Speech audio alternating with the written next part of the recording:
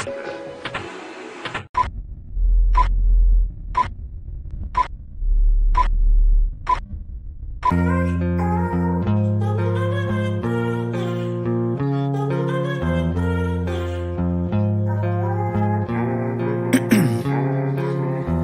in my veins, I've been driving this train. Years in this lane, there's no stopping this flame. Cause I came to the game and I changed it to play how I like, rearranged it to my own domain. Yeah, I got what it takes, made lots of mistakes, taking shots, skipping breaks, feeling lost, feeling great, popping off, singing straight, never stopped, never changed. All the squad here to play, and I've got something to say, yeah. I work hard each and every day, I get lost in the words I say. I don't push pause, no I push play. I won't stop till I make a change. I withdraw on the things I make. I turn flaws into flawless traits. I build tall, never capped in space. I won't stop till I hear him say, oh, oh, la, la, la, la, la, la.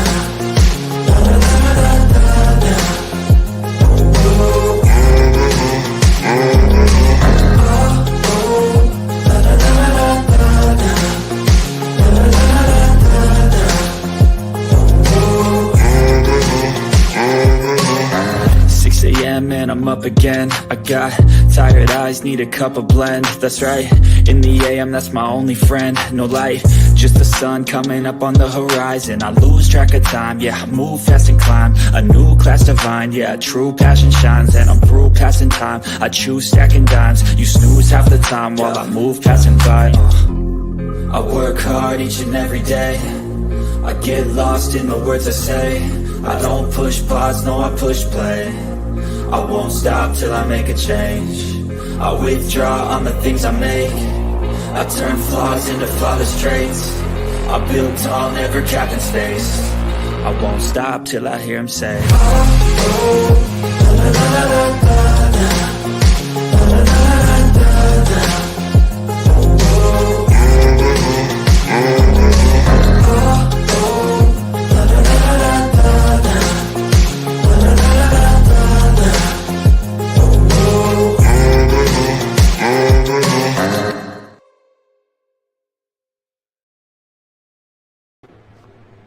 Hello, how are y'all? Happy Memorial Day. Miss Violet, do you mind going and telling the others in the group that I'm live, if they can maybe come in? They don't have to. I mean, I didn't know if they could see I was live or not. Hi, Scrawlin. Hi, Adam. How are you? How are you, hon? Y'all want to know the best person? There's a lot of good people I know, but I can't think of any complaints to say about Mr. Adam. So, he's the best guy ever. Hi, thank you, Wendy, so much for being here. Yes, happy Memorial Day. Hi, Scrawlin. Thank you very much, Violet. Hi, Rainy. Hi, Marie Laveau. Hi, Iris.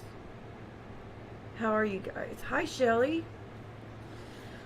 Thank you for being here. Hi, Michelle. How are you? I got some, I didn't get some rest. I cried my eyes out all night. From the time I did that stream until about 5 a.m. I cried my eyes out all night.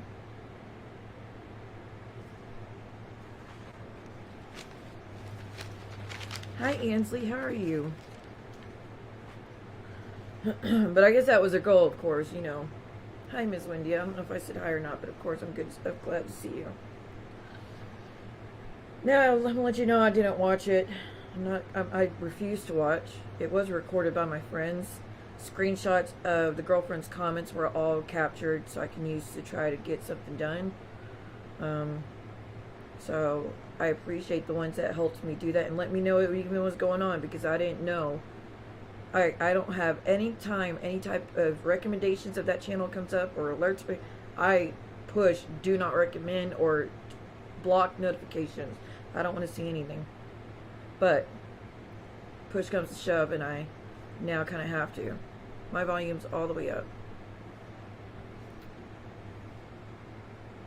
Oh, wait, volume up or down? You have to blink it around the thing because the fans kind of mess with the sound, from what I understand. So the girlfriend was in the chat, which, honey, you're in Arkansas visiting your son with him, and you choose your time, you spent your time stalking me, fucking with me, harassing me still. Wow. You just, I mean, even with all the shit you know, you just want to keep introducing them to your children. You go right on ahead, honey. You say I'm a bad mom. I think that's a bad mom move still. I mean, but it's what it is. It is what it is. Yeah, in Arkansas, visiting her son and spending time to fuck with me. Spending time to make sure to be in that stalker's chat to make sure she says, I see what she did to her son. Honey, I know what you're talking about. That was fucking lies that were created by that side of the family. Well, 2 people created that. If there was any truth to that, I'd be in jail. I'd have a mugshot. There'd been something. There ain't nothing for a reason, dumbass. You just believe every single thing you're told, don't you? You don't question nothing you're told. I mean, you okay? You're older than us. You got a good 10 years on us. Don't you think you should know a little bit more to question things and ask for proof? Or, I mean, seriously, if there was any truth to what you're saying, because the lies that him and his mama want to say, I would have been in jail. I would have been arrested, mugshot, something. You idiot. Good Lord. This fucking bitch, I swear. You are so dumb.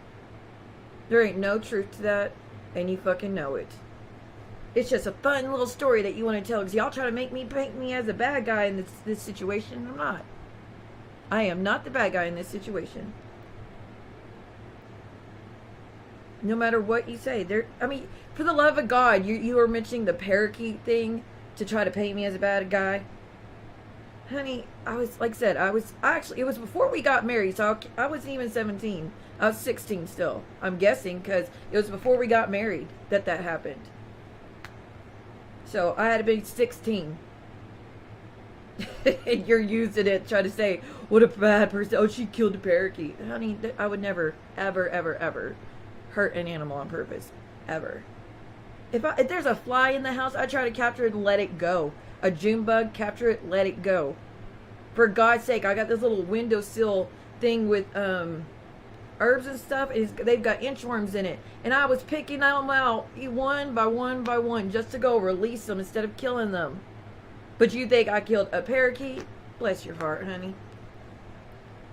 You're some kind of special, ain't you? Oh, Lord. I hate getting my DMs. I did not want to get into them this morning. Oh, she was drunk? Drunk? Of course she was.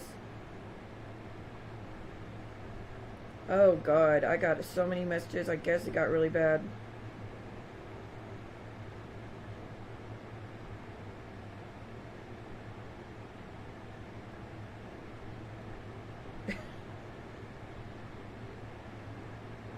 What? Using all my old IG lives? What IG lives? I didn't do anything entertaining on Instagram back then.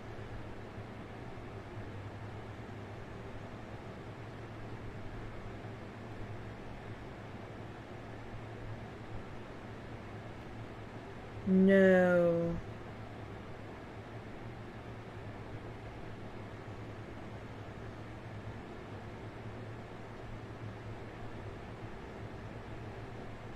Terry Lynn, Titty Lynn, you're getting out of control. Y'all want to know who Titty Lynn is and why we call her that? Let me tell you what Titty Lynn is. Here she is. Titty Lynn is the woman that sent nudes to the guy in prison just to fuck with me.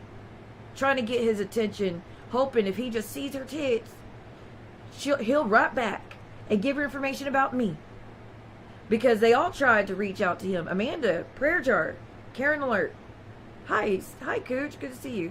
Prayer Jar also was sending in pictures with her cleavage and her little flat ass. Seriously. To try to get his attention because he wasn't responding to just regular things. Right. I do not like to kill anything. It breaks my... it upsets me. I don't like to kill anything. That's why she's called Titty Lynn, because she sent in her boobs to a man in prison who's convicted of M, and she knows he RB because she got all the court documents, and one of them says how verbatim he committed the offense of R against Siwa Moon on or about blah blah blah.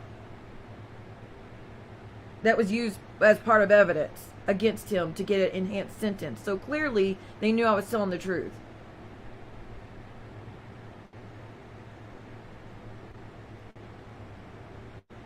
Wow, Titty Lynn, you're fucking crazy.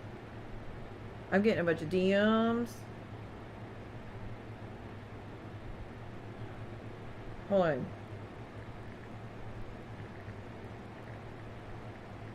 Don't, this stream's gonna get a little bit crazy. I'm gonna let you know right now.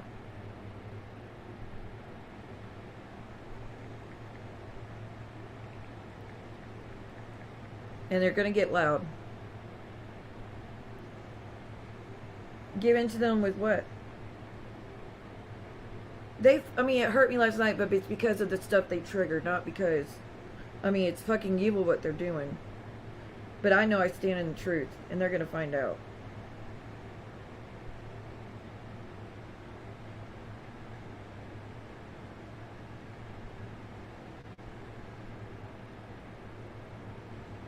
What?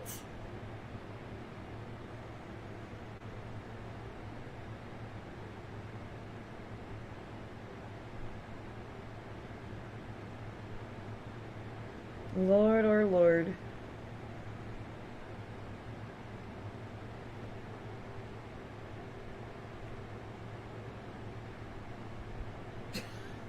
Is it true you had a party with old men? No, it's true. I went to a festival outside with hundreds of people sitting by myself, and three elderly citizens, two guys and a woman, said, "Hey, you're sitting by yourself. You want to come sit with us?"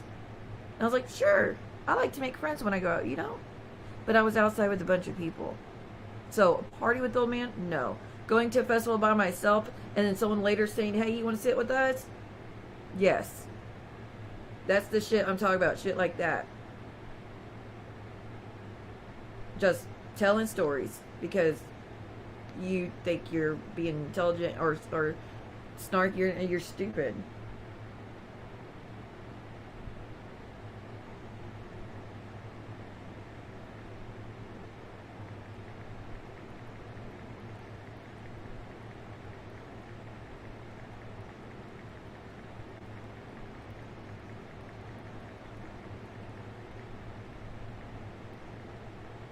Okay.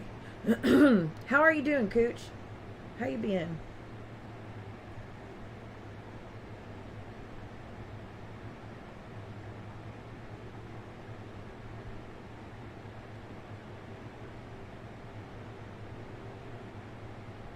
Aw. I just now see her thumbnail. Bless her heart. She even thinks that's intelligent. It's quite stupid, your thumbnail, I'm just saying, but enjoy this one. Enjoy this one.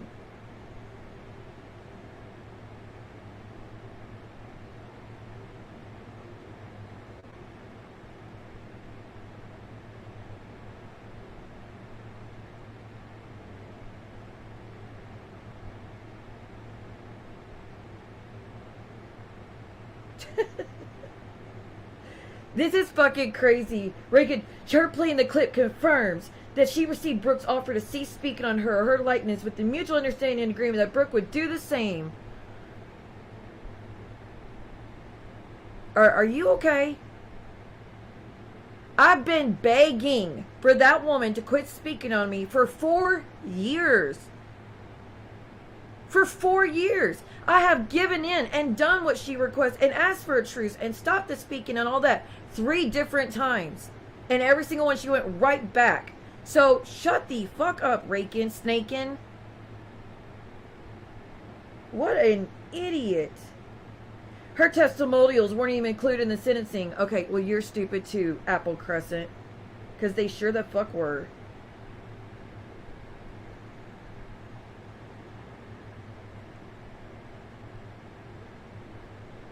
You can never call Brooke stalker. I can't call Brooke stalker again. She said, if you'll quit talking about, I mean any mention of my name whatsoever, and I'm going right back to it. Do what you needed. You did that because I know Snake is like, if you just do that, that fixes everything. Quit taking legal advice from Snake, and for God's sakes. Fucking drunk.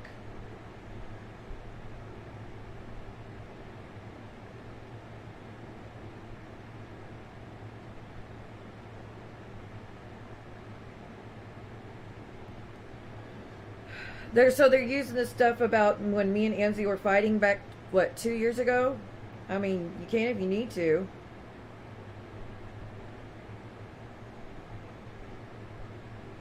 It ain't no secret. Me and Anzi are not friends and not cool. Like, we were not cool, especially for the past few years, and all that jazz. So that's okay. What the fuck? Oh my God.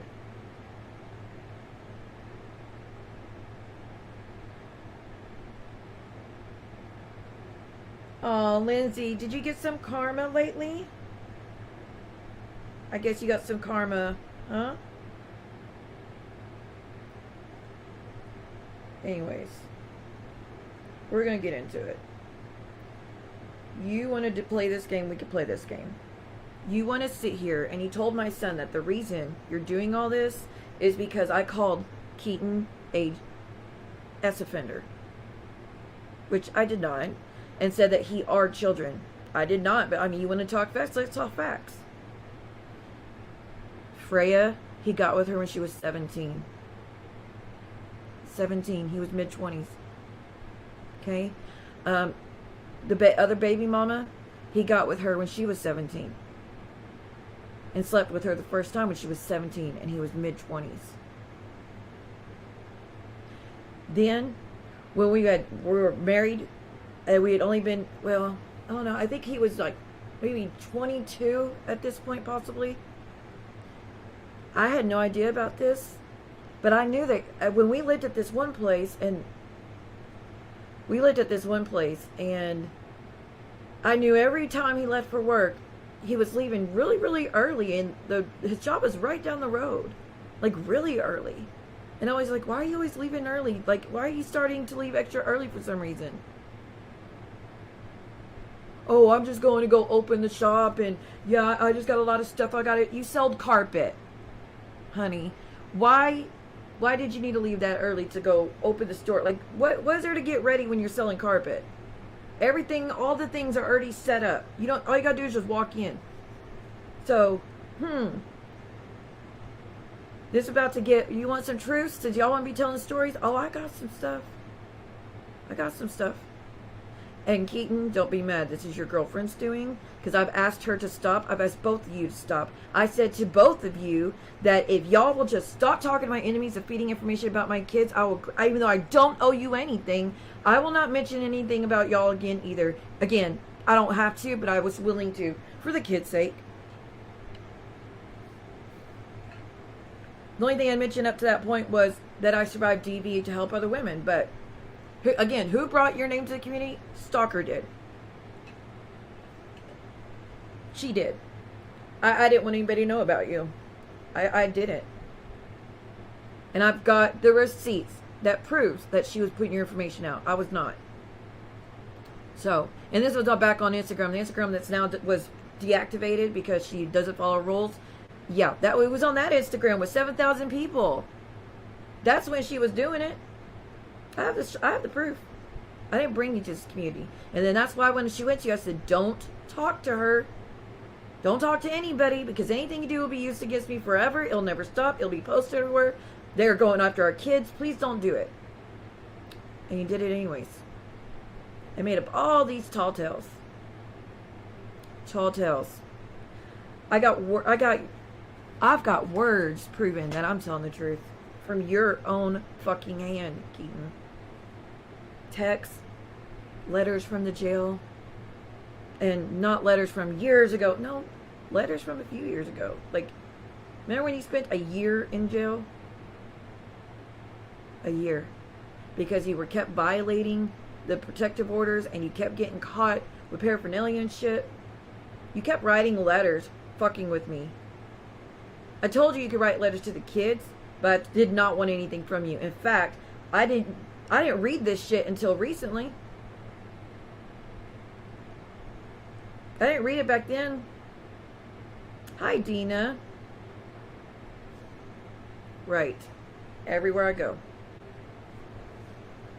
So, this live, we're going to go over some of the truth. But again, you saw my son, you were going to do this because I said he did stuff to kids.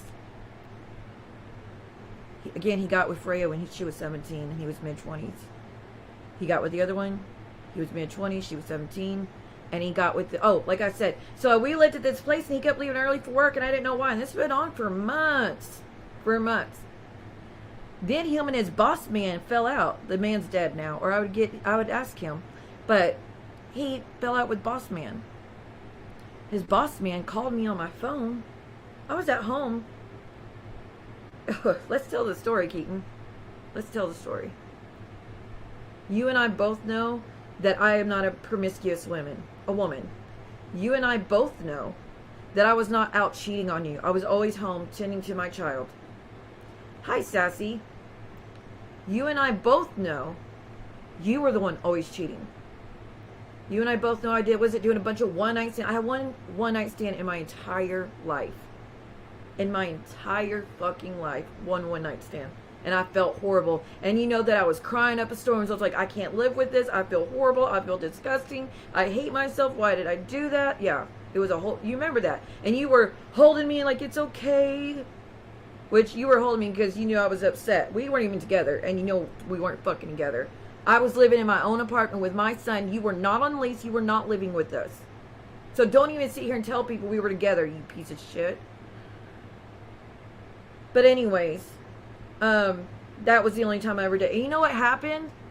I don't know how this man did. I went out to the bar. Well, not a bar. It was a club. I used to dance a lot back then. I went to the club with my girlfriend.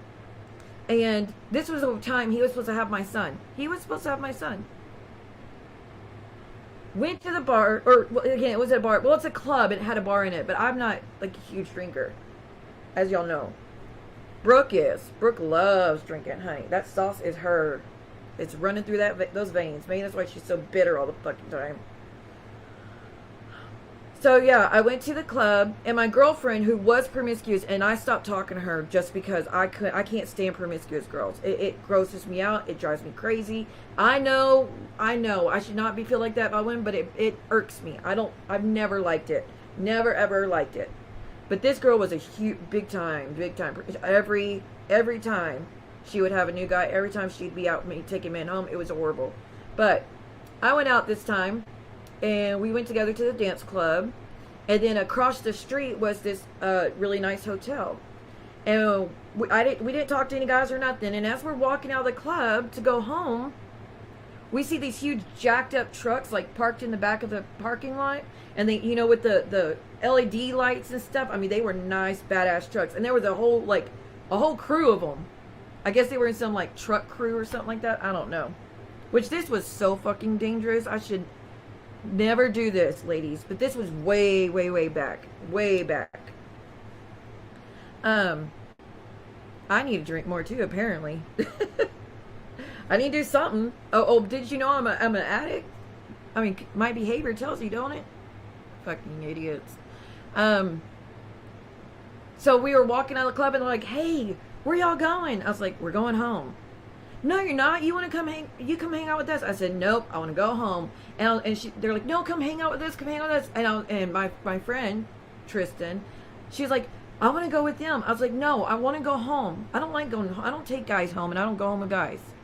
I was like, I want to go home. And she's like, no, but we're going. And I was stuck with her, so I really didn't have a choice. We didn't have Uber back then. Lord. So I had to go with her across the way. I went with her across the way, and she immediately got in bed with the guys. I was disgusted. I was so fucking gross. And I was like, I sat at the table, and I was like, put my hands over my eyes, and I was like, what the fuck? Like, you don't want to watch? I said, hell no, I don't want to fucking watch. It's disgusting. I don't want to watch my friend. What the fuck? Like, you guys are fucking gross. I guess they expect to be one of those types, and I'm not. So I was irritated, and I did drink. I did drink there. I had a screwdriver. They had like orange juice and vodka, so it made my first ever having screwdriver. I never had a screwdriver in my life. I did not know how much. I figured if I could taste the alcohol, then I knew it was strong, and then I know it'd slow down. I couldn't taste the alcohol at all, so I thought they only put a little bit in it. No, it got me fucked up fast. And again, I'm not a drinker. Never have been. So it doesn't take much for me at all to throw me for a loop. Just like 3 Smirnoffs and I'm done. Okay? 3 Smirnoffs and I'm done. I can't do it past 3. Hi, little sunshine. So yeah, the screwdrivers they made ruined me. Definitely ruined me. And I was sitting there and I was irritated, and this girl was being with all these guys, and I was disgusted. The vodka, yeah, it was that absolute vodka with like orange juice. And again, I thought it wasn't that strong, but I guess they put a lot in there. But anyway, so one of the guys came and said, "You want to get out of this room?" I was like, "Yes, please." Because I didn't want to be anywhere around it. I was miserable. So he took me to the other room with another girl, which is the only reason I went. He took me, and another girl was in there. And we were hanging out. And he was very, very sweet. Led to, you know what. Okay? I would have never done that if I was sober. That's what happened. And I was single. I'd been single for a long time before that happened. So stop telling stories on that. But just letting you know, that's the only one I ever had. But anyways, what was crazy is when we were done, we were there till it was sun up. When we were done, I go on the balcony to just, because the guy said he had to go smoke, so I went out there with him. When I got there, guess who's in the parking lot? Guess who's in the parking lot, sitting there by his truck, staring at the rooms. Just staring. Him. Keaton was.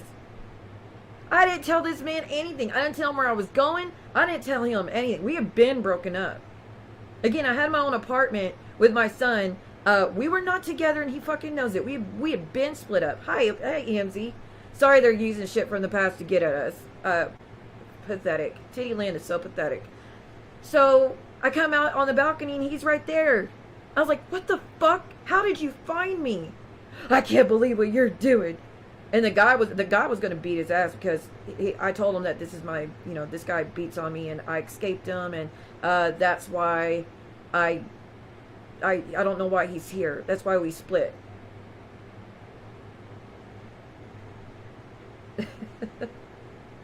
I know, and they're so stupid. But I told that guy, so he wanted to go take him out, and I was like, no, please do not. That's the father of my kids, so please don't. But he's like, I figured like that's my ride home, because my friend Tristan, she didn't want to go. She wanted to still stay and party or whatever. So I got in the truck with him. He took me home. When he took me home, he kept us cool till we got in the apartment. Then it started. I can't believe what you did. That's not the woman I know. And all this. Blah, blah, blah, blah, blah, blah, blah. You cheated on me. I said, first off, we ain't been together in months. So don't say it. I said, good and damn well we are not together. I didn't cheat on a fucking thing. Just because you don't want to accept the fact that it's over is not my fault. Hell, 10 years passed and the man still didn't accept that we were not together. I mean, I'll show you proof. Y'all know.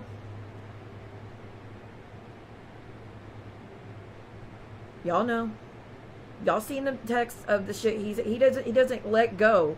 And we've been split 12 years now, but we were split for years. And he still doesn't let go. So clearly he doesn't let go. Well, I will say the only person I ever interviewed was a family of someone that's not a creator, but a guy that was stuck with the creator, Jen Bailey, the abuser. And the only reason we did it wasn't to get dirt on Jen. It was for them to plead Michael to please leave her, because he could go be reunited with them and stuff. And that's literally what it is. And I told them, But anyways, they do it because they want to hurt me. I did it because I wanted to get a DV victim out. No, that's the only thing I've done that I really hate, really, really fucking hate. I haven't been since. I did not go back after that. I never went to a club after that.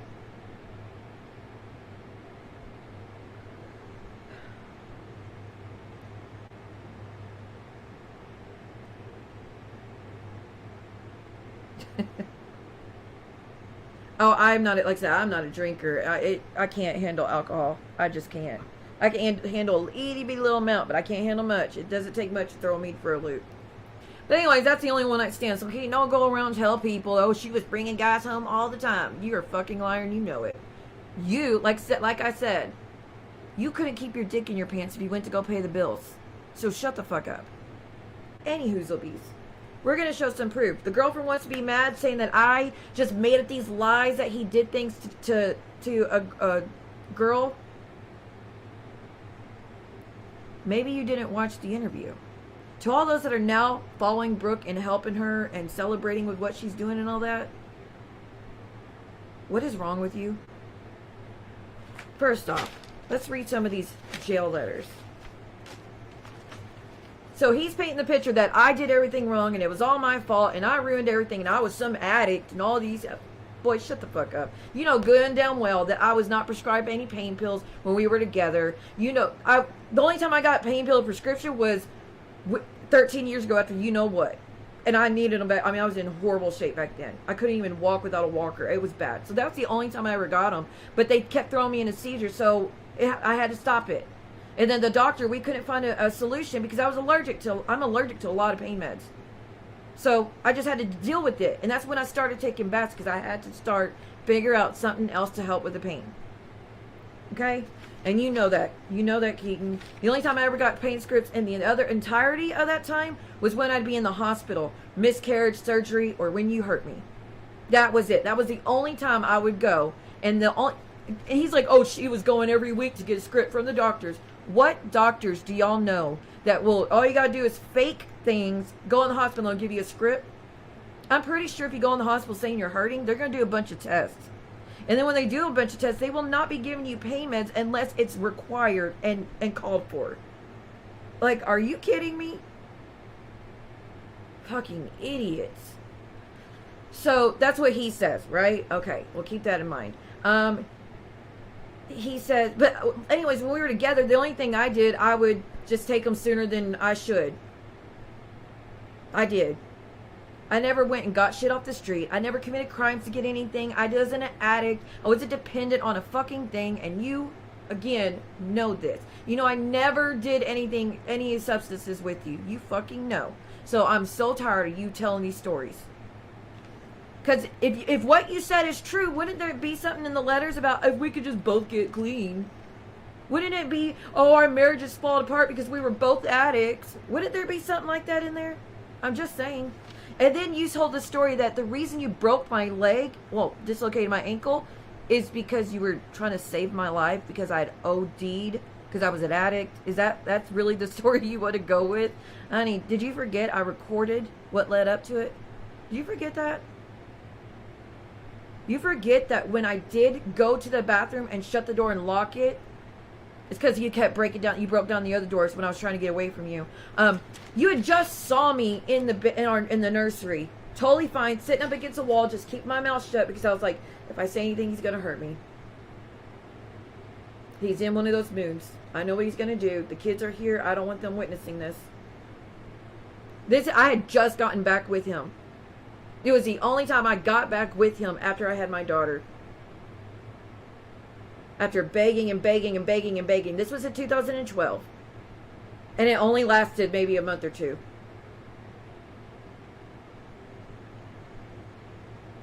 You begged and begged and begged. And you swore you were done. And all that shit. All that mouth words.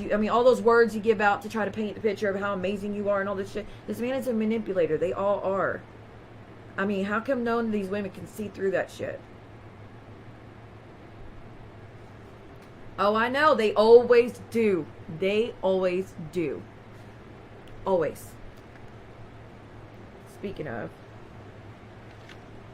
Because I warned every girl about him. And they're like, oh, he would never. He only did that to you. And I've never seen him do anything to me. And they all have the same stories now that I do. Let me see something.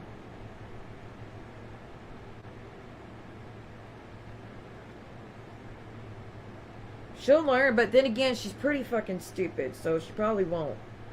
She's probably willing. You got to be pretty desperate to stay with that, knowing all the proof. But okay.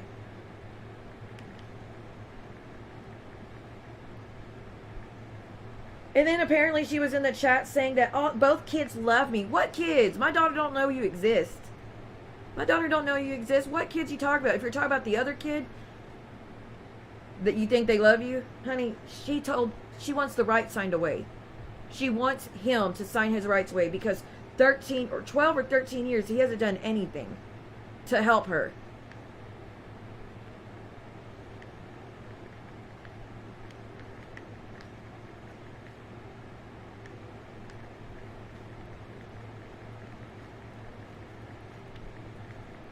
Hold on, let me ask something.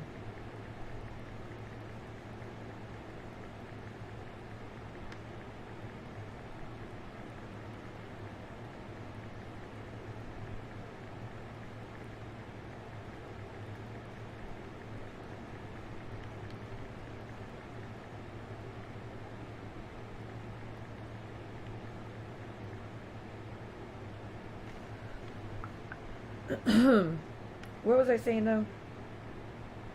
Oh, okay, I sent a message. Oh wait, I gotta send it to. Damn it, where's the other one?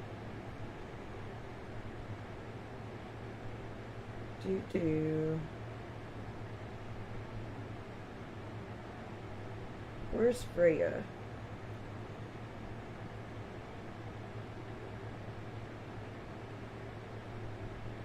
Hold on, y'all.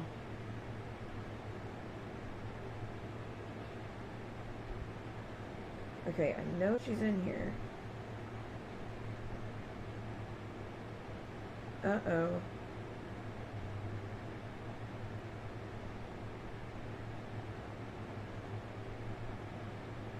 So she says, Freya said that they did get together when she was 17. I have a picture he took of her at Buffalo Wild Wings when she was 17 years old. And again, mid-20s. And he apparently contacted her not too long ago asking if she had any pictures of them together at that age because I'm sure he wanted to do something. And Keaton, you and I both know that the reason the fight about my ankle started was because I found you with corn that was said barely legal, and it disgusted me and upset me. I was so disgusted with you. You got fucking high, would lock yourself in the bathroom, the bathroom or the room for hours. And I never knew why.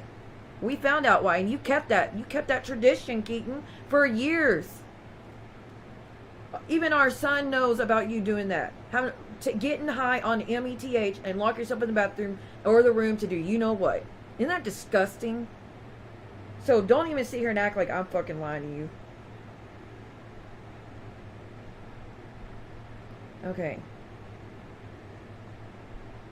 Aww. What is this for?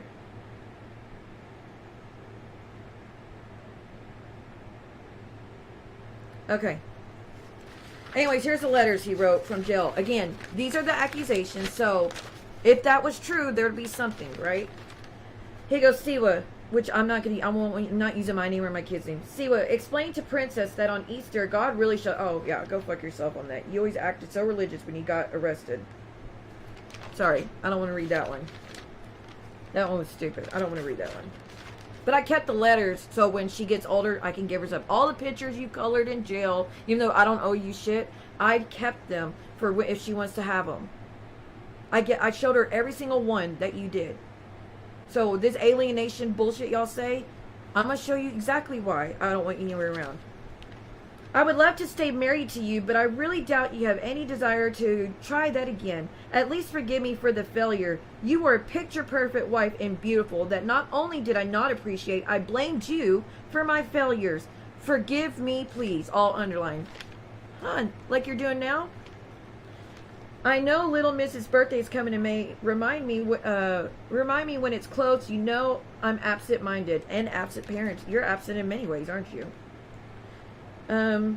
Kiss that little girl for me, please. Tell her daddy is in daddy school. You were in jail for a year. Daddy school? Tell her I'm getting help and God's taking the defects from me. Damn, this something kind of escalated. Oh, this combo kind of escalated quickly. I hope y'all have food and money. Sorry, he's got serial killer handwriting. I learned there's a shortage. Maybe it will get me off. Sorry, his writing is so bad. Maybe it will get me out of here early. Okay. Pray for me and I'll do the same. I love you and Princess. Tell her Happy Easter for me and tell her I'm so sorry I can't see her for a while. Shit. Tell Princess I am the draft picture that does. Okay. Make sure she understands the importance for Easter. It's funny in here how immature these grown men get in here. I'm saying blah blah blah. None of that's important. It seems for 16 years all my life was relapse after relapse, never getting ahead. Why does he say 16? Oh, that's right, because he started doing it. Yeah. All my life was relapse after relapse, never getting ahead. No matter how much money I make, I always landed on my feet. I threw away our marriage and the relationship with my kids. You don't say. I pray every night for God to restore my family and a healthy relationship with my kids. I pray it's not too late. I realize our son is almost grown. I hope you forgive me, chick, for your shitty failed attempts at a marriage that just consisted of me working too many hours and focusing on getting high and drunk and ignoring my spouse and children's needs. My addiction and OCD and compulsive behavior consumed my life. Why didn't you say anything in there about how if we would just both get clean and we both were addicts and I did things too, but he'll forgive me if I'll forgive. But picture perfect wife, right? And mother. One of the 12 steps is making amends. So I'll be home Monday the 31st. I hope Princess liked all the pictures I colored. I was desperately trying to occupy my time. I hope she knows I love her. She don't, unfortunately. I hope God, along with your cooperation, allows me enough time in the future to make up the time I lost with her. I've had a long time to reflect how much time and energy I've spent getting high in the past. It cost me my marriage and my family. I hope at least some of it I can have back. I hope, knowing how sorry I am for throwing away our marriage, you forgive me. I'll get back to work as soon as possible and get money flowing your direction. He never did that on his own. Tell Princess I love her very much. I hope to see y'all soon. Please forgive me for the past. I got a lot of help this last year. I feel reborn.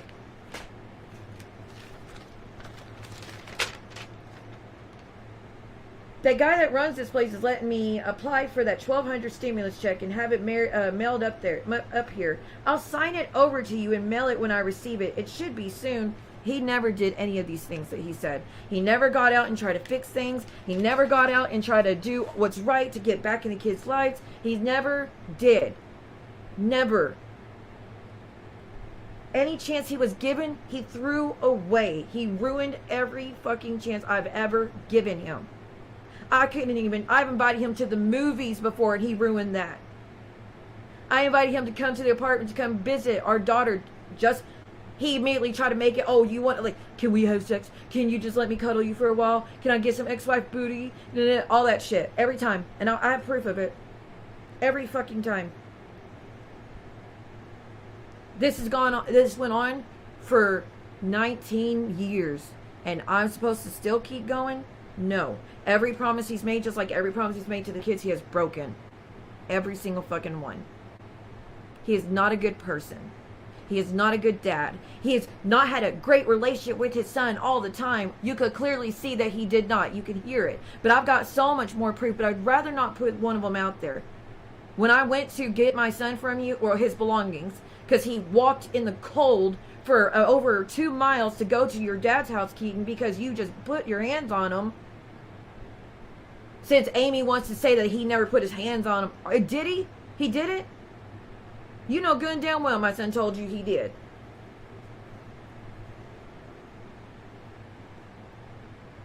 But he had already walked. And I came to go get his belongings. And I came to your hotel.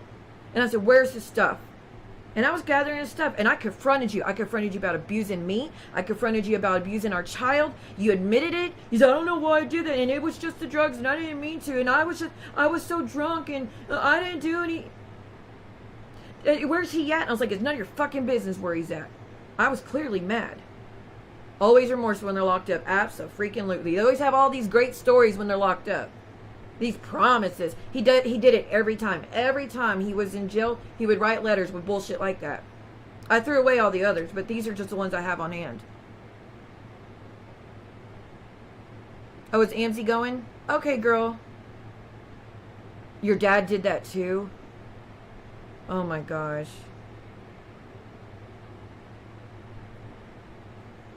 Yeah, it's disgusting. It's disgusting. So the reason he broke my ankle, again, is because I confronted him about having barely legal corn.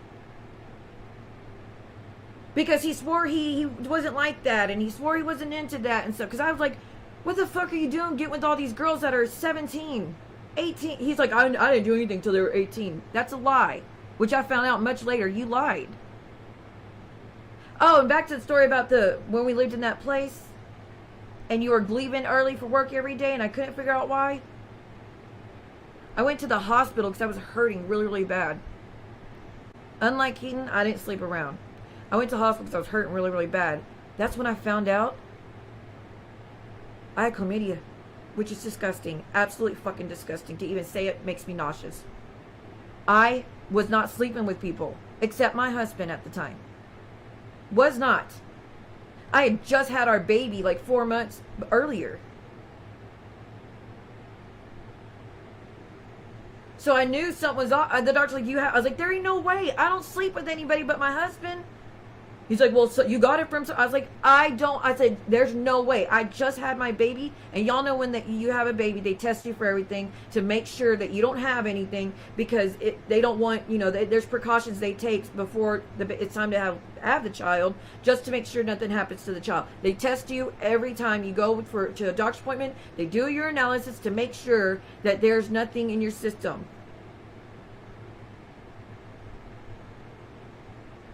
So my naive mind, I'm like, how is that even possible? I just got tested a few months ago when I had our baby and there was nothing.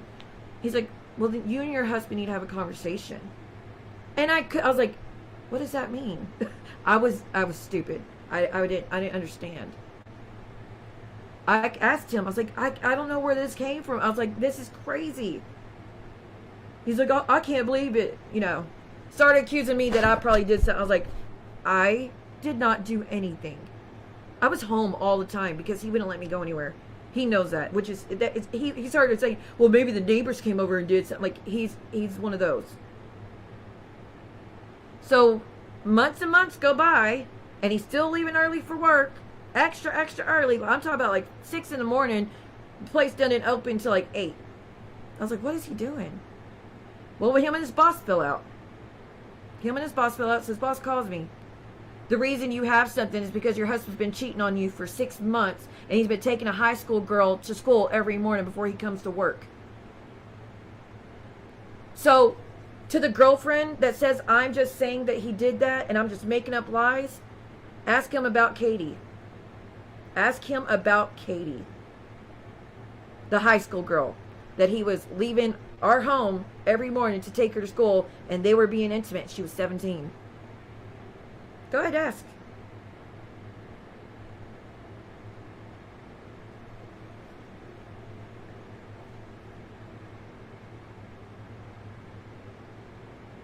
No, he won't.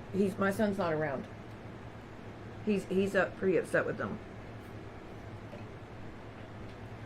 I could, yeah, I could. So, you want to say I'm just making shit up? Honey, I've got the receipts and the proof. I've got details. Ask him. Go ask him who Katie was. You know who Katie was? She was the baby sister of one of the girls that were in our wedding. His best man, Jeff, his wife, I forget her name. I think it's, what is her name? I forget her name. But he had his wife. And Jeff grew up together. So, of course, I became to know them. It was her baby sister that he did that with. And you know what's even worse? He started talking to her way before that. She lived in another state. I forget which state. I think it was Oklahoma or Colorado. I forget which one, but it was up north. She lived in another state, and he made all these promises. He wanted to be with her, and and if she would just come down there, and they would be together, and he would leave me, and all this other shit. So she did. She got on a plane or a bus, something, and came down to the area and to stay with the sister. And every morning he was leaving to go be with her. So I left. I was done. That was one of the first times I left him. Now, I went and confronted her.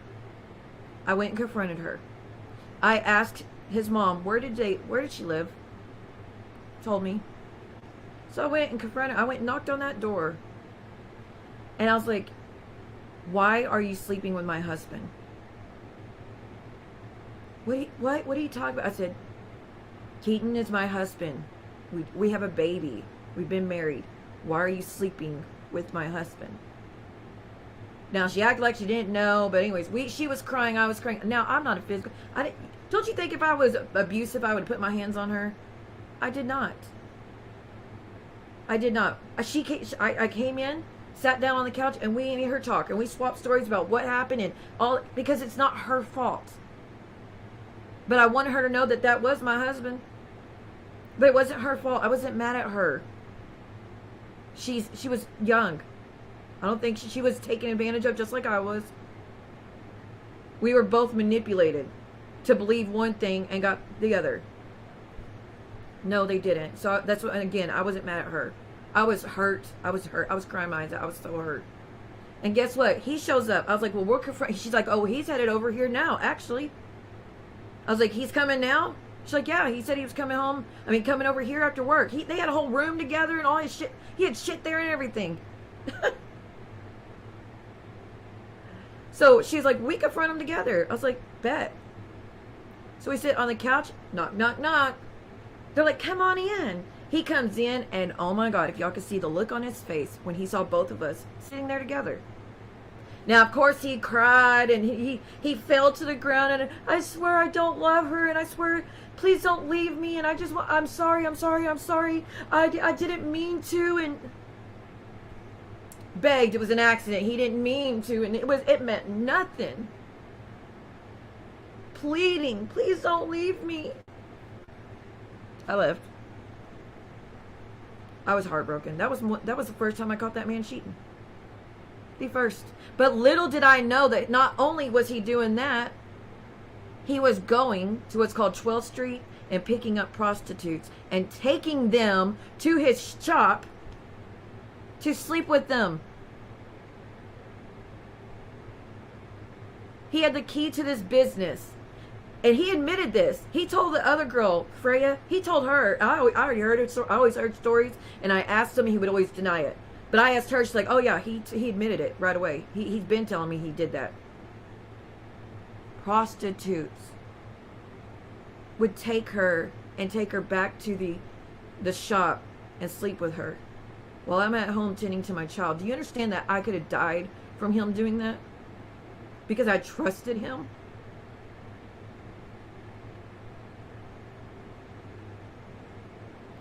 Sleeping with a prostitute, she could have had AIDS. She could have anything. He didn't tell me nothing about it. I was not being safe because it was my husband. This man played with my life all the fucking time. And honey, you think you got a winner? He'll cheat on you too. Just wait. You're in the first year. You'll see. No, he does not. He left because the girlfriend was always putting him in the middle of the shit.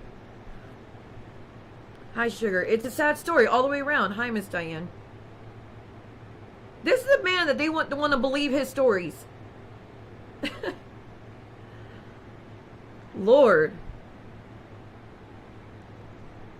So, knowing, he was like, when I get out, can you please just let me be around? Please just let me be around. Keep that in mind. Now, I didn't get to edit out name. Well, shit, I don't want to show this name. I'm just going to read you one text. God's watching over me close, Siba, and he put conviction in my heart how I treated you and the kids, and just started me like crazy. And that short little time with the other baby mama opened my eyes to how much of you I appreciate and miss. Did you block me again? Anyway, good night. I want to see you. Now, this wasn't that long ago. This was right before he got with her. Then he says, if we're Christians, we are to forgive. Because I confront, I was like, I will never be with you again. Stop asking me. He goes, that was dope in my brain. It made me crazy. I beat that shit. It ain't even me no more. I ain't even drinking longer than I know. I'm not an abusive person, Siwa. It just was really messed up. Why didn't you put, I did not abuse you at all? Why didn't you put, I never abused you. You set me up and got me arrested for no reason. Why didn't he put, well, we were both on stuff. So, you know, it was a bad marriage because we were both doing things. Why didn't he do any of that?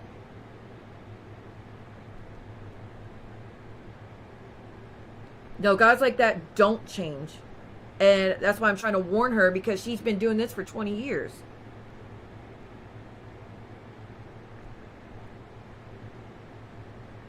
That was dope in my brain. It made me crazy. I beat that shit. Ain't even me no more. Yep, that's the one. Just so you know, I'm telling the truth.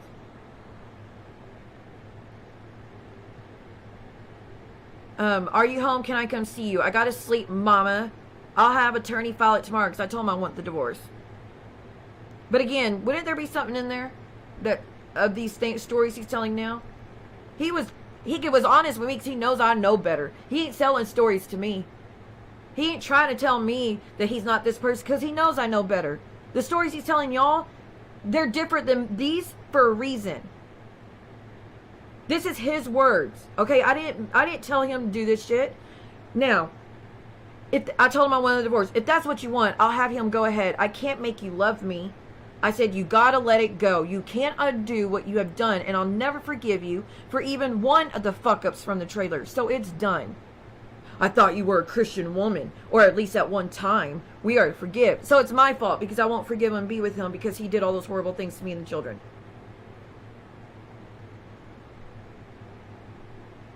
And when I say trailer, that was the time that I gave him one more chance after Princess was born. And again, it was like 2 months. 1 or 2 months. It wasn't long at all. He had fucked up that fast. And he has a long history of doing it. The second I give in and I got back with him, you go right back to it. So, those pictures, by the way, my mom sent me yesterday, that was from a different time. And I'll show you. I got the pictures from when he did the thing, when he blacked my eyes at the trailer. I have that picture. The one she sent me was one from a different time, and I'll show you. Okay, you're welcome to the truck if you ever need. He was always like, if you'll just give it me, I'll give you money. I'll sign my check over to you. I'll give you a key to the safe. Because he had some fucking safe with money, and he would hide his money in the safe so I couldn't get it to leave or do anything. Or I'll give you the keys to the truck. I'll give you the keys to the car. I'll just sign my check over. You'll just talk to me and be with me. Nah, nah, nah, nah.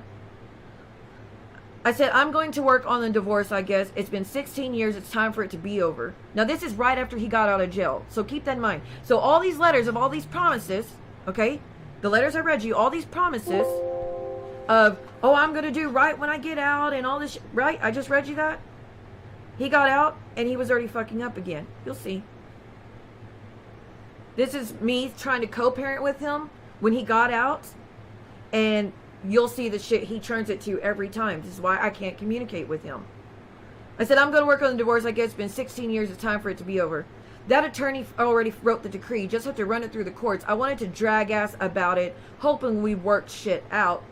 I'm pretty sure I just told you, let it go, because it's not going to happen. Right? Right.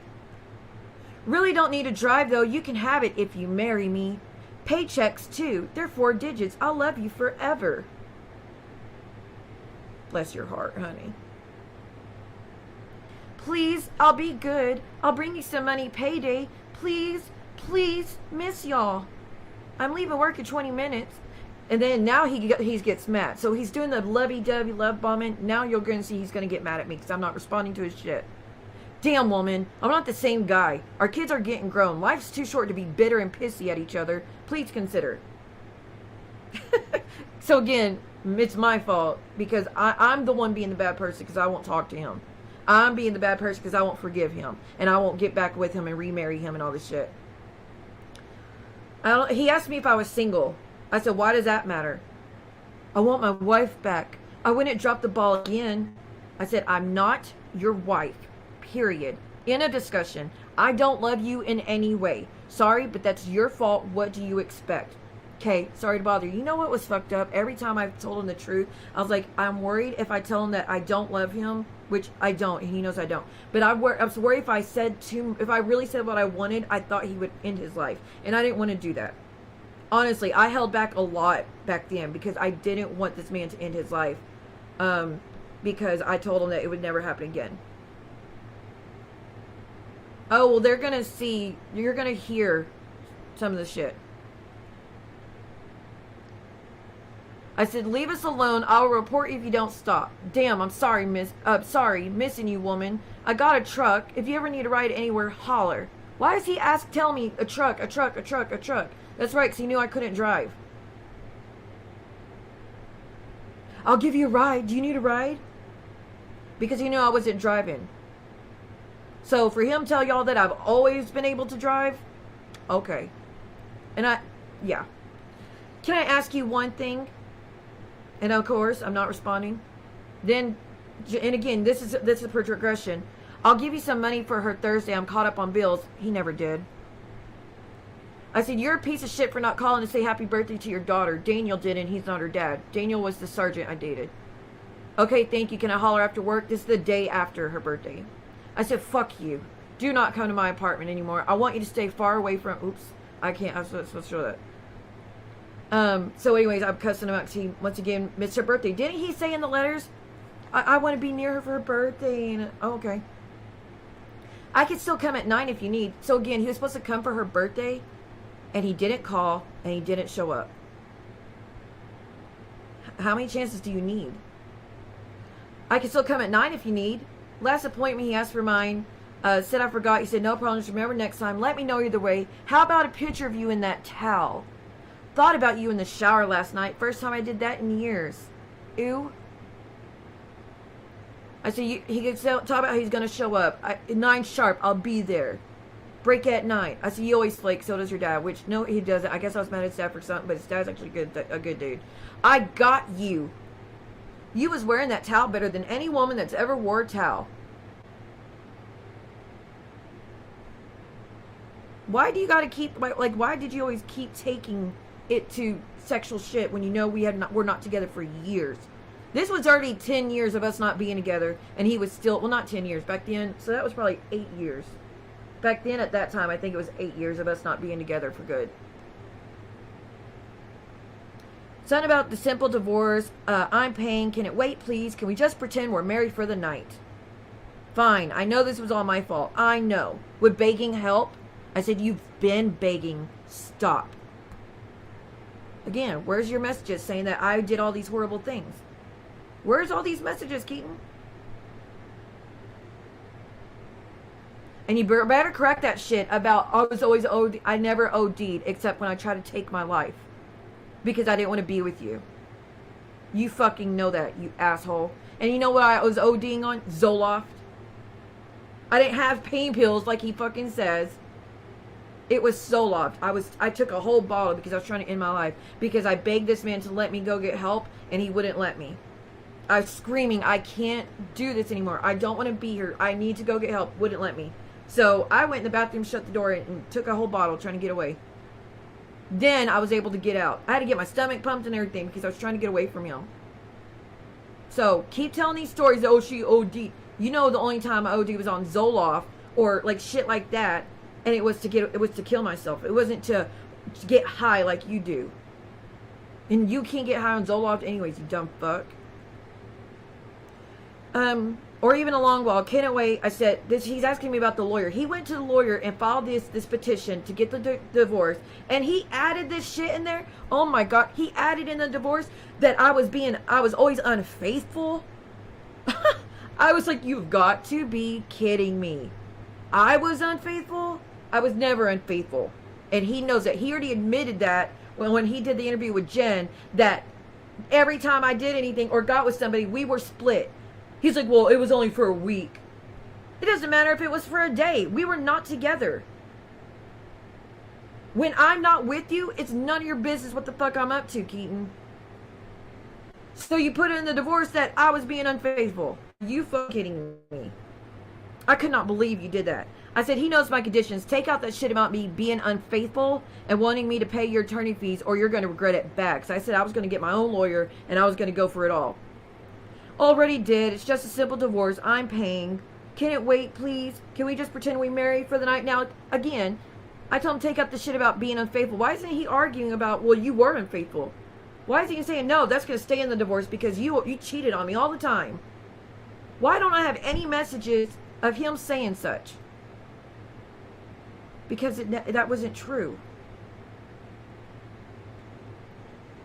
And then, fine. Can we just pretend we're married for the night? Fine. If I could go back, I would have appreciated you for sure and not fucked us up so bad. Hey, I got to meet attorney at 2 o'clock, sign waiver for court. Also give go-ahead for divorce. Are you positive? Can it wait a little while? A little while? Or even a long while? Can it wait? 8 years of me telling you no, and you still won't shut the fuck up and leave me alone? Hell, and now we're here. Dude, now we're here this far along, and you still go. You're still not leaving me alone. I tried my best. I know he tells them I tried to be in y'all's life, and she wouldn't let me. I tried over and over and over again. Again, please, you could let me look at you for a while. I like looking at you. I look at your Facebook all the time. All the time. Honestly, I think you're prettier now than when you were 18. You've gotten really beautiful.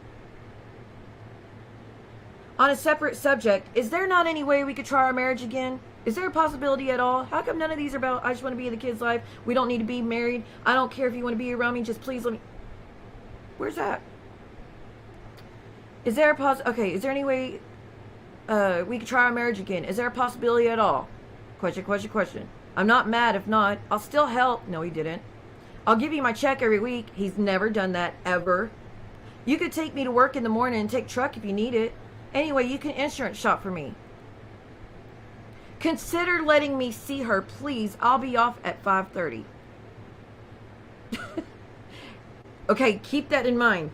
He's asking to see her and then right away, he says, would you please talk to me, please? I want my wife back. I promise I'll take good care of you. Be honest and faithful till the day I die. So you're begging to see her, and what do you do every time? You turn it into being you every fucking time. And here you go. Can I see her? And then boom, right away, you're doing it already. Before I even said yes or no, you're already asking. These are all June 5th. All of these are June 5th. Look, June 5th, 12/26. All this, cute, let me look at you for a while, look at your Facebook all the time, blah, blah, blah. That was at 12/26. Still going, right? Then we're at 5:46. Would you please talk to me? I want my wife back. I promise I'll be good at that, right? Now we're at June 5th at 6:30. 6:30. He asks again to see her, and all that, he has to see her one time, but the rest is all right back to us. And I told him, leave me alone, asshole. Do what? Asshole? Why? I love you. Oh, this is the one that's missing in between. I love you. Will you holler when you get home? Maybe consider that. So again, these are all the same day. I love you. Shut the fuck up. Would you please talk to me? Please. I want my wife back. On a separate subject. I already read those. Okay. Tell me what you need and I'll bring it. You gonna let me see her for a while? So one comment, will you let me see her? And then, it would be a dream come true if you let me cuddle up to you tonight. We can go eat somewhere if you want to. Question, question, question, question, question. Question, question, question, question. Do me a favor if I ain't something. I don't know what he said. Are you even thinking about it, Mamie? Like, what? How many times are you gonna beg me for shit? Oh, he's a freaking nightmare. That's why I had to block him on everything. I said, I've already told you multiple times and for many months. You don't care. Go pay for a hooker if you need ass that bad. Wouldn't be the first or the last time you did. Clearly, I'm telling the truth about the prostitute thing, ain't I? Wouldn't be the first or the last time if you did. If you refuse to help us because I won't touch you, it wouldn't shock me either. Nothing new. Yep, because if he always said, if I wasn't going to be with him, he didn't want to be in their lives. Now this is when I told him he could come to the movies. After all that begging. Listen to this. After all that begging. So June 5th, he's begging, right? I finally give in because he wore me down. Oh, he is, honey. He is. Which is why they need to stop playing with my life, because that man's dangerous. So, all this shit, I finally give in. I was like, you know what? I'm going to take her to go watch the movie. I'm going to go take her to go to the movies. I was like, Rocket Man is playing. I want to watch that. You can take her to go watch The Life of Pets, or Pets, what's it called? Is it Life of Pets or Pets 2? Whatever that was. You can take her to go watch that while I watch Rocket Man, because it's not appropriate for a kid to watch. I was like, so why don't you, if you have a day off work, why don't you come and y'all could go watch the movie and I'll watch Rocket Man. I was trying to give him a chance even after all that. You think he did it? He didn't. So I gave him a chance after all that. Now, you'll see. He said, now, I took a cab up there, because again, Uber was more expensive than a cab in that area for some reason. I took a cab up there. Oh, no, that's what it was. I didn't have a credit card back then. I only had cash. That's why I took a cab. Okay, I remember now. So I took a cab up there, and he was supposed to meet us there. He was supposed to meet us there and take her to go to Preps while I go to Rocket Man. Watch. I'm asking where he's at. Good Shepherd. I'm a block over. So he said he's right from us. He'll be there soon. I was like, okay, because I just canceled the cab. Immediately, what do you see? Can I have some afternoon booty? Really miss you. Are you fucking kidding me? Are you fucking kidding me? You're still going? I didn't mince words at all right there. Don't stop fucking asking me. It's never going to happen. Go pay for a hooker. Leave me alone. Stop asking. But I gave in to that. If we're in a public space, maybe it'll be okay. Nope. Right? Still doing it. June 7th. Can I have some afternoon booty? Really miss you. Unbelievable. And then June 7th again. Let me know when you're almost ready. So now he's saying he missed it. He didn't come. He did not show up to take her to the movies. He did not. He let her down. She was dressed and ready and looking cute and was excited that Dad was going to come take her to the movies. And he let us down. He didn't do it. But he said, let me know when you're ready. I'll come pick you up. Right? So this is all June 7th. Right? June 7th. And I told him that he missed it or something. Or I said bye. I guess I said, it's not going to happen. Stop asking. So at 3:39. I'll be there right at 4. I'm going to finish workout. Lots of frustration built up. No sex. So he's letting me know that he needs some. Without letting me know. Without saying, hey, I want to sleep with you still. Now he's trying to do the guilt trip, because he always did that. The whole relationship, he would always say it was my job to give him release. I am not kidding when I tell y'all that. He would say it was my job and I had to. And I have a recording of him saying such. So keep fucking with me. And I immediately just ignore it and say, you're going to be late. Please hurry up. Don't make her miss it, as in the movie. I said, you have to pay. You're going to have to pay to come in the movies. Get her. Possibly pay again as in get snacks. And then get to the movie. She will miss the beginning because he's already late. It started at 3:30. That she will miss the beginning already. I said, come get us when it's over. I left Rocket Man. I had to leave the movie. I paid for me to watch Rocket Man, and I had to leave. I had to leave that movie because it was more important for me that she goes see her movie. I didn't want to let her down. I didn't want her heart to be broken that she was supposed to go watch the movie, a movie she'd be looking for forever. She's obsessed with animals. So I left the movie I was in, and we went to go watch Life of Pets. I said, I left Rocket Man, bought tickets for Secret Life of Pets at 4:30. Thanks. Is it? Oh, I'm sorry I missed it.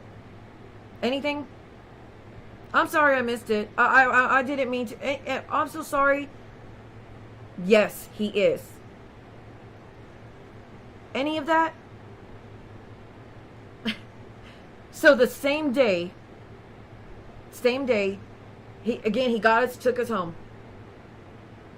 Let me tell you what he did on the way home. He had been promising her for a week that he was going to buy her a bird.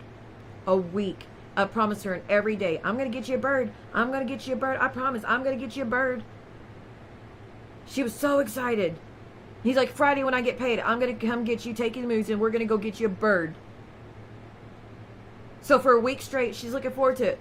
Oh, on Friday, I'm getting a bird. Oh, 4 more days till I get a bird. 3 more days till I get a bird. 2 more days till This is how, I swear on life, this is exactly how this went. And I was so nervous for him to, I would normally not tell her anything because I know that he's going to let her down. So he already fucked up on the movie. Didn't take her to the movies. I had to. Which, I'll do whatever my kids need. So, took her to the movies. We're done. Just come get us. So he did. Takes us home. Or tries to take us home. We stop at Petco. We go in. And I was like, honey, which bird do you want? And I'm under the impression he's got the money. He's paying for it. And I'm excited that she's finally going to get a bird. She's finally going to get a gift from her dad. We go in that store. And she's looking. And we're trying to pick out which bird she's going to get. Yes, the bird I have now. And he goes, oh, I ain't got money to get it. We'll have to come back some other time and get it. Like, I kid you. I ain't got money to get it. We'll have to come back and get it next week. So he wanted to put her through another week of promising and not do. But it doesn't matter. She was doing the countdown. I just paid $40-50 to take her to the movie.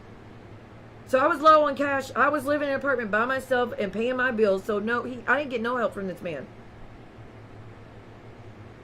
So you know what I had to do? I had to pay $100 because he dropped the ball again. And that was the last of the money I had at that point. But I did it because I didn't want her heart broke. So I paid $100, got her bird, got the cage, got a little bit of birdseed. I could only get the littlest box of birdseed because I wasn't expecting. Thank God I had money on me. What if I didn't? What if I had not had that money on me? So I'm mad at this. I'm fucking mad. He ruined the entire day. Mom to the rescue, though, as usual. What does he say? Any apologies? Anything? No. Wouldn't kill you to give me some ass. It would sure help keep thoughts out of my head. And you know I'm telling the truth about birdseed because the next thing I got birdseed, I'll bring it when I get off. I mean, holy shit. The dates match up. Do they not? June 7th took us to the movies. Well, I took us to the movies. He was supposed to go, but he dropped it all on that, and then on the way back, stopped at Petco to get a bird. So, yeah, I'm telling the fucking truth.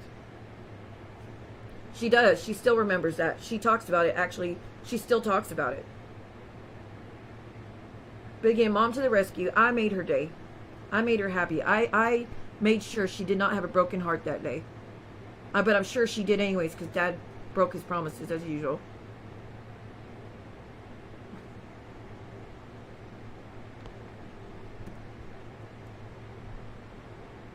Let me take this off. Let me make sure there's nothing on there. Hold on. That's a birdseed thing. Can I come see her for a while tonight? Because I don't know yet. Will you sleep with me?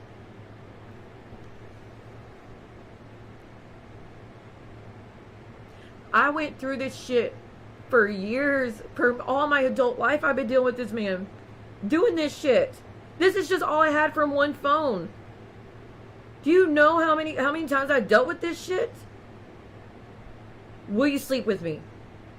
I said, dude, if you don't stop talking to me like that, I'm going to have to stop allowing you around here. I'm not going to keep dealing with this. It will never, ever happen again. Ever. Think that stopped him from asking?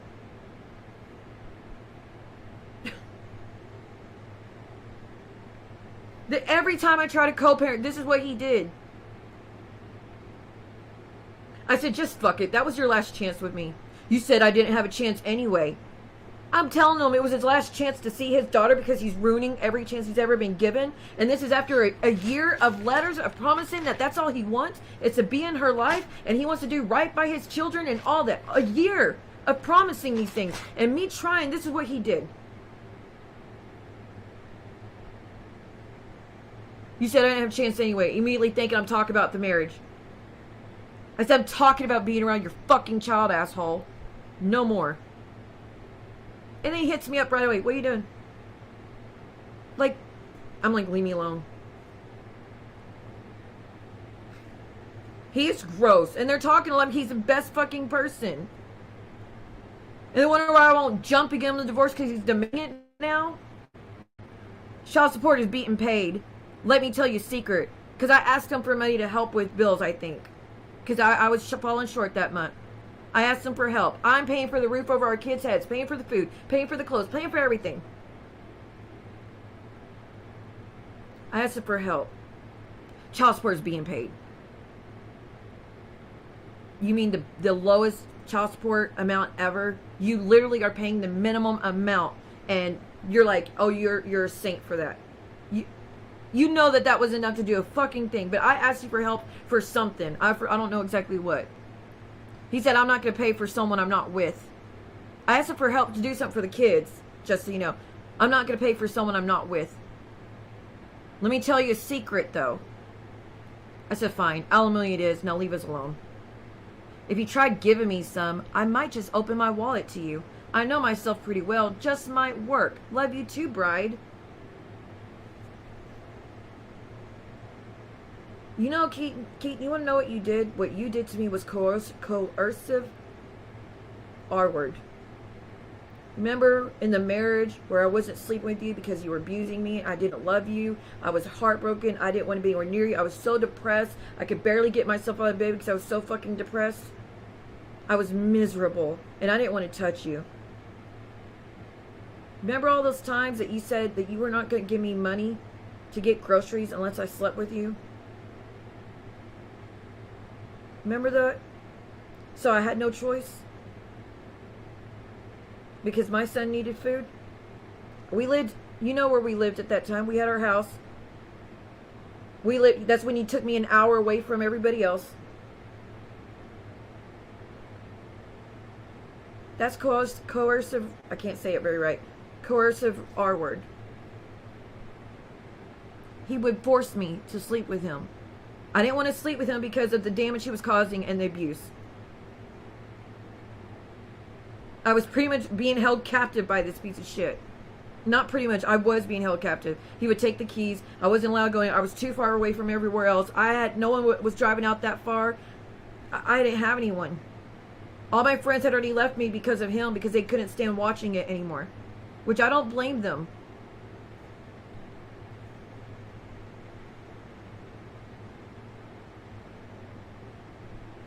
And you're still trying to do that, Keaton. You were still trying to do that. You were still saying, oh, you want money for something? Here, well, sleep with me and I'll give it to you. And we've been split for years. I had our daughter.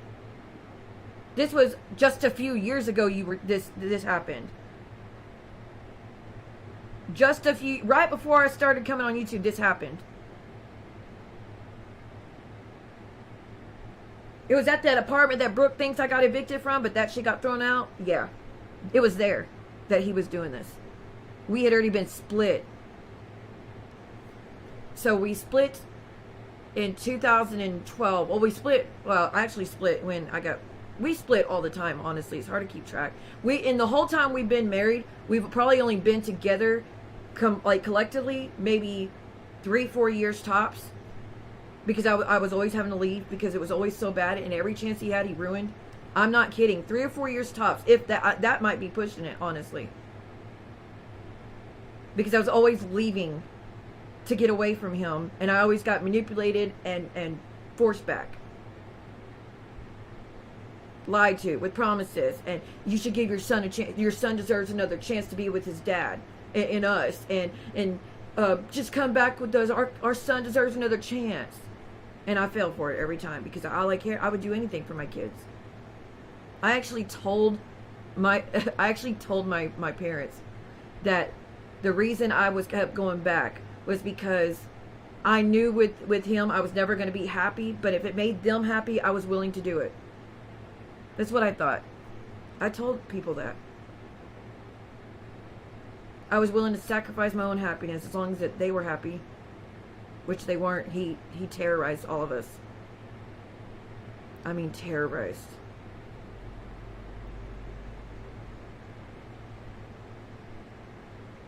I don't know. It's the girlfriend. Apparently, Brooke and the girlfriend are going to meet up and go out together.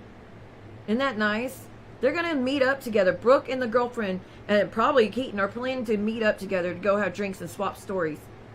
So she could feed her more information to put on the internet about me and my children. knowing this bitch is lying. Like, this girl's never met me, but she's gonna tell you all these stories about me that she don't know. She just believing the words of a man who's an abusive piece of shit, who lying to all of you. Where's his proof I've done all these things? Show me a single text that shows that he's confronting me about being an addict. And that he's confronting me saying, you ruined the marriage, and you got me arrested all these times for no reason. Where's the proof? Where is it? Where's all the pictures of him and the kids through the years? He only has one. And you know why? Because I let him go with us to the beach. That's it. That's the only time he's ever had pictures with my children. In their entire lives. Where's the pictures? Where? I mean, he did recently with my son because he got baptized and he had to be there. He was there not... Oh, don't get me started on that story. Y'all are telling lies to this whole community. Y'all know exactly why my son ended up being there. You know exactly what y'all did the first... don't get me started. I'll say that for a rainy day. It took 19 years for you to get pictures. It took 19 years. And you fucked that chance up too.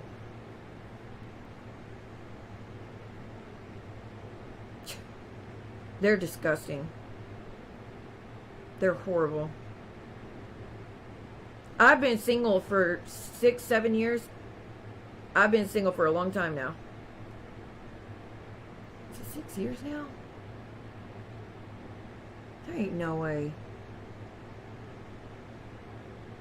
There ain't no way it's been 6 years. I'm getting my dates confused. Oh, no, it's 4. It's been since I dated Daniel. Was the last time I was ever with anybody. I guess that was 2019. So it's only been 4 years? Well, then where does 6 years come from? 6 years is for something, I don't remember what it is. So it was 2019. I was with Daniel. So I've been getting my shit wrong. And I know y'all will make a field day, be like, see, told you. No, I just, my short-term memory is shit. Long-term memory, I'm good, but short-term is shit. So, there ain't no way it was 2019. But it has to be. I wish I remembered the pitch, like when that happened. Hold on, let me look up something. Because I'm now, let me see.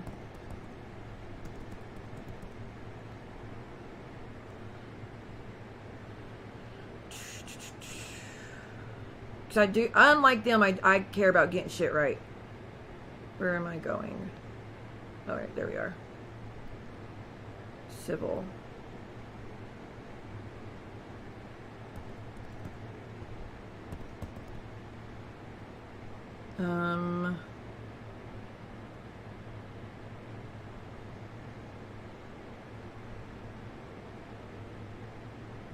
So it's been 3 going on 4 years.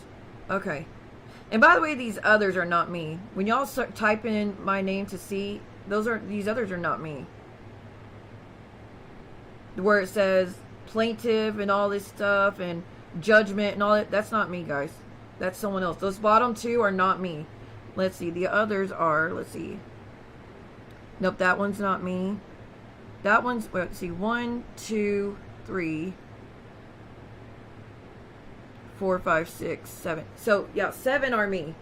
But the other 3 are not. And that's civil, by the way. That's not anything else. Or, like, family.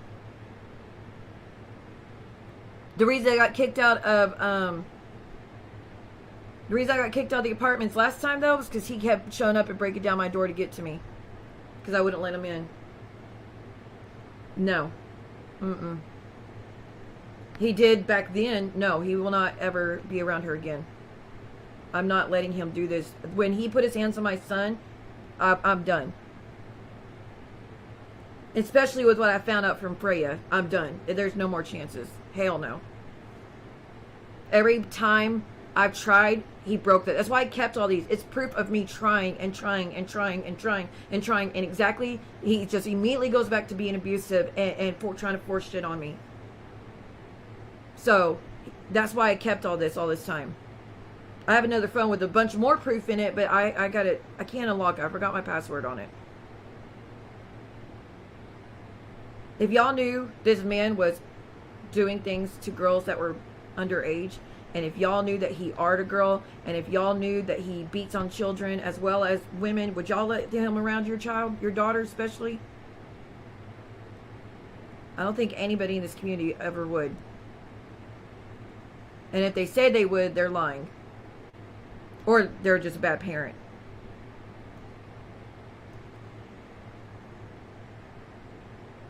Okay, here we go. Here's the, sorry, I accidentally hit a button.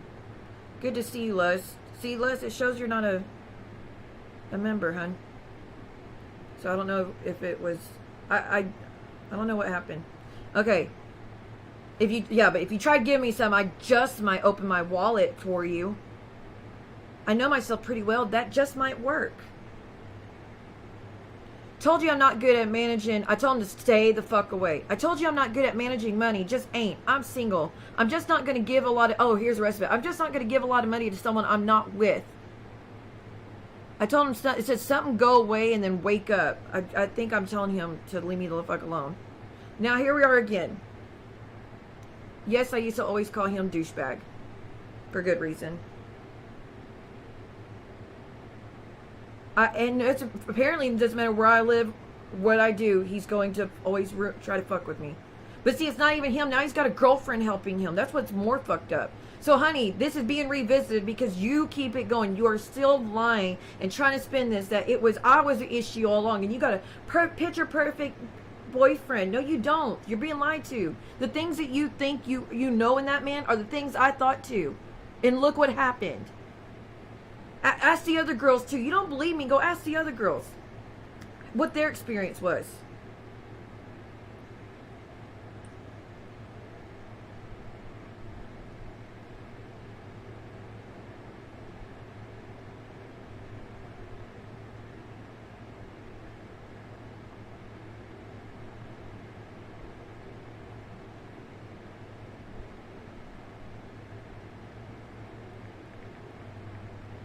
Hold on a second.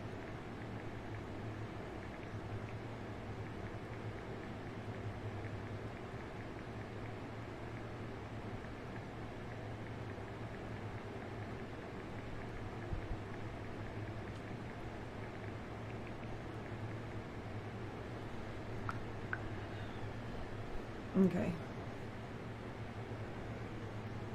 So anyways, again, I need some of that good ex-wife booty. Help me out, mama. Take your testosterone. Nuts aching. So, another situation. I said, not my problem. I'm not cheating. This is when I was with Daniel. I'm not cheating, and we have to be able to co-parent without you always turning convos about the kids into a convo about what you want for me. Or I'm going to back away and leave you out of raising them once again because I can't take it anymore, so please be respectful. He was sending me this knowing I was in a relationship. I say on the way for something. I don't know what. Okay, Kate, thanks. You're right, though. I do want to F you. You're looking good, mama. Let me know if he's over there or what, Pops. He's asking me where my son's at. I'm in a relationship and he's doing this. I said, fuck you, I'm furious with you. Do I got the right number? Why does he keep doing that when I'm mad? Like, do I got the right number? Or is this the right person? Piece of shit. And unfortunately, my name's in it, but I gotta read this. Anyway, try to help you with money, but couldn't reach you. So again, holding money about, if you would just talk to me, I'll give you this money. Please stay in touch. I'm done with both of them sorry-ass, selfish motherfuckers. He was talking about his dad and his brother. Anything you need from me, let me know. He's gonna be the saint to save the day. We both are smart people, and I have a good income. Please work with me, and please let's get a better life for the kids. Kelly, I promise my old ways are behind me. I love you and those kids a lot. It could and should be a beautiful thing. Something about he got out of jail. Granted, I screwed it up doing dope. Oh, I cut it off because my son's name was in it. Granted, I screwed it up doing dope. I know that, but it's behind me. The boy deserves another chance. If you just can't be with me under the same roof, then help me arrange him come live with me and Pops again. I will make sure and not meet another woman. No dope, no woman, my word. By the way, he didn't live with you. He lived with Pops, and you just happened to be there when you got out of jail. I didn't send my son to go live with you. Quit telling people that shit. He went to go stay with my father-in-law, who's the only other person. Him and my dad are the only people I've been able to co-parent with these kids. They're the only ones that have ever cared to try to help. And that's because my son didn't want any of my rules. I had too many rules, and he asked if he go live there, and he begged me for it. So I was like, okay, you could go there, be with Pops, because it was like it was a few blocks down the road, so it was right there. So I was like, okay, if you want. I was like, but your room's here. Come stay with us whenever you want. I'm right here if you need anything. So for those that think anything else, no, he was just right there on the road. It was just for the summer. Let's redo our vows. Let's get intensely involved in the church and make things right for our kids. I promise to stay clean and faithful. Again, where's your comments saying that if we would just both stay clean, if you would just be faithful, I'll be any of that? Where's that at? I said, you are so delusional if you think I would. I'm going through with divorce. Nothing will stop that. Nothing. Here we are again. Someone was messaging him off the internet. What's he say at the top? I miss her dearly. Now, this was not that long ago. This was 2021. 2021, and he's still fucking, like, he's still going. I miss her dearly. Just not sure who you are and why you're people trying to get info about me. Again, probably Brooke, honestly. You're the second chick in 2 days messaging me from a suspicious profile with 2 middle names. And then, listen, I didn't beat her. I drank a lot and used drugs. You didn't? Y'all are going to hear it in a minute. I'm letting y'all know this now. So heads up, you're going to hear the recording. I recorded it last night because I was fed up. I was fed up that y'all are going around saying that he dislocated my ankle because he was trying to save my life. Funny how he got under the door, and in the recording you could hear him with the flashlight, his mag light. And he was under the door putting the flashlight in because I had the lights off because I was trying to remove myself completely. I went in our second bathroom and locked the door, and there's nothing in there. He knows that we don't have anything in there. The only thing in that bathroom was toilet paper, and that's it. There's no shower curtain, there's no towels, nothing. We never used that bathroom. But it was the only other room in the house that wasn't broken. The door wasn't broken down. The nursery used to have the door on it, but he broke that door down that day. And you'll hear him punch the wall and put a hole in the wall. I was going room to room to room, trying to get in the room and shut the door and lock it to hide myself so he would calm down and the kids wouldn't witness anything.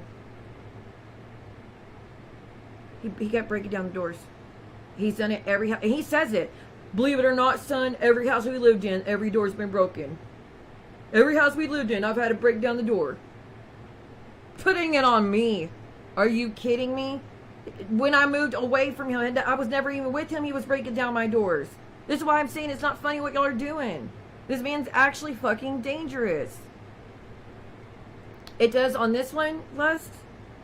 If it's the other one's good. But I just didn't know if you did it on this one, because this one, yeah, it's not working. And yeah, I'm sure, because they're not going to go around and say that I had OD'd in the bathroom because I was an addict. No, we are not playing that game. You'll see the pictures that led up to that event. So that morning, I caught him with that underage, well, that barely legal, you know what? And then I go out on the front porch, and he's got, when you're a welder, you usually have a bunch of equipment, and he had this bucket where next to his boots and his welder hat and all that in the end of the bucket. I went in the bucket and I looked, and there's a little baggie with some substance in it and a pipe. So I just found that. I went in that bathroom, and I had forgot this until last night. In that bathroom, he would always go in that bathroom. That's the only reason anything was in there. He would always go in that bathroom, shut the door, and lock it. And he'd be in there forever. And he put a towel up under the door, and I never knew what that was. I found out that day what it was. He was smoking, you know what? In the house with our children. In the house with our children. After all this time, all this begging, all these promises, that's what he did. Yeah, I know, guys. I was shaking listening to it last night and crying. So it's upsetting. But I want these people in this community to fucking know what you're dealing with. Yeah, I did it because I knew I was gonna get a restraining order. Because it's all about proof when you try to get a restraining order. But it's like it's on my you know what, it was on my itty bitty iPod. My iPod from 2012 is what I was recording on. But it's like little clips, one after another after another. I was like, I'm just going to record what he does just in case he does something. But it's just audio. It's not a video. It's just audio. Because I hid it next to me so he didn't see I was recording. But and I have 2 different recordings, and I have a recording from the day he did that to my ankle, and then a recording when I found out he hurt my son, and you can tell the difference in my voice between both. Because in the first one, I'm like whispering, like I'm like, I take care of the kids all the time. You can't even deal with them like I'm just responding because he's jumping my ass. I was like, I take care of the kids all the time by myself, but you can't even hand up for looks. He's talking about how I'm such a bad mom and I don't do anything. Like, this is what they do. This is what abusers do. They always want to let you know you're a bad person. They always want you to know where you fall short. M-E-T-H.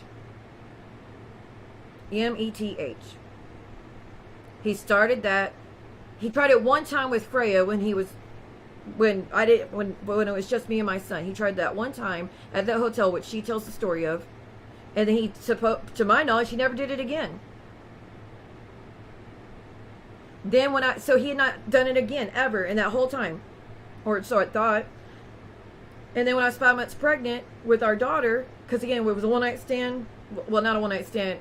It was like, I mean, he's not really considered a one-night stand. We were together like since we were kids, and it was on and off, on and off, on and off, on and off. So I don't know if you count that as a one-night stand or not, but it was just a one-night thing, and it happened. I wasn't being careful because doctor said I couldn't get pregnant again, and thank God I did though, because we got Princess, and she's everything. So I don't really call that a one-night stand. I mean, I don't know if y'all would or not, but we had not been together for years at that point. This was after him and that other girl had a baby. They were split, just to be clear. They had been split for a while.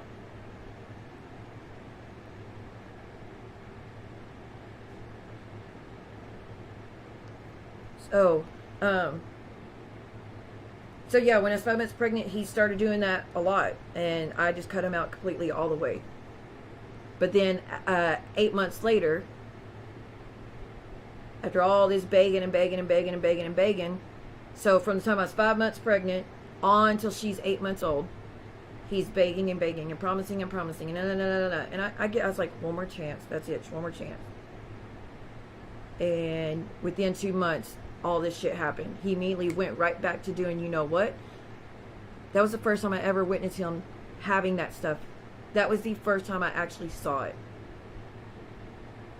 I just knew he kept going to the bathroom, shutting the door and locking it, and putting a towel under the door. I didn't understand why. But this day that all this happened, I go in there and look, and I found a pipe hidden in the toilet paper roll. In the tube, he had it hidden in there.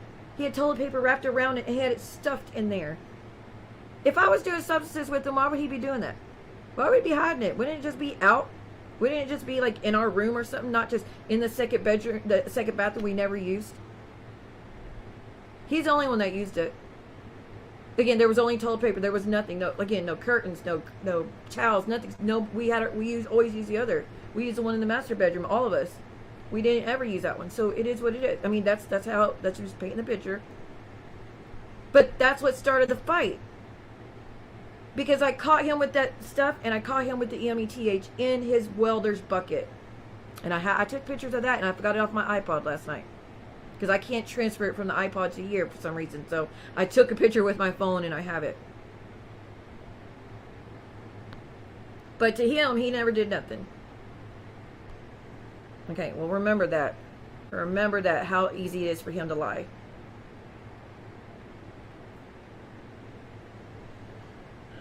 He's asking for my son to come stay with him. He's got this great job, and they're going to be traveling everywhere, and he could do amazing things, and please, our son's never been on vacation, he's never been traveled, and I want to show him the world. And I got $26 an hour plus $185 per diem, blah blah blah. It'll be $2,000 a week. Plus they don't do bad motels. They use Holiday Inns and whatnots. They got pools. Would any of you let your kids go with him? Especially across state lines? Are you kidding me? And he was trying to buy his son from me with money. I said, no. You're the worst human in the world when you're not being babysat. Because if his dad or mom not around, he is a horrible fucking person. Like, someone has to be there and babysit this man for him to behave himself. If his dad's around, or his mom's around, or his brother's around, any of them, he won't do the shit he does. If it's just us, though, me, him, and the kids, he always does horrible shit. I said, no, you're the worst human in the world where you're not being babysat. My son isn't being exposed to it. My son's sanity can't be bought. Money's not everything, Keaton. Oh, it does. Oh, he says in the thing, I've been staying up for days. I haven't been able to get a release for days. And, you know, that's your job. And, yeah. I am so sorry, Violet. That is so tough. I am so glad you've been clean for 5 years. That is amazing. Right. None of y'all would let him go. So, and I didn't either. And then, how about you demand your ass back to being my wife? Quit going against the grain and wanting to fight. Because I won't just give in to what he wants. I won't just get back with him like a good wife. This is 2019. I want to just get back with him like a good wife. How about you demand? And again, we were split for years when he was still saying this shit. How about you demand your ass back to being my wife? Quit going against the grain and wanting to fight. I still got time to stop the divorce. Not much. Demands or not, it's gonna go through. Alimony isn't a requirement in Texas, and I don't have to pay it. Okay. About the forgive, that was dope in my brain. It made me crazy. I already read that one. Okay. There's my black eyes. Now, the picture my mama sent me yesterday were a different time. That was a different time, and you can see the difference in the pictures. That, I have 2 black eyes. That is in that same house. When I said it was like a triple wide trailer. It was actually pretty nice, but it was nice trailer. But that's where I was at, and 2 black eyes. The picture my mama sent, 1 black eye, right? So different times. That's where I found, look, let me show you. There's his bucket, his welding bucket, right? There's his pipe, there's his little baggie. Yes, my nails were not painted. Sorry. There it is. And then I went in the bathroom and found the second one right there.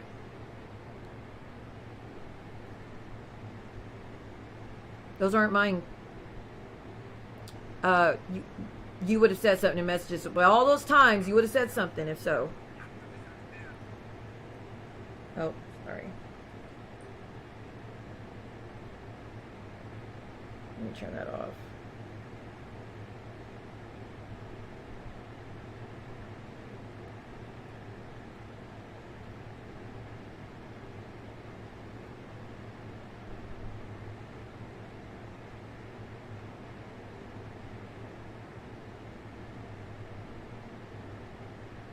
Give me a second.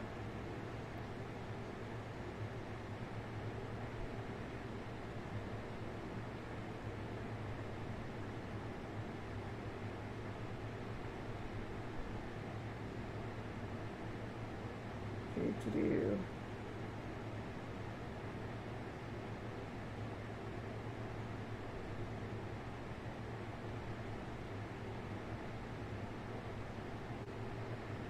Damn. The proof is in the pudding. Oh, I got more shit. I just got more shit. Okay. But anyways, that's what led up to this fight that you're going to hear. And it happened because I confronted him. And he's like, the thing you said today was the grossest thing I've ever heard you say. You told our son that I had corn and that I was smoking METH. You just felt obligated to tell him like a snitch. I didn't tell him. You asshole. I was confronting you. Yeah, I should have probably not. I should have been a little bit quieter when I confronted you. But I was upset. I was beyond upset. That all these promises, all the time, you swore you would never do that, and and I find that, and you were doing it in the house around our children. You know I don't play that game. I don't smoke. I don't do nothing. And there you are you're in there doing that. So yeah, I was fucking mad at you. But that's what caused what's going to happen. You're going to hear.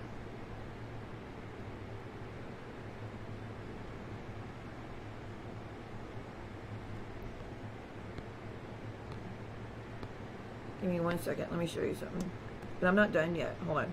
I'm almost done.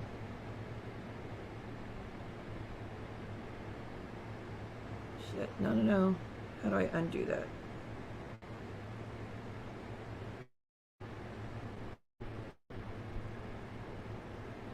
Okay. Save. Now, this is how he acted last time, and I think that maybe, I don't know if the girlfriend was around or another girlfriend was around, but he's about to start denying everything, because now he knows I have a platform, and you're going to see the very last interaction, right? Thank you, Miss Wendy. Back in our young days, when we were 18, I would declare work days no beer until work's done. I found beer in the back of the toilet tank. It was cold. Well, shit. All right, then. Thank y'all for being here. I went back over and over and over and over, so I don't judge women who are still going back or still stuck in it. I'm not going to judge you because I know how hard it is. I know how manipulative they can be. I know, and he was a salesman. He was a damn good salesman at work and outside of work. He is so good at making you think he's a good dude. But you're going to see the truth of him in just a minute. So, little girlfriend, I hope you're listening. I hope you're listening. Because he's telling you that he broke down the door and it dislocated my ankle because he was trying to save my life. He put the flashlight under the door and he could see I was fine. I was sitting in the tub, no water. I was sitting in the tub, completely dressed, just sitting up with my arms crossed. I had the recorder, my little iPod, on record the audio and set it down next to me, and I was just sitting there. I was sitting up, sitting there, my back against the wall. He had just seen me come from the nursery, which was right across from the bathroom, and that's when you're gonna hear all the yelling and what he did. I was fine. I was sitting there, sitting up, completely fine. So he knows I wasn't OD'd and shit. You fucking liar. If that's the excuse you wanted to use, you could go ahead. You know good and damn well I was completely fine. I was just trying to get away from you. You said you don't have a right to sit in there and neglect me. That's what it was about. And then when you did it and I'm crying, you're like, are you crying for your daughter's sake? What kind of mother? You know, shit like that. And you're like, what? You were silent. That's what you get. You were silent. I'm not allowed to be. I was being silent because I was trying to keep you calm. I didn't know what you were going to do to me. Like I said, in the second recording I had, which I'm not playing that one because that one's really, but I confront him about everything. But you can tell the difference of back then when I was still beaten down like a dog and I was barely speaking and I was scared to death and I didn't want to say anything too loud because I'd be punished for it. But in the second recording, when I've already been away from him for years, I'm mad as fuck. I'm like confronting him. I'm telling him all the shit he did to us and all that. I wasn't taking no shit in the second recording. You can hear I got stronger. Yes, he said I neglected him by sitting in the room not talking to him. You don't have a right to sit in there and neglect me.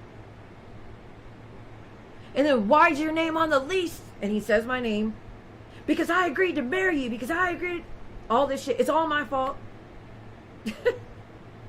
The audacity. I wasn't messing up the marriage. I wasn't cheating. I wasn't abandoning the kids. I wasn't neglecting the kids. I wasn't hurting the kids. I wasn't lying to the kids. That was all you. Do you have any letters for Father's Day saying how amazing you are? I have some for Mother's Day. I have quite a few. Do you have pictures for every year through their life of them happy and us doing things together with them? I do. Do you have any messages to prove these things that you say? And I mean messages between us. I don't care if you want to try to reach out to your family and try to get them to say shit because you don't want the truth being told. I don't care. This is the proof. This is actual proof between me and you. But this is after I got my platform, and so his whole attitude changes. You know why his whole attitude changed? And now he's like not admitting anything he did because he knows I have a platform and I have support. So now his whole thing, instead of admitting all the things he did and I fucked up and it was all my fault, instead of doing all that, now he's going to be like, I don't know what you're talking about. I didn't do anything. You're in fantasy land. None of that happened. Piece of shit. Now, some of these I can't show because it's got names of the kids in it, so give me a second. Yeah, my kids' names are in it, so. Oh, he is lying up a storm. But I don't know if he was acting like this because he had someone next to him and he doesn't want them to know the truth, or if he's just doing it because he doesn't want it on the internet about him admitting the truth anymore.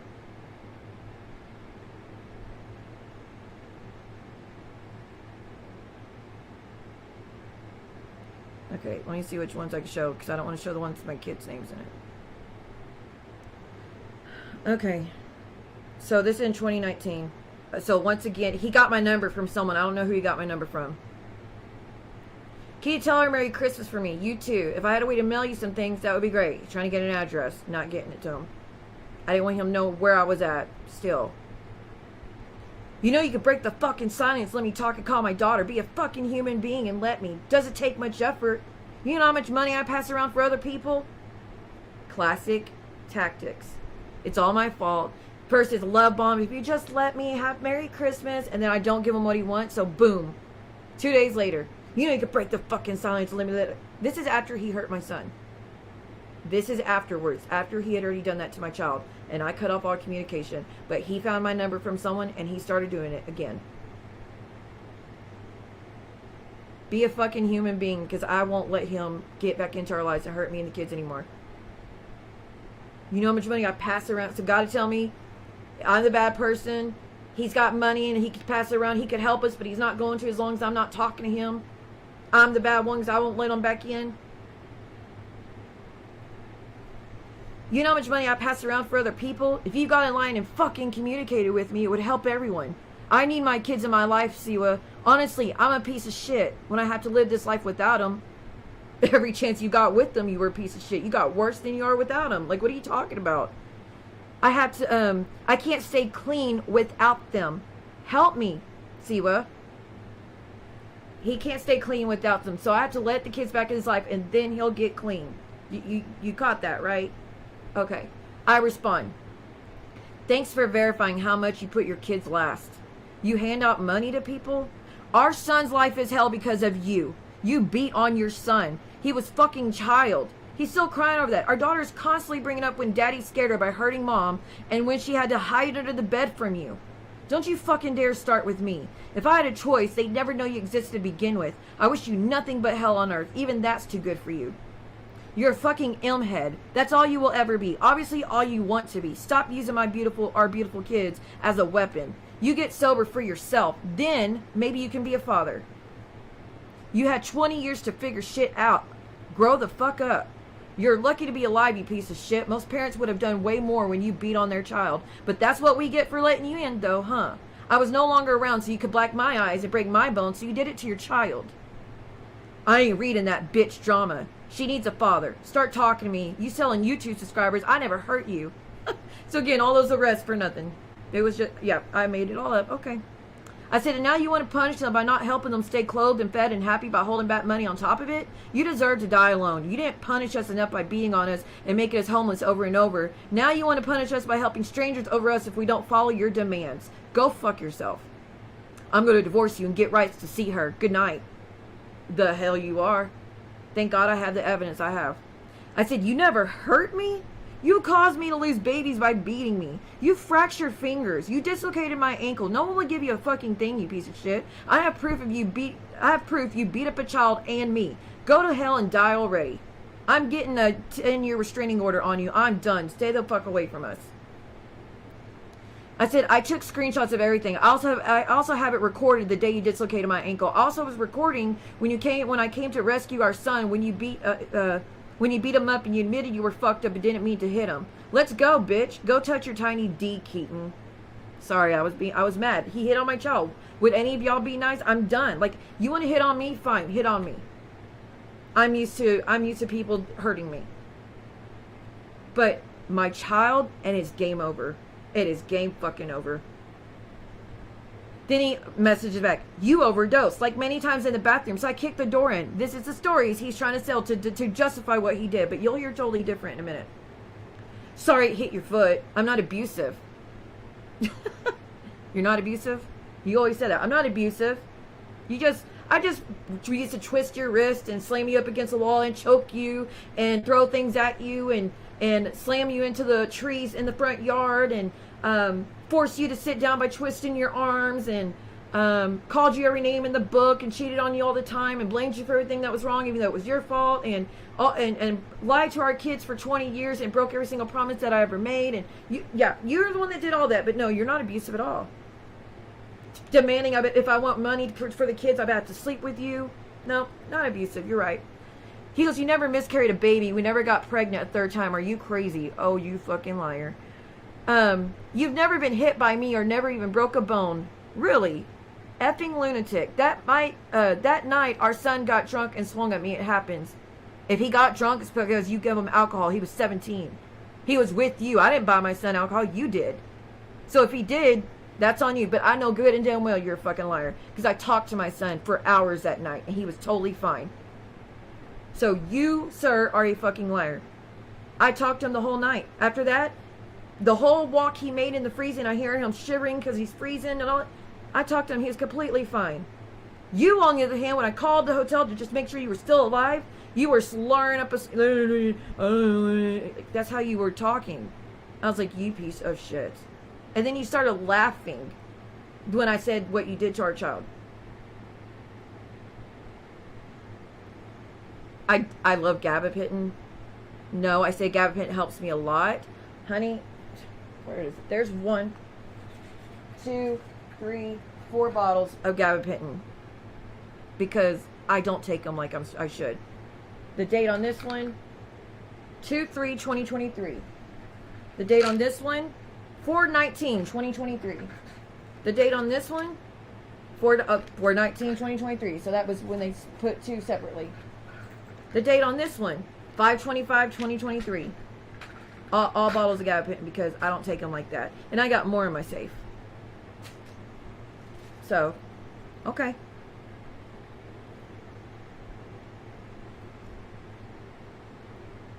I mean, it's the only thing I take that helps with my RA and fibromyalgia and my seizures all at once. So, yes, I do love gabapentin because it helps me. It has stopped my seizures altogether. It's the only reason I can move around because everything fucking hurts with RA and fibromyalgia and shit. You idiot. If I was an addict and I was doing, why don't you think I would take those bottles that were offered to me from, it wasn't just 2 different people had tried to send me bottles because my insurance was taking forever. And I was telling them, like, I need to get back to get my medicine, and I refused both. I refused both. You are clearly an idiot. You just go ahead, believe what you want. So that's 1, 2, 3, 4. Like I said, I got more in this safe. Let me see. Give me a second.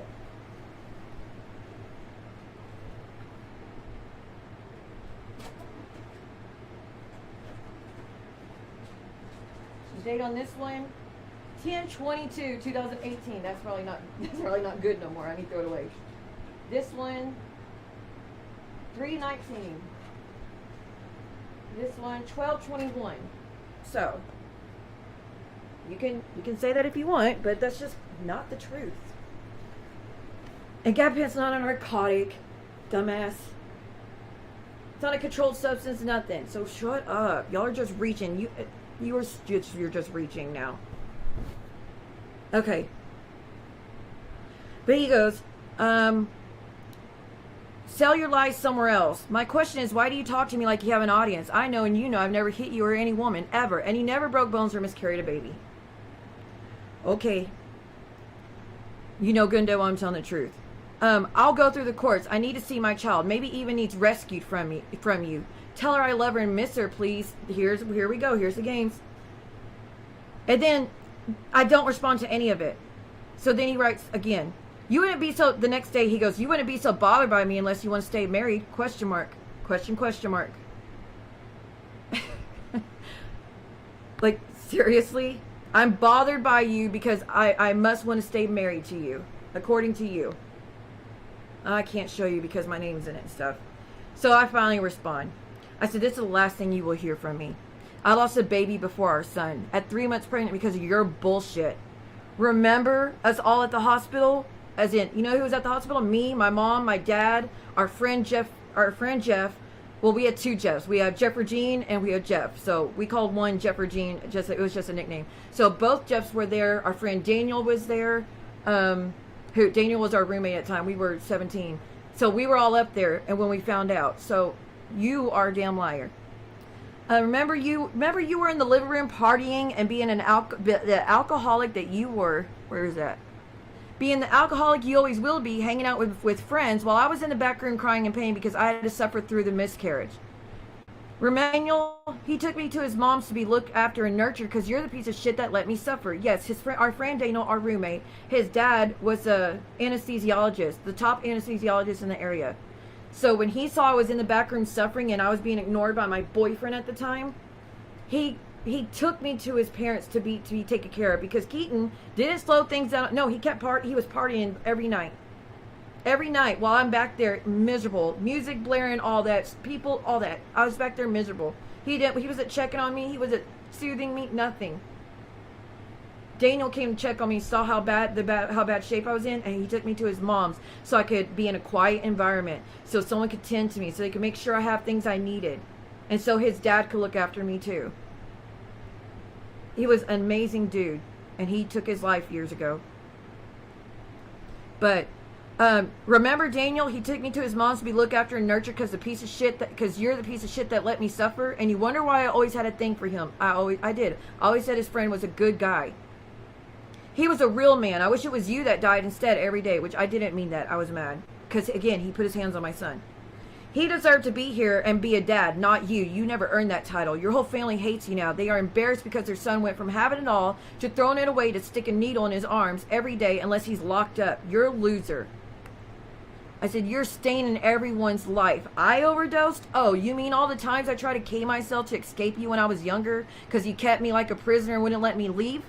I still remember you beating my ass Christmas Day and cops had a haul ass to rescue me. Remember the cop that threw you on the cold ground without your shirt on saying he would gladly put a bullet in your back? You have multiple charges for assaulting me in multiple counties for a fucking reason. I've had 2 protective orders too on you. You have a terroristic threat charge for threatening to kill me and our son. You are a monster. I was pregnant by you 9 times total, you tiny DB. I lost them from your abuse. I'm not drunk or an M-head. I know what happened. I know what actually happened, and yes, you beat on our son. You were choking him because you were drunk and effed up on him, and he talked back. And you never hit any other girl either. Funny. Your tooth was knocked out because you backhanded Freya. Where was that? Because you backhanded Freya while in the truck and busted her mouth for talking back, so she punched you in the mouth. We moved out of the state many months ago. You can't fuck with us anymore. We don't need you for anything. I have been and always will be a single mother, but it's what matters in life. Not a needle, unlike you.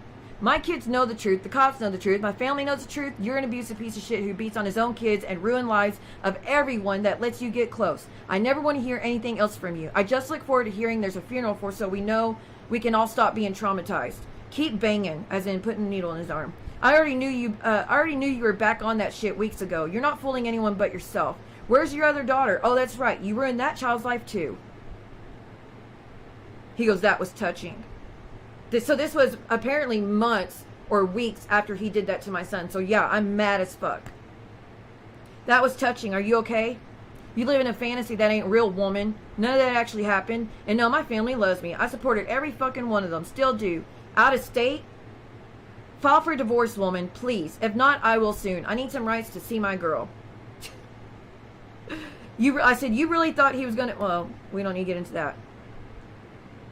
I said, you never hit me. Why did our son have to shove you off of me a few times before? He remembers that too. You know you're fucking lying about everything. It only matters what can be proven. I can prove everything I said. Been gathering evidence of your abuse for 20 years. He goes, I don't care anything about you or your whereabouts or your long texts or your fake accusations. Just tell my daughter I miss her. I'll just wait for court to go see her. Good luck with your drama. I said, you're going to regret harassing me all night. I was trying to get away from you for 20 years. You have never been a father. I will have a breeze in any court system thanks to my recordings. I have an hour recording of the day you broke my ankle. Everything you said where is it at? Everything you said leading up to it. I'm quiet as a mouse the whole time till you hurt me. Then you screamed at me for crying because you dislocated my ankle. And like I said, you admitting to beating on your own child who was a minor. Good luck. See you at your funeral. Because I knew if he kept banging, he was going to end up, passing. Because that's very dangerous to do that, especially now. Then he responds, I think you're really beautiful. Court's coming in February, he says. That's the last interaction with him. That's the other black guy, so that's different from the other one I showed you. He's a horrible... So now it's about to get real. So all the ones that y'all want all the proof, you want all the proof, you want all the proof, it's a lie, it's a lie, it's a lie. How come everything I have shows I'm telling the truth? How come y'all don't have anything? Show me anything from back then that shows what the stories y'all are telling are the truth. Anything. Court documentations, anything. Text messages between us, anything. Show it. Any interaction between that time of all these things I've done. And you got any letters that say that I've done these things? You got any texts that say I've done these things to you?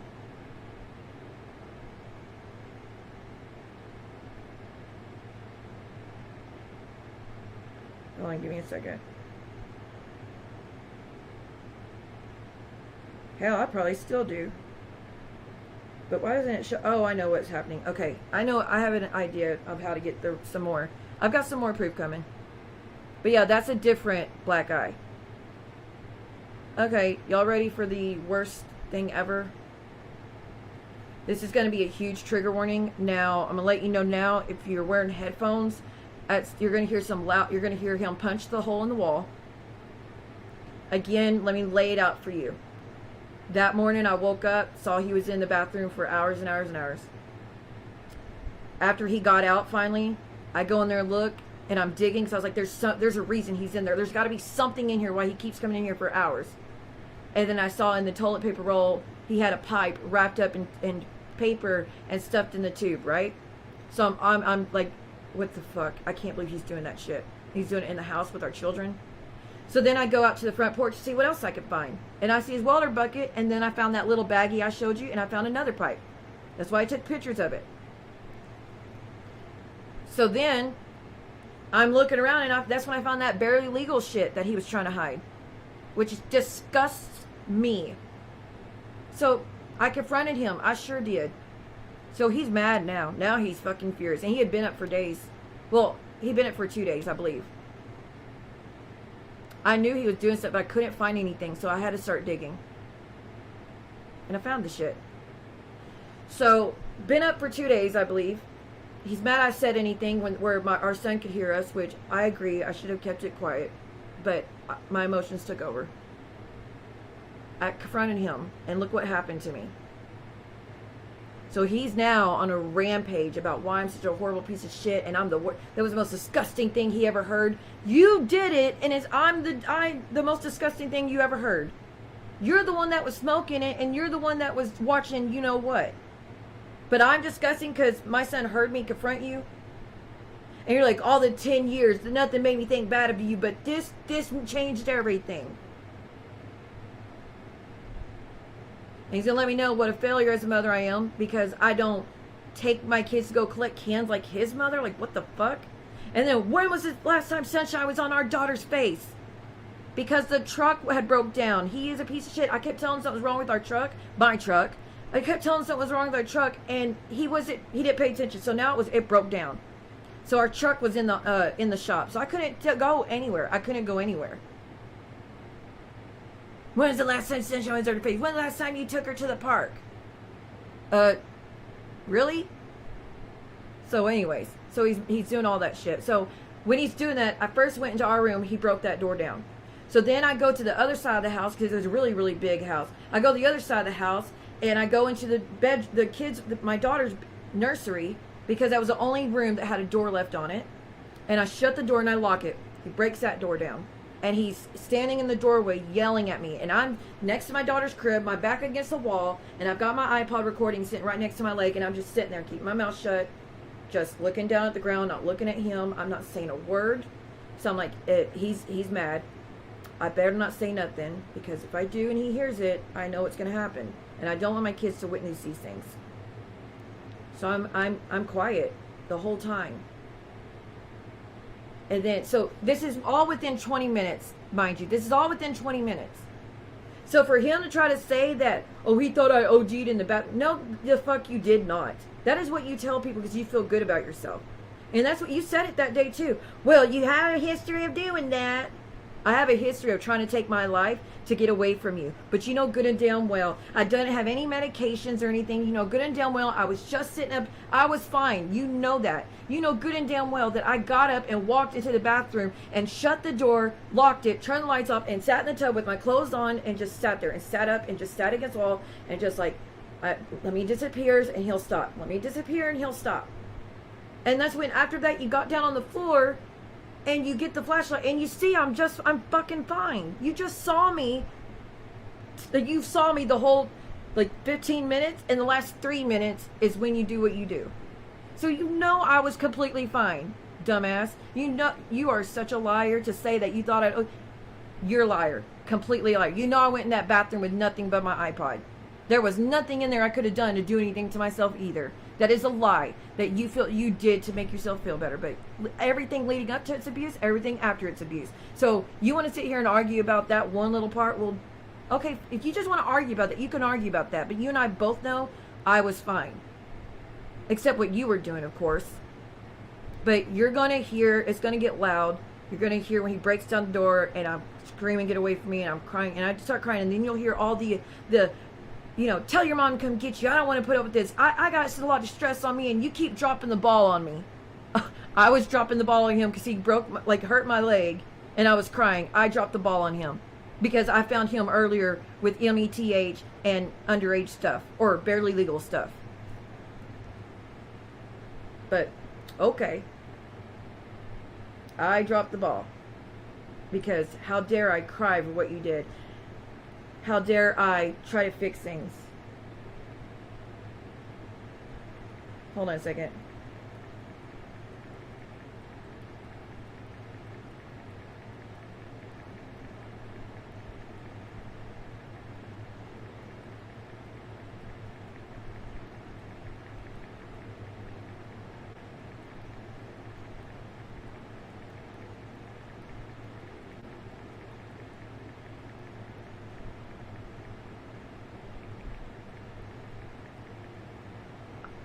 Okay, so here we go. What? What do you mean? In the walls? Okay, and again, I haven't played this much, but I'm just gonna play it all. And if you have earbuds, it's gonna be hard on your ears, some of it. But I had to get my iPod and get a Bluetooth speaker and connect it to enhance the noise because you could barely hear most of it. So, I'm just gonna get to it, y'all.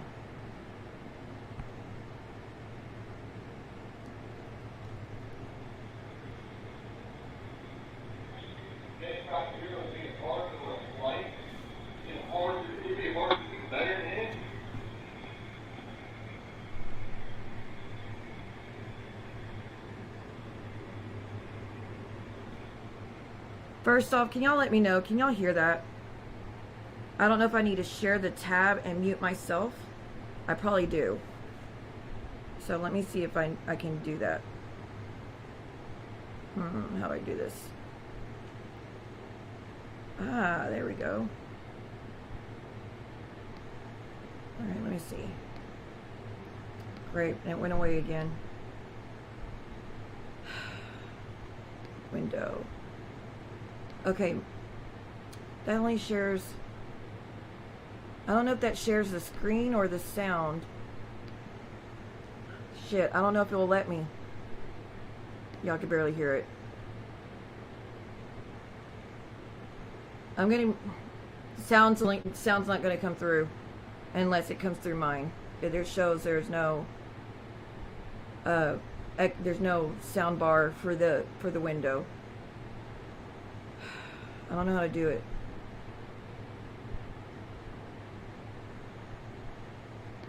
I'm going to stop sharing. I'm going to have to do it this way. I'm going to put the blankets over, turn the fan off that's next to me when I'm burning up. Yeah, breathe through this because think how I felt.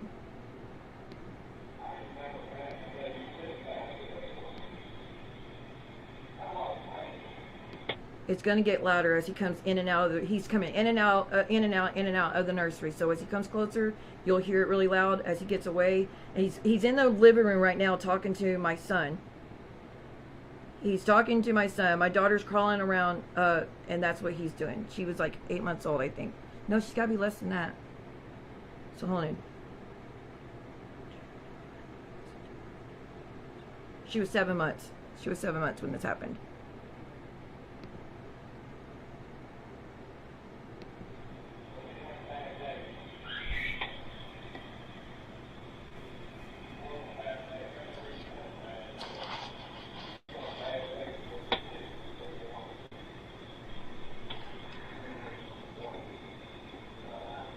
That's horrible. No, he put a towel under the door, but still. It's disgusting to do that. What? Whatever reason, you're not doing. I'm happy running to get to my son and take over the things to help me somebody feel bad about it. Then you're doing it.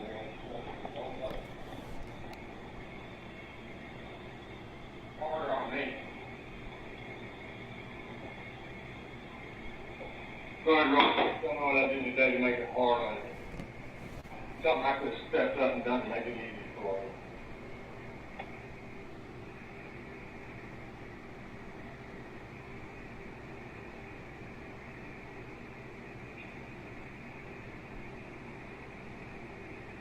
Okay? And everything I did today to make it easy on you. What is doing that now? Are y'all able to hear that? Is there anything I could have done to make it easier for you than what I'm fucking doing right now? Yeah. That's why M users don't get visits with their children in CPS custody, but every other drug will have supervised visit. Usually it's a nest drug. You know, he would call CPS and do false reports. And they would show up, and I was like, test me whatever you want. Nothing ever happened. I've never had issues like that. He has. CPS terminated his rights for good. And it was right after this shit. After this shit happened is when... Wait, no, was that this time or another time? Yeah, it was around the same time. And they came to the apartment that I was at, because I moved out, and I started sharing an apartment with my best friend. And they said, we will give you full rights and terminate his rights, but you have to sign a paper swearing you will never go back to him. Because if you go back to him, then we might take the rights away. We might take the kid. I was like, say no more. I'm signing. And I signed it. I had no... But they tested me. They tested me for everything because I told them what he was doing. Like, well, we need to test you just to make sure. There was nothing in my system. Nothing. That's what I'm saying. Like, these are lies he's telling. Yeah,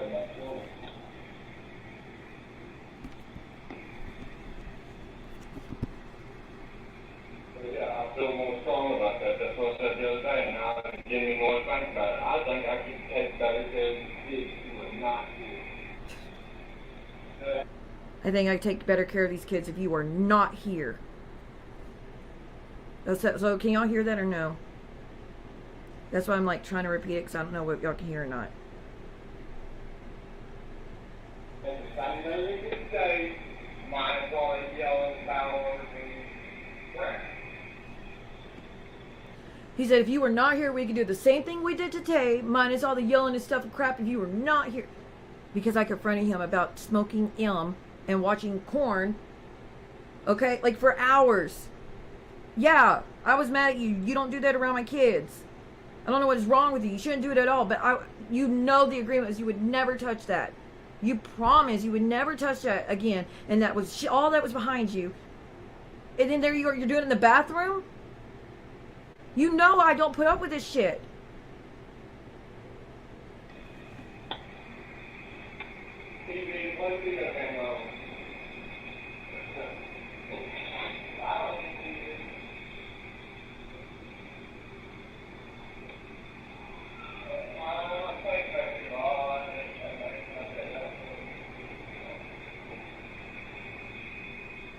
Sorry, the sound.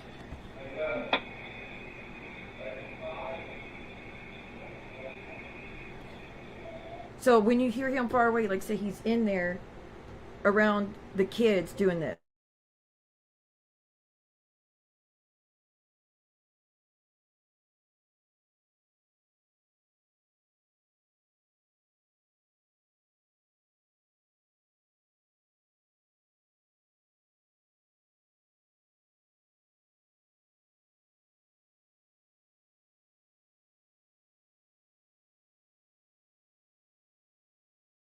Oh, sorry about that. You can only hear him. Yeah, you can only hear him because I'm not talking.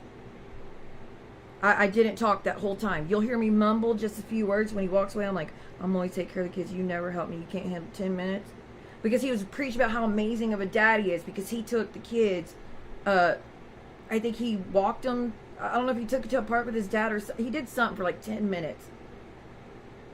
or 30 minutes, something like that. He was only gone with them for a few minutes, and he kept saying what an amazing dad he is, and he feels good about what he did today for his kids and for his son. And I was like, you couldn't handle 30 minutes? Like, that makes you dad of the year because for 30 minutes you did something? And then all of a sudden, now he thinks he could take care of them better if I wasn't there, because I'm the problem. But you'll hear him admit what the actual problem is in a minute.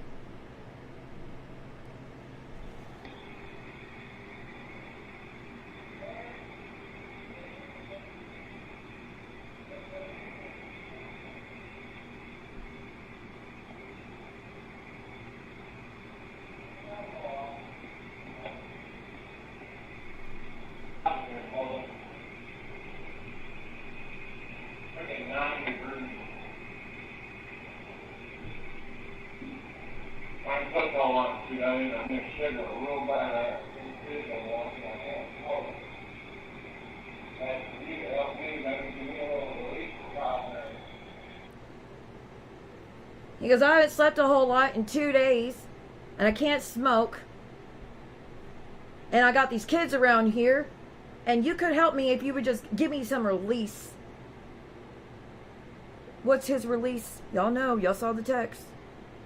You just give me some release, you sure could help me out. I just caught him with METH, and I caught him with corn. If I would just give him release, so now I have to force myself to be with him because, God forbid, he's frustrated. God forbid he needs, I mean, God, oh no. You know what I mean? Like, he's still in that mindset that I have to do whatever he wants. Because I don't have a choice. And even though I just caught all that, I need to let all that go out the window and give him release, because that's what mattered. That's what's important.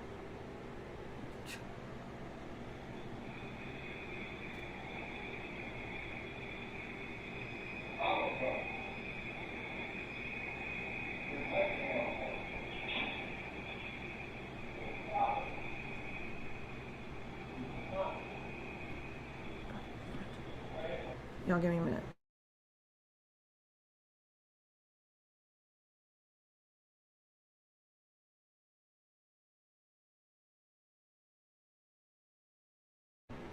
When my ex was on him, it was like a switch. He could talk for hours. I mean, we were all held captive. Like, I remember still to this day that at that same place, he would be up for days, right? Which he would be up. And I didn't know why back then. I found out much later why he was doing that. But I remember we were all in the room sleeping, me and the kids, and he woke us up at like 3 in the morning and told us we all had to go to the living room right now. Go to the living room right now, right now, right now. And we're scared to death. He's like, there's people going around the house. They all have guns. They have guns. Go in the living room right now. Go in the living room right now. There's people with guns. So I'm freaking out. I'm like, what? And I'm like, oh my God, someone's going to rob the house, is what I thought. It was his hallucinations. He made us all sit on the couch, and he keeps peering out the window. He's like, I see the SWAT. I see the cops right there. They're right there on the fence. He's like, do you see them? Do you see the cop right there? They got guns. Do you see them? I like, Keaton, there's nothing there. Yeah, they are. Look right there. He's right there. He's standing right there. They're all around the house. I was like, there's nothing there. You're scaring the kids. Please stop. That went on all night. All fucking night. We weren't allowed to get off of that couch because they're all around the house. Hallucinations. I remember to this day, Thanksgiving Day at that place. So a month before this happened, I remember he was in our bathroom. And again, I didn't know anything about METH back then. I'd never been around it. I was not used to it. This was my first time seeing him be like on shit. I like being around him while he's on shit. Never lived with him before where he had done shit like that. Never. So this was my first experience. I didn't know what it did to you. I remember him Thanksgiving Day. I'm in the kitchen cooking, making a meal for us. Because it's Thanksgiving, right? He comes out of the bathroom. And he's got, trigger warning, y'all. I can't get this visual out of my head. He comes out of the bathroom in his boxers. And he's got blood dripping down his arms, dripping down his legs, and tweezers in his hands. I was like, what are you doing? Oh, there's bot flies in my skin. I'm like, what? I'm picking them out. There's a bunch. They're right there. Do you see them? They're right there. And he's showing me, and there's nothing there. But he's showing. You see it moving? You see it? It's right there moving under. And he's just digging. And he came out like that. In front of my son. In front of my daughter. Thank God my daughter don't remember it. I'm never going to tell her. But my son remembers. He was showing me, showing our son these bot flies. Bot flies in the United States. Really? But they're right there. They're digging. You just can't. They're very small, but they're right. You see, and he's digging. And again, blood coming down his arms. All these open sores on it. That was a month before this. I didn't know that with METH that it makes you think you got things in your skin, and that's why people pick. And you make, and that then, like I said, the things with people outside. He thought people were all around the house.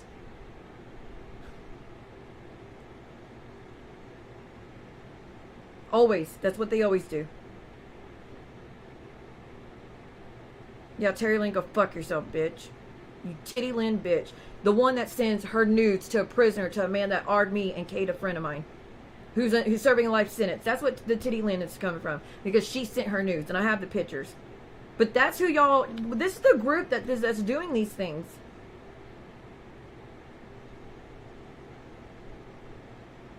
Oh no.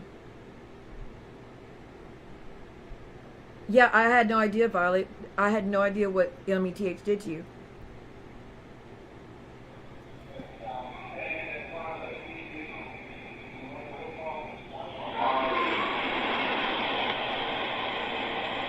That was the computer, like, doing something. I think it was the fan. I don't know what it was doing. For me, your day like today would be almost every day. Every day. Think about that, and then think. I mean, I can see where you think that, so I just think, I just think that, I don't want to.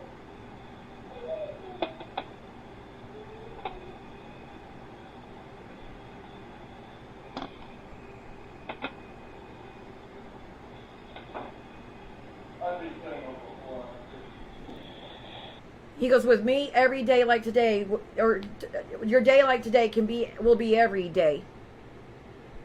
Think about that, and think about, I don't know what else he said. And then I forgot, oh, he said something just a minute ago too, I forgot. Hold on. I gotta go back a little bit more. Oh, too far. Give me a second. For me, your day like today would be almost every day. Every day. Think about that, and then think. I mean, I can see where you think that, so I just think. I just think that, I don't want to. But can I just say that this nice guy, remember when he did the interview, everybody's like, oh, he sounds so nice and sweet, and he's such a kind man, and he sounds like the great. This is him. This is the man that I saw. I saw the guy that y'all saw in that interview. That's who I thought he was, and every time I went back to him. That's the person he showed me every time I went back. And then it would go right to this every fucking time.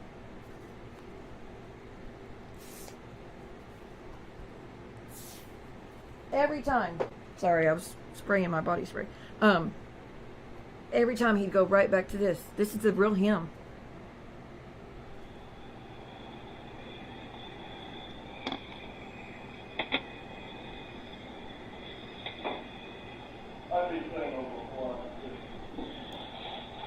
I'd be single before I would stay with you or be with you or something like that.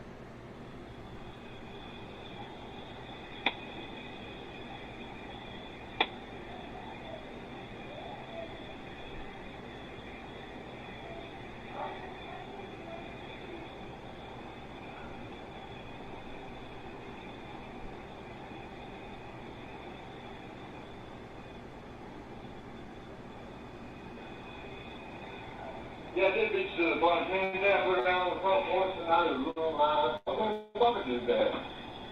Son had a fight, that's what I'm fighting. When was the last time that son?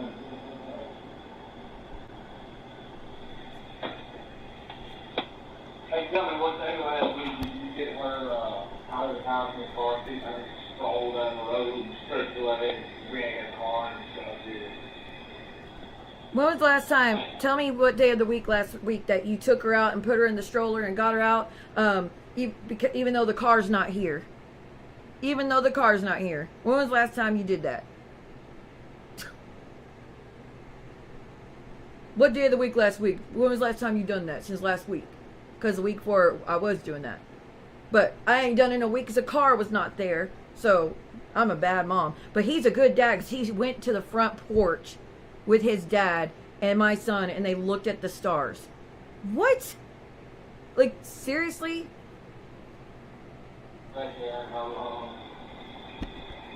How long has she went inside this house without seeing you?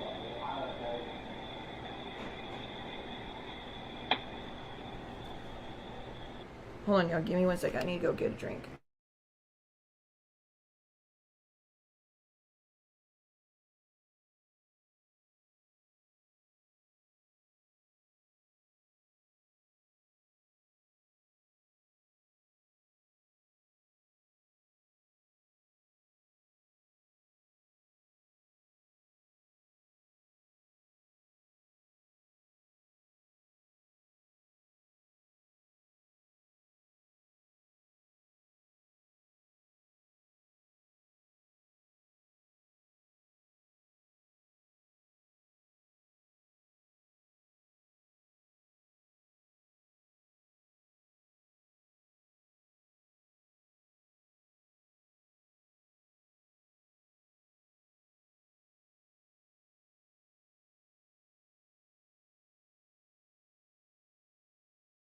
Okay, sorry about that. I wanted you to go get a drink.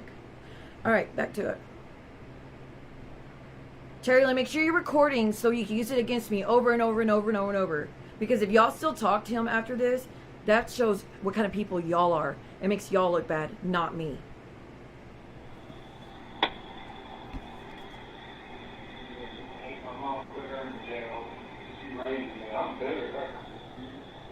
He goes, you almost put my mom in jail and she raised me. I'm bitter with that. Why did she go to jail, Keaton? Why?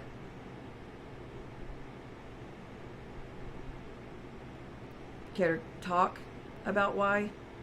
Now keep in mind, in 2008 is when you know what happened to me. So that was during that time. So 2008. Remember I told y'all the reason the way I even came to know that, guys, because I had been with Keaton. He had been abusive and he wasn't letting me out of the house, and I had an attempt to take my life to even get away from him. Right? So I was in a bad shape the whole time with him. I just couldn't.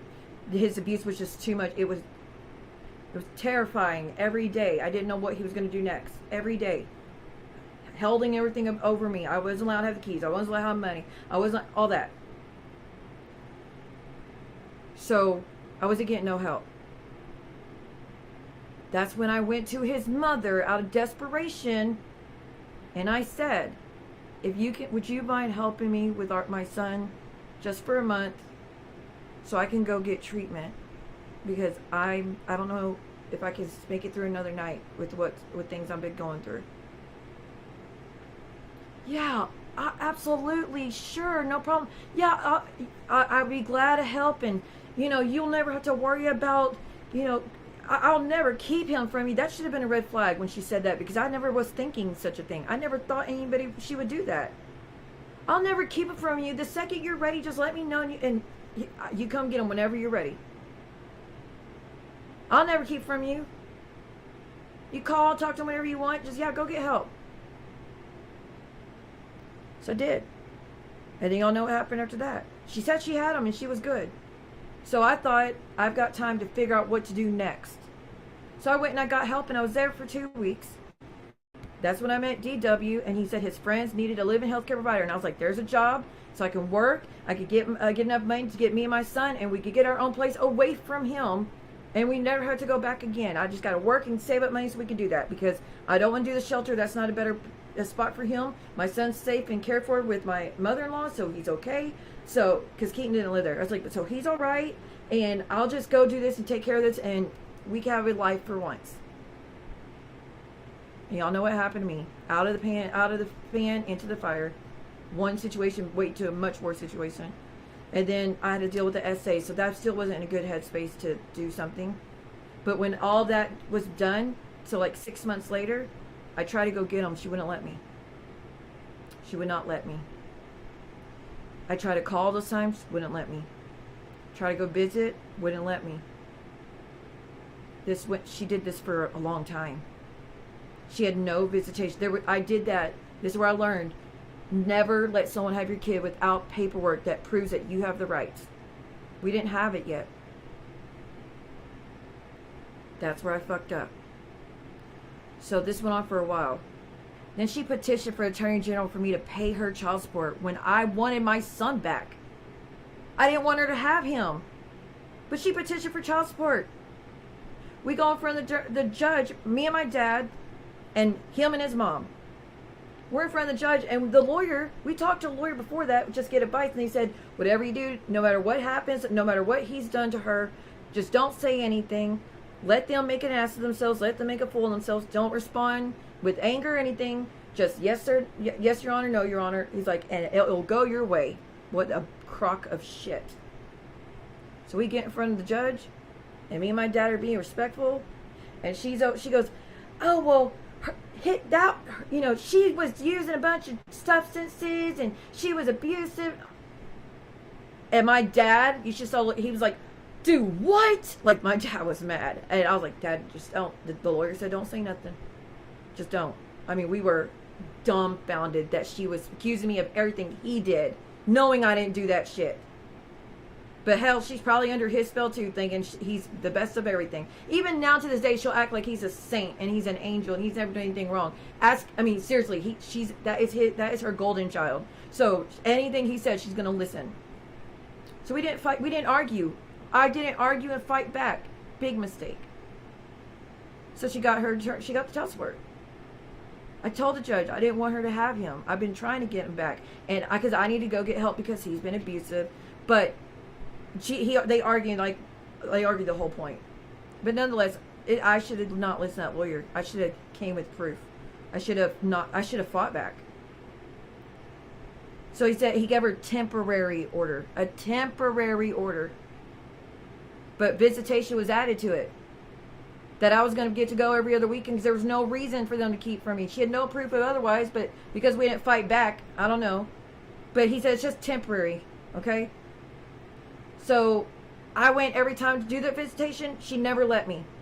And this went on for a long time. So finally we went to my parents went to a lawyer, and they're like, what you need to do is go, every time you go and she doesn't let you have your child, you immediately go to the police and file a report. And when you get enough reports, we will get you in front of the grand jury. So I did. I filed every time. And when I got to 3 times, they said, we're going to issue an order for you to get in front of the grand jury. So I went in front of the grand jury, and they listened. They heard me. They listened to everything I said. I told them everything I've been through. I came with proof. I came with all that. And they're like, they issued the order that she had to return my child. So I go to the house weeks later. I go to the house, and I said, blank, I'm getting my son. No, you're not. He's not here. I was like, then you need to bring him here. It says in the paper, he is my son. You have a warrant for they issued a warrant for her arrest as well, for interference with child custody. The grand jury saw my evidence, saw my proof, and issued a warrant for child custody. A warrant for interference with child custody. And they said that they were going to help me get my child back, because there was no reason for that. She only was keeping him so she could keep getting my child support money. Like, I was working and I had to pay her child support when she wasn't supposed to have him like that to begin with. So when she's like, there's no warrant for my arrest, get the hell off my lawn, I'm calling the cops. I said, okay, call the cops. Go ahead, call the cops. I was there with my mom, by the way, so this is true. I said, well, go ahead, call the cops then. Call the cops. The cops show up, go inside. They tell her, wherever her son is, you need to call them and tell them to bring her son home. They told her, call whoever has her son, tell them to come home, to bring him home now. So they did. And as soon as he got in the car, he came running to me. That was the best day ever. Well, one of them. I was so happy to see him. And they filled his head with a bunch of shit that's not true. But anyways, they go in the house to talk to her, and they run her name. I said, officers, run her name. She's got a warrant now. They run her name. They go in. They said, ma'am, we need to go in and talk to you. And when she comes out, she's got handcuffs on. And she goes to jail for felony, interference with child custody. Was it felony? I think it was a felony. Anyways, whatever it was, I dropped it anyways. Because the goal wasn't to get her arrested. My only goal was to get my son back. That was the only goal the whole time. I didn't want to do that. I didn't have any other options. I tried for a year straight to get him back, and she refused everything. I would send birthday gifts. She wouldn't give it to him. I would try to call. Wouldn't let me talk. Hang up on me every time I tried. Like, all the things she promised all went out the window. And this is 6 months after I was already dealing with that other shit that I went through. So yeah, it was hell on wheels. I was going through so much shit. But it doesn't matter. I just wanted my son. So yeah, she went to jail. Yep, she did. She got a mugshot and all. And he's mad about that. He's yelling at me because she got a mugshot. Because she was keeping my son from me. I don't hate the woman. I think she's very blind to a lot of things. I don't hate her. I know she has a love-hate relationship for me too. I don't know why, but she thinks I lied about all the things her son did, but no, I did not. She witnessed it one time. She had to come over one time and tell him to go to bed and leave us alone, that he's terrorizing, and what kind of man beats on his woman, does this to his kids. And one day I saw her finally hold him accountable, and I ain't seen it since. But anyways, yeah, that's how it happened. So he's mad about me for that too.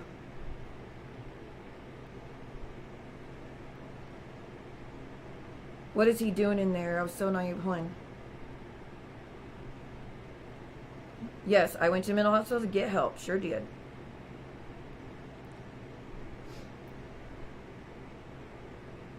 Right. Why do they do that? But then, like in the recording, he's like, if you would just give me a release. Like, I just caught you with all this shit, and you want me to, I still have to drop everything and do what you want? You got out sooner than I did. You got out sooner than I did, because it took me 10 years before I finally walked for good. What? Oh no, I hope you're much better now. Sorry, Autumn, I didn't see the messages at first. I don't even want to date anymore with what things are. I can't trust anybody anymore. Autumn, I hope. Thank you, Autumn. I'm so glad you're here. I hope you're much better. Right. And then they act like it's our fault. And then when we throw, like, for the nerve of him to say, like, oh, she was I wouldn't be acting like that if that was the case.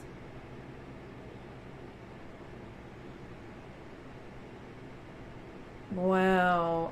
Oh my God, that is horrible. Well, these women get off on that shit. No, my daughter wasn't around back then. She wasn't around back then.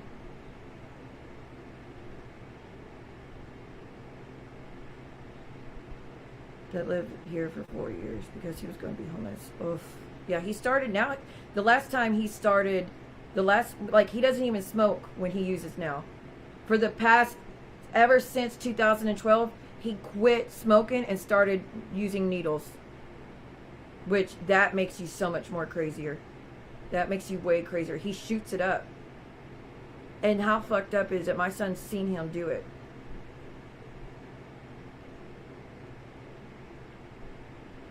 How are you doing, hon?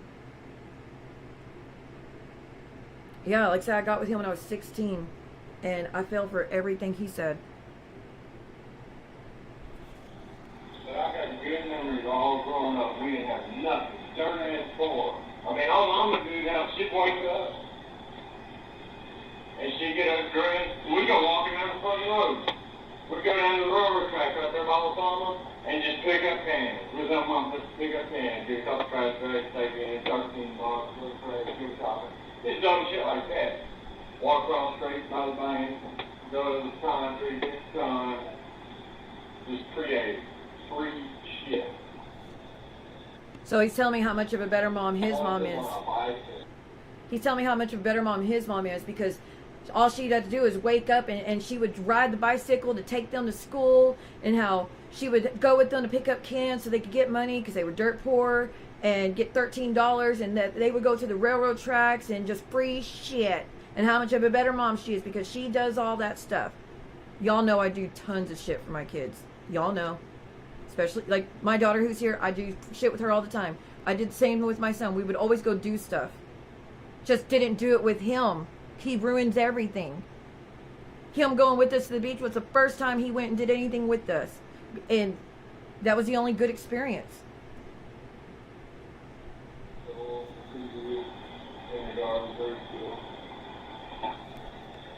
And the fact he's saying that when he's high on meth, he's high on METH in this moment when he's doing this.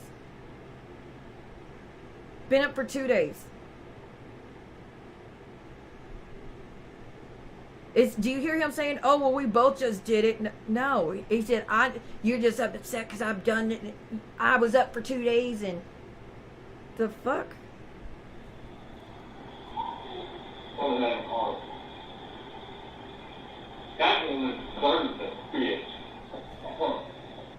That woman deserves to bitch. So, according to him, I have no right to bitch about him doing those things in the bathroom. I have no right. I don't deserve to bitch. I've got it easy. According to him, I've got it easy. That truck was a truck I bought with my own money. He didn't buy the truck. He didn't have a vehicle. It was my truck. It was before I lost my license, but in 2013 because of seizures. But at this point, I was still driving. But I've got it easy. I have to deal with him doing this. I have to deal with all this verbal abuse, emotional abuse, him holding money over my head, him not being there for the kids, him being high all night, him going out, and he was bringing friends back to the house who had guns. They had weapons. The one guy he brought to our house was a guy that had a warrant for his arrest, like big time trouble, big time trouble, and he's gonna threaten me with that guy. He threatens me with them and saying, what would you do if I called him up and let him know that you turn him in because you think it was your civil duty to turn him in? I turned him in because he was coming to my house with weapons around my children. And we had already had the agreement you would never bring them around us. He's the one that got you on the METH that first time. He's the one that introduced you to Freya. That guy. And that's the guy you were trying to bring around both my children again. And you know I hate him. You know I hated him. I told you all the time, do not bring him around my kids. I don't want him anywhere near us. And I went to the store one time, came back, and my son's like, Dad had him over. I was like, dude, what? Yeah, he came over with his girlfriend and he had a gun. My 8-year-old. That's how I found out. So yeah, I called and turned his ass in. Sure did. That was a violent man. That's the same man that when you did what you did to Freya, hold on, they'll buck, but just hold on tight. Remember that? And remember she said that he turned to his friend and high-fived him and said, after he got done doing that to her, he high-fived to the friend and said that he should do it to his girlfriend too and just hold on tight. It's that guy. That's the same guy. He's the same guy that introduced you. He's to the girl while we were married. He's the same guy that got you to try imp the first time while we were married. He's the same guy that y'all were monsters together. Y'all were like, holy hell, you were horrible. He made you so much worse. I mean, you're worse by yourself, but that was just the worst idea. But I couldn't find out he was bringing you METH. No wonder I didn't want him around. But he threatens me with them in a minute.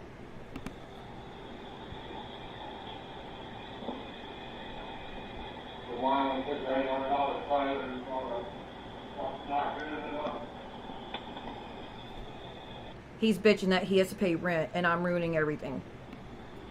I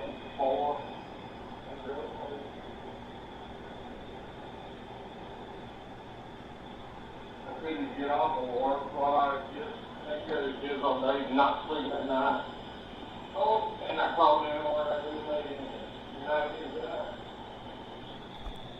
He's saying that he could do better raising the kids, that he can do 12-hour shifts work all, I mean, he could do 12-hour shifts, not sleep at night, and raise the kids, and that he was going to call the landlord and tell them to, like, take me off the lease, make me leave. And then in a minute, he's going to say that he's going to call the police to see if he can leave with the kids, and if they're not going to let him leave with the kids, then I have to leave. Then he's going to make me leave. So the landlord better take me to leave, because if the cops won't let him leave with my children, then he's going to try to get them to make me leave. As if any cop would do that.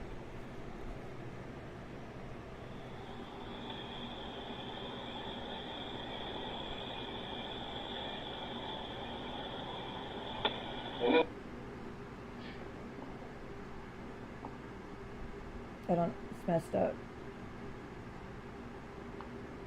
And almost forget this. So damn long. And that's one fried thing. That's what makes you different in the last 10 years. You live right here.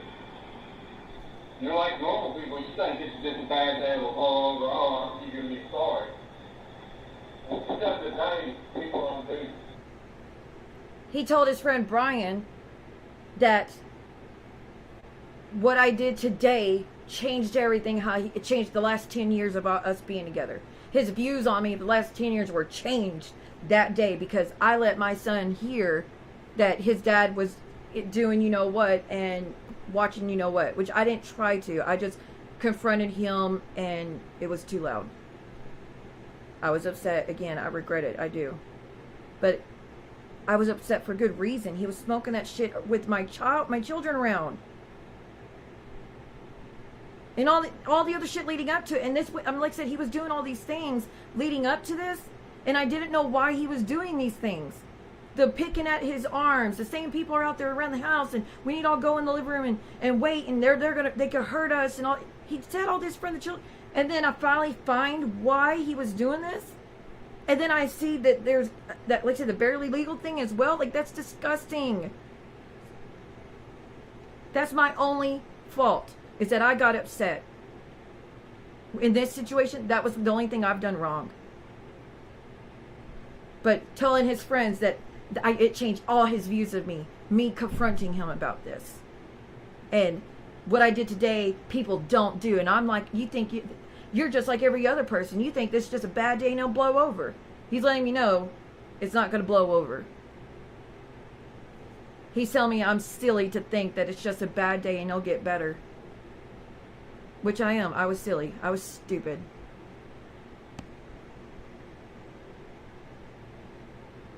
Wasn't around yet when she went to the mental hospital, just trying to say. She wasn't around. She wasn't born till much later. Sorry, I was behind on comments. Your plane was after the mental hospital. No, it was not. It was before. 2008 was the mental hospital. This incident, 2012, which is why you now hear my daughter and my son's in the living room playing a video game. Oh, man. That's tough, Melissa.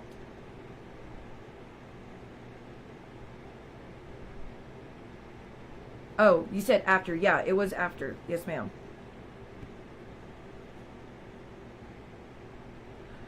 Well, I can never say I wish I was never pregnant by him, because I would never want to change anything about my kids. Except him being allowed back around, because I thought that would make them happy to have both parents. And look what happened every time. And all these promises and all these, you saw in messages all the times he was promising he would never do it again, and God fixed it, and God just taking his defects from him, and it, he beat that stuff, and it's never going to happen again. It stayed happening. Only now has he been sober. Well, he's still drinking all the time, but only now he's not doing METH.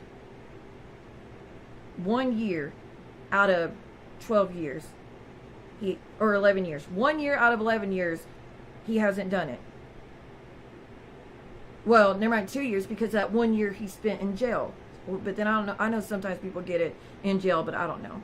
I don't know jail experience, so I don't know if they could get that in there or not. But I know he went right back to it. I'm so glad you're away from this.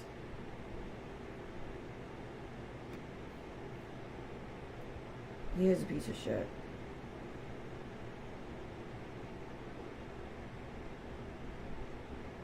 No, this is actually after the hospital. This is 2012. This recording is 2012. I don't have the proof from before the when I went to the mental hospital, except police reports, which I'm working on those. The police hated him for good reason. They knew exactly what he was about, and they made his life hell. He was always like, every time I come into this to the town, the police pull me over. I was like, yeah, because you're always drinking and driving, and they know you beat on your wife, so they hate you. They're gonna make your life difficult. I mean, I adored that police force because they were very serious about standing up against DV. And they did. They always pulled him over because they knew the chances were good he was going to be drinking and driving. They were hoping to catch him so they could get him away from me.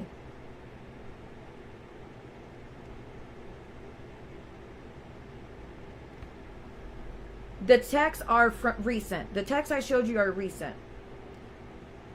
That's my daughter in the background in this recording. The texts I showed you are only that go back to 2019. I don't have the text before that. I do have them in a phone, but I can't remember my password. It's one of those, where you have to do your pattern to get in it. I have tried probably 50 times to figure out the pattern I used to use, and I can't. I don't know how to get into it. If anybody knows how to get in a phone with the pattern on it and you forget, let me know. Because I don't want to reset it. If I reset it, I lose all the proof. So I have to figure out how to get into that thing. But I have the proof from back then too if I just get into it. I'm the same way. That's my biggest regret in life is not getting away and staying away. I don't know. I don't know how they do it. I don't know how they do it. It's scary. But he says I'm living in a fantasy land because I confront him about the shit he's done. Boy, bye. You're living in a fantasy land if you're telling people that you ain't done nothing and that I'm lying about all this. Because obviously I got proof. That's the main thing. I didn't want to mess up the family. Hi, Scrawlin. Alright, here we go. You don't have an option to be in there neglecting them. Did you hear that? You don't have an option to be in there neglecting me. But he tells y'all I was OD'd. I was ODing, and that's why he broke the ankle? Or was it because I was not listening to him? Was it because I tried to put myself in the bathroom and lock myself away from him because I thought it would calm him down, and it didn't? He wouldn't leave me alone. Was it because he kept breaking down the doors? I stood up to you for what you were doing, and look what happened. Look what you're doing. But you don't have an option to be there neglecting me. That was the gist. That's why you were so mad at it. Because I wasn't responding to you. I wasn't speaking to you. I wasn't looking at you. I seriously was just sitting against the wall. Had my legs like not crossed, but like how you when you sit against the wall, you put in your knees up and your feet are planted on the ground. That's how I was sitting. I still remember vividly that. And I had the iPod set to record audio and just sit right next to my hip, hoping he wouldn't see it. And I wasn't doing nothing. Wasn't saying a word. I'll say something, but I'll mumble it under my breath because I don't want him to hear me. But Hey, they say it has to happen. this day had to happen. You're ignoring it. You're ignoring it. No, I'm ignoring you. And yeah, I'm sure if I had worked tonight, you'd have done the same thing. And yeah, I'm sure if I was at work tonight, you would have done the same damn thing. Go what? Do what?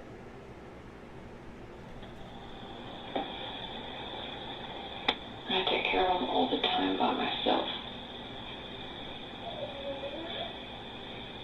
You can't handle 30 minutes. You won the fight. I take care of them all by myself all the time. You can't handle 30 minutes. Yeah, you win the fight because I'm a piece of shit father and I drink and I get high and you'll hear. Like someone nasty, I cheat and I just been a good father. So. Yeah, you win the fight because I'm nasty, I cheat, and I'm just a no good father. That's admission, sir. You're nasty because of what I found that day. And I told you you're nasty for that. You cheat all the time. I didn't hear you say that I cheated, because I didn't. And you're no good father, right? But now you're telling the girlfriend you've always been an amazing father? How come every letter I have, every text, is him saying he was not a good father and he was never there and he failed all of us?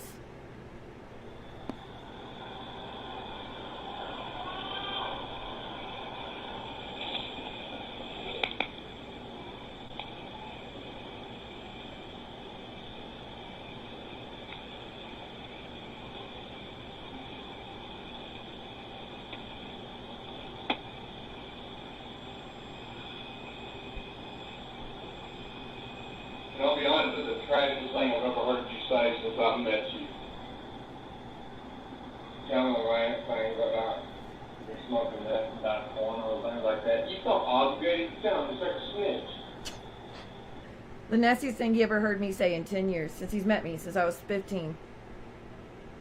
Well, 16. Nastiest thing he ever heard me say since I was 16 is me confronting him about watching you know what and smoking. METH. How can you still say that I lied about all this? I've been saying since the jump this is how this went down, and here's the proof. It's word for word the proof. And y'all still want to act like I lied. I ain't got that in me. What if I could be up a creek if I was like you? If I had that hang in there, I could die. The name? So I'll please turn in. You'd be up a creek if I had hate in my heart like you did. I could just dial up his friend that's in prison. I could just dial up my friend and tell him that you'd turn him in. You'd be up a creek if I did that. Knowing that this guy, I literally think he would case someone. He was very, very violent. This guy was very violent. I mean, you think Keaton's bad? This guy is much worse. He did the same shit that Keaton did. He did it to his baby mama. The stalking, the abuse, the you ruined everything, the please don't leave me in the kid's life. And then when she would give him chances, he would fuck her over and hurt the kid's feelings and turn it into them and her. And I became really close with that girl. She's finally gotten away. She got an amazing husband who's there for her kids. And she's doing amazing now. But they're so much alike, but he's way more violent. I'm sure you wouldn't be scared of that, would you? I'm sure you wouldn't be scared of that, would you? Yeah, I would be fucking scared of that. He's bad.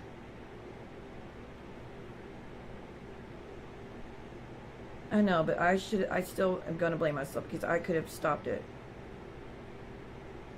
Him putting his hands on, him doing this was the final, and we were not together until we never got back together. We went to the vacation thing. We weren't together, but then the next thing that happened was him doing what he did to my son.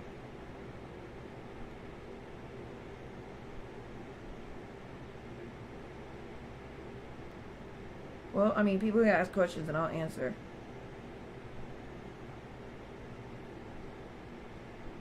Right. But they're going to act like he's a good dude. And that the girlfriend's telling the truth and that, that I'm lying about everything.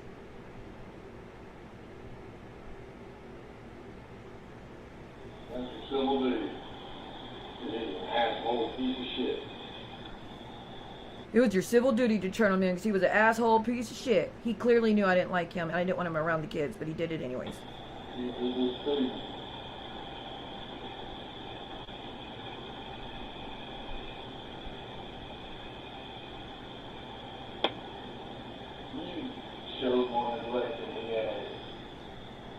I've shown more neglect than he has, he says. I don't even know what that means, but that makes no sense to me. He just don't roll over and give up.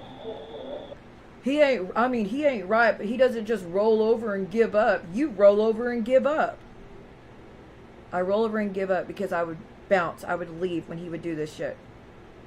That's me rolling over and giving up. I'm the bad guy because I quit. I wouldn't just stick around and deal with it over. I wouldn't stay there when he would do these things. So I'm weak-minded and I'm a bad person because I left.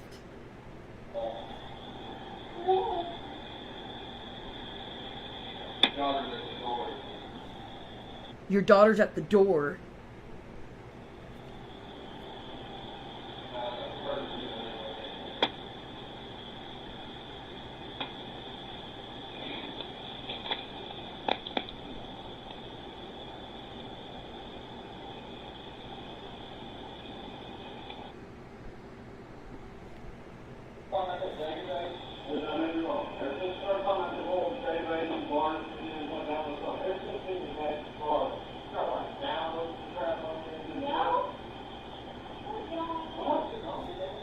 That's him yelling at my son, accused my son of downloading some shit or something like that.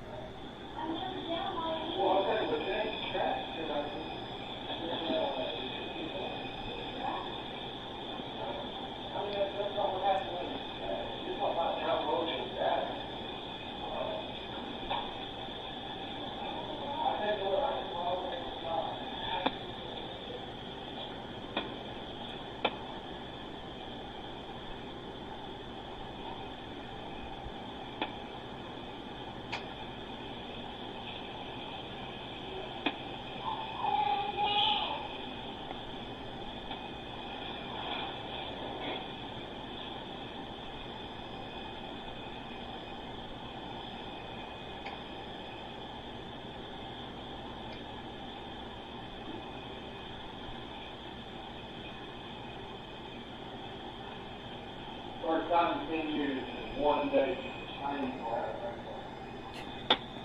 This one day changed everything for 10 years of what he thought of me.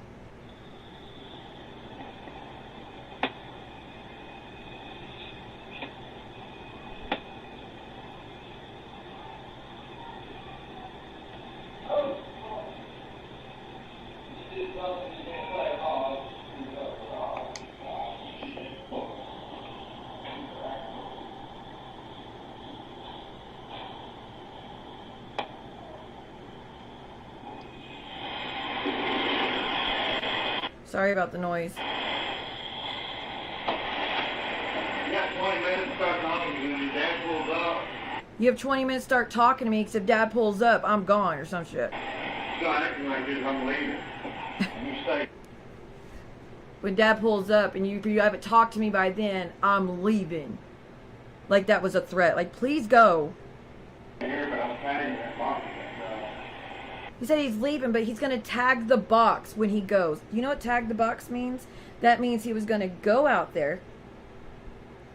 He was going to go out to where the electricity box was, and he was going to turn it off and then put a zip tie on it to where I can't get in there and we can't have electricity. He was going to do that to me and the children. I'm not kidding. I'm going to leave and I'm going to tag the box. Like I said, that meant he was going to turn off our electricity. He said he had the way to do that. I didn't know if he did or not. He said he was going to turn off our electricity and close the box, and where we wouldn't have electricity. Seriously, me and 2 kids. Because I won't talk to him.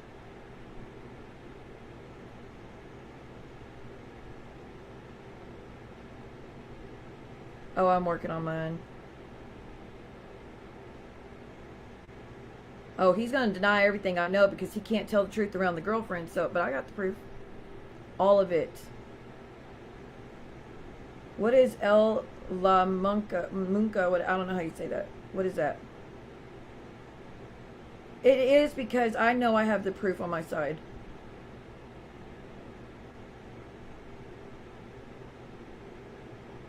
Oh, it gets worse. It gets worse. But that's seriously, he would threaten me with that the whole time.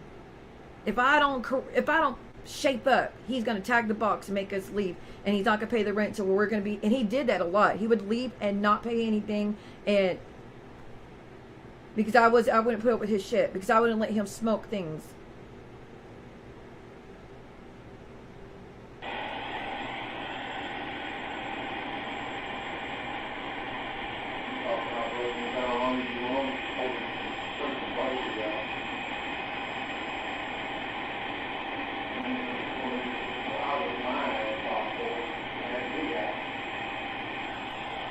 I'm guessing the air came on or something, which is why it's that noise, so I'm sorry. You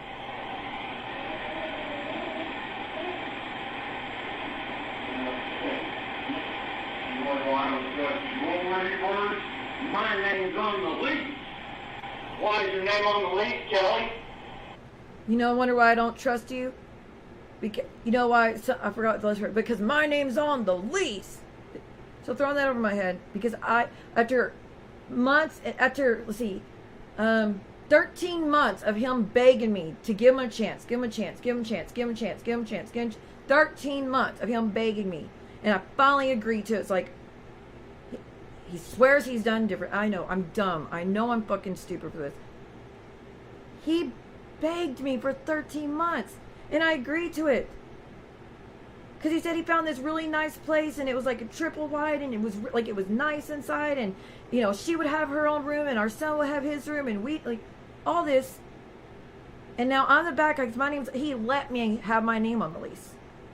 He had never let me have my name on the lease up until this point. And I told him I will not be moving in unless you let me put my name on the lease, because that way you can't just boot me anytime you get mad. Because all leading up to that, he wouldn't let me. He would only put his name. I wasn't allowed. But now, that's another source of ammo. I agreed to marry you. I agreed to trust you. I trusted to put your name on the lease. He just punched a hole in the wall.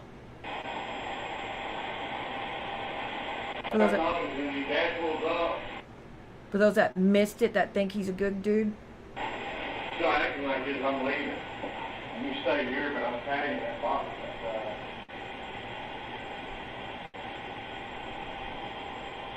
I'm tagging that box outside.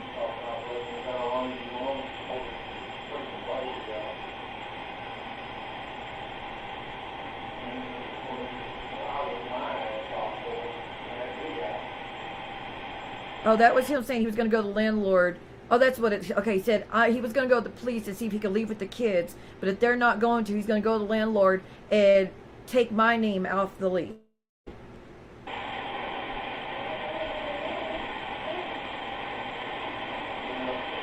The first half, I was in the nursery. This part is where I'm in the bathroom. I'd gotten up, went in the bathroom to shut the door and lock it because I was, again, trying to get away from him. So hoping he would calm down. You want one of these words? My name's on the lease. Why is your name on the lease, Kelly? I agreed to marry you. I agreed to trust you. I trusted to put your name on the lease. All in front of the kids.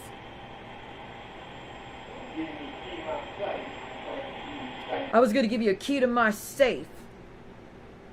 He always talked about this safe because that's where he would put the money and that's where he would put the keys to the vehicles. So I should be grateful he let me into it. I should be grateful he trusted to give me the key.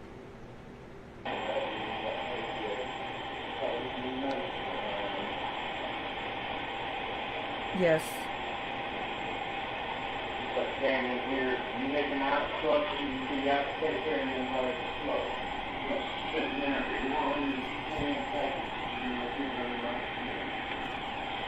It's not about me refusing to let him smoke, and I guess he's talking about METH.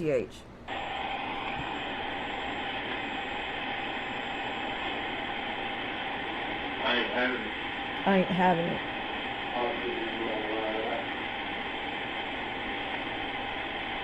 You think I'm gonna ride out? You gonna sit here for 2 years long? All that probably coming on the other side. Oh. If they won't let me leave with them, I'll stay here with you.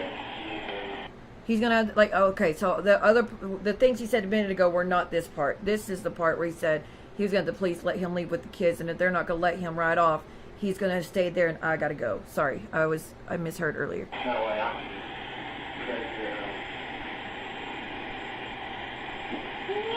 unless you want something different. That's what I'd like to do.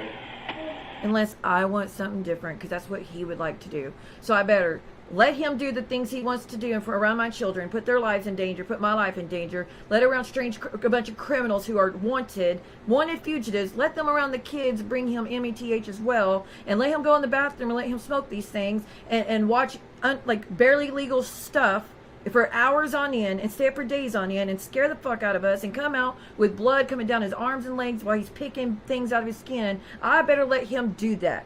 or I gotta go and he's gonna stay with the kids. But if I'll do that, then he's okay with that. But I'm not allowed to say he can't do those things. I better want different, or he's gonna punish me by doing these things.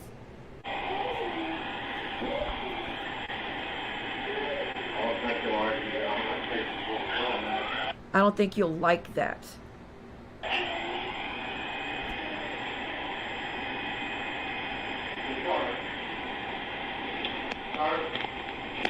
What's wrong? He says you hurt. Talk to the baby.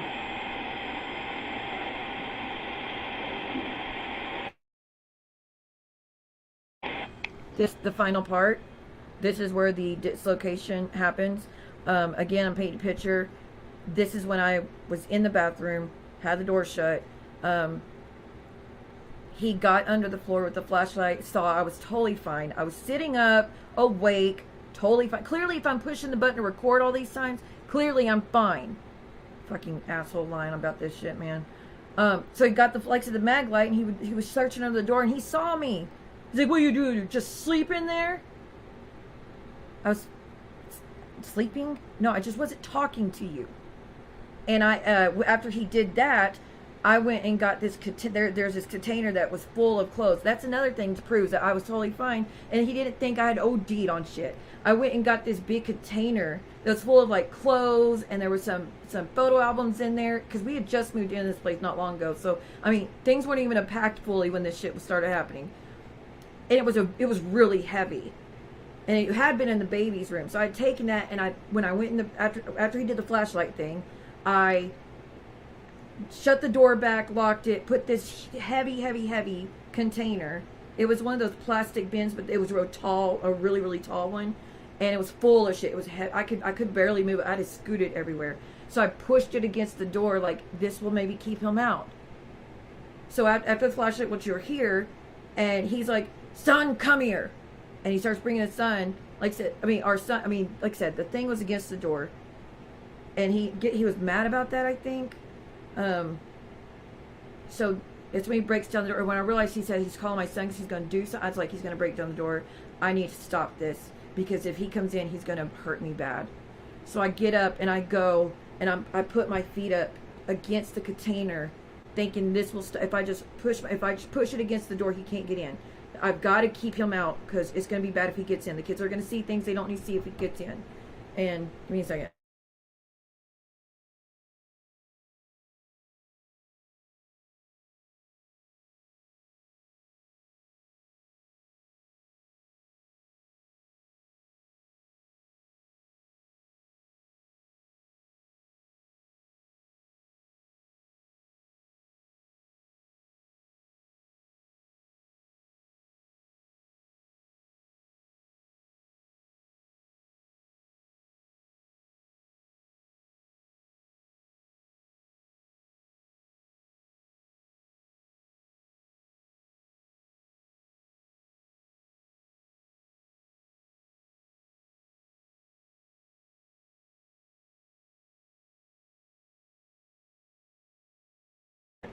Okay, hon, thank you so much for being here.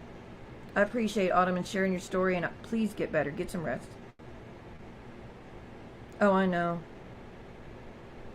Well, that's the reason I shared it. I know, I'm sorry about that. That's the reason I shared it to begin with, is because the only reason I shared the story after, well, Brooke's the one that put it out there to begin with. But the only reason it was ever talked about on my YouTube is because other women were going through DV, and I was just trying to tell them I've been through the same thing. But I never mentioned his name ever. I didn't even say who was doing it. But anyways, back to this.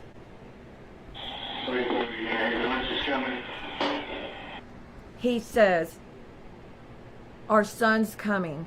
I don't want to lose my kids." And you'll hear him with that mag light trying to fit it under the door to look at me to see what I'm up to. I don't want to lose my kids.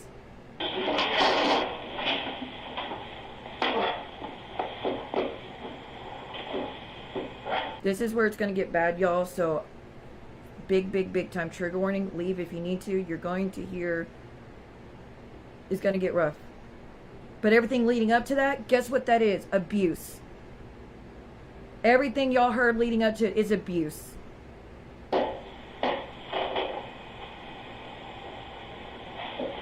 Now he's got the flashlight on me where he can see me and see I'm sitting up fine, and he fucking knows it.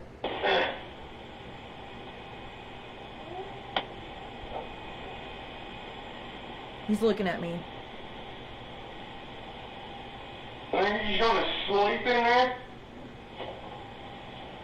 Now, if he said I was ODing, like he's trying to tell y'all that I had OD'd and had a bunch of shit on me, and that's why he did, then why is he not saying, are you okay?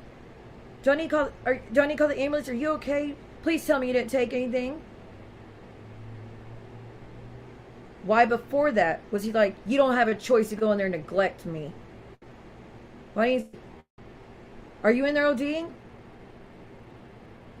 Now, after he does it and he hurts me and I'm crying, then he'd be like, well, you weren't answering me and you've been known to do that.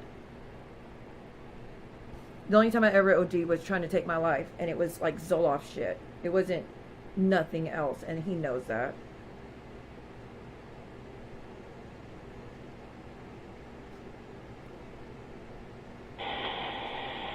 So I'm not responding. Now he's getting back up. Now he's calling my son to come watch what he does. Who does that? Who calls your child to watch you do something to their mother? And my daughter's right there. This is what you want, Brooke, right? This is what you want, Amy? Y'all want proof? I have to show proof? The court records, the mugshots, the charges, the protective orders, none of that matters. All that's not proof. That doesn't matter. Because you think I lied about it. I lied about all of it. I just got him arrested for no reason. The cops didn't show up and see injuries on me, surely, you know. So they took him for no reason because they just didn't like him. Risking their jobs and all. 6 different police departments. Well, 6 different charges. I think it was 3 police departments. Sorry, I didn't mean to misspeak. There's been multiple departments, though, but I think only 3 were the ones who was risked for DV, but the others did witness DV and had to come out for it.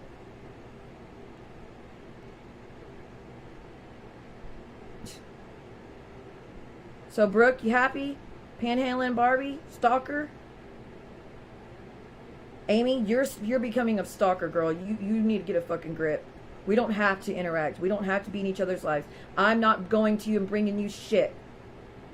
Your name wasn't being mentioned on this channel since you did the interview in August until you started showing up and saying shit and giving my son's pictures to people and feeding information and saying, well, her son was with us for Christmas and you know, trying to paint this picture of this glorious man.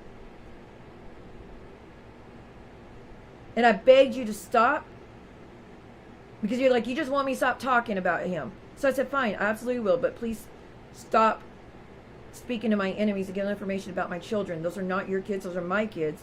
Stop giving information to people so they can use against us and hurt us with it and talk shit about my children. And you said no. You wanted me to come over here and say he didn't do these things. And I said, I'm not going to do that for you. You're hearing it for yourself, but I'm sure you're still going to say, oh, he didn't do that. There was nothing wrong with that recording. Clearly he was just worried for her safety. Come here. That's when you hear me. You can hear me get up. So you think I'm OD'd? Really? You can hear me get up and go, and I go to put my feet against the door to try to keep him out. The only thing, we didn't have animals. He didn't want us to have animals.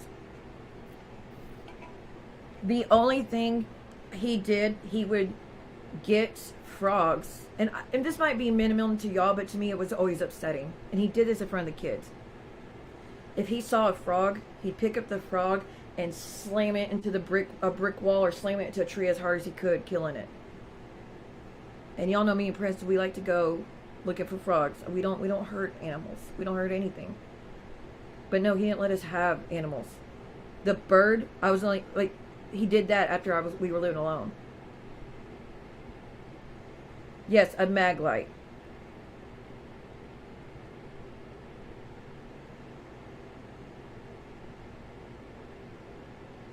I didn't say what in the first place. Yeah, isn't that sick? That's sick to me. I'm not gonna hurt your mom. I'm not gonna hurt your mama.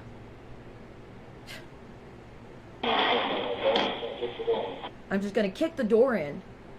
I'm just gonna kick the door in. Like he's been doing the other doors. But come here, I want you to witness this one.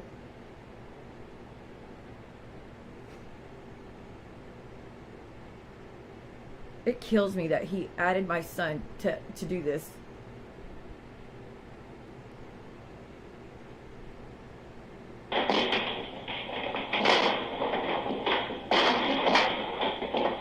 Get away from me!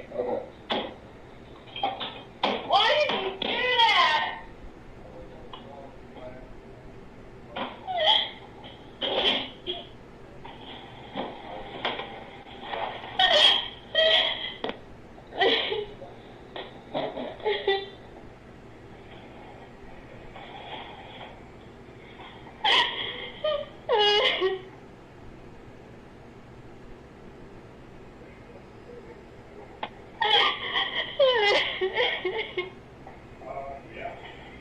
Now he's acting like everything's fine. Now he's back in the living room talking to my son like everything's fine. He didn't do nothing wrong. But he's going to keep berating me after this, just so you know. Now it's my fault that I'm crying.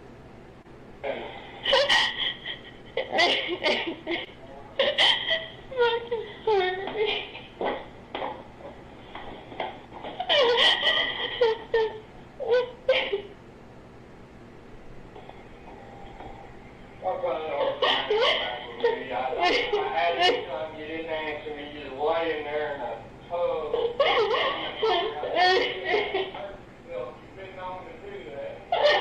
You've been known to do that.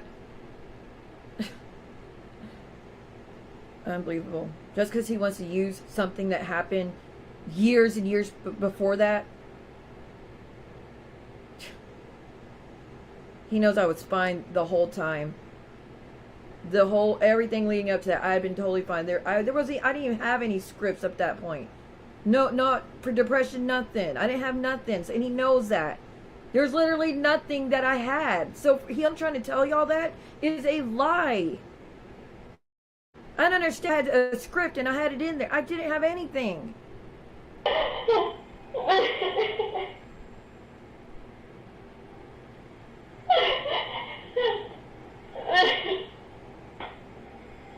And there was no razors or nothing. I'm not a cutter anyways, but I said my leg.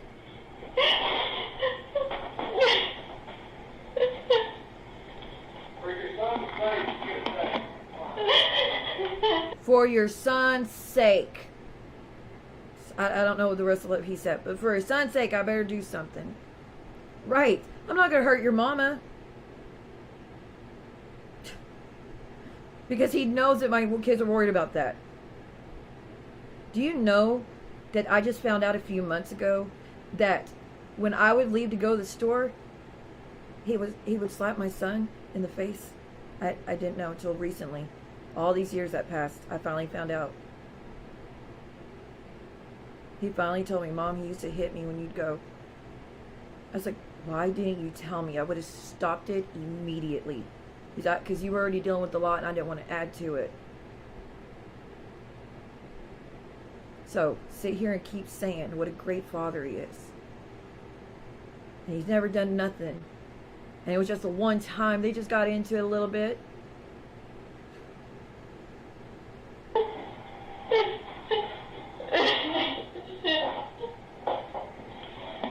I would have never went back.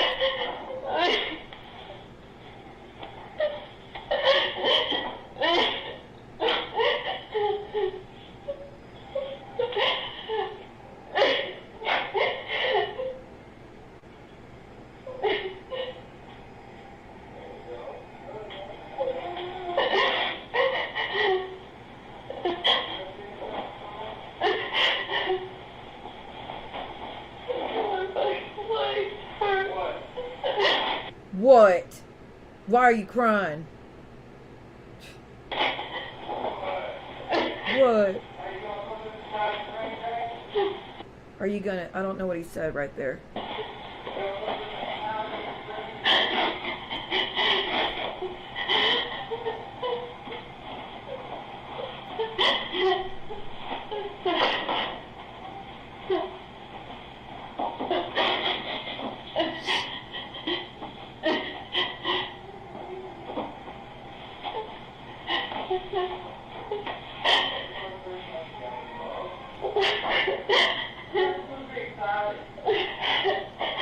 Still yelling at me to stop crying.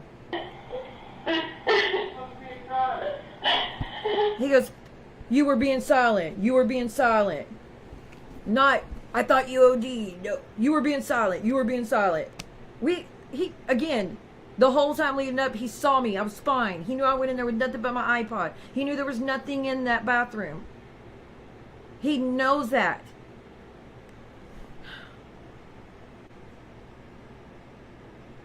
They do. They remember, fortunately.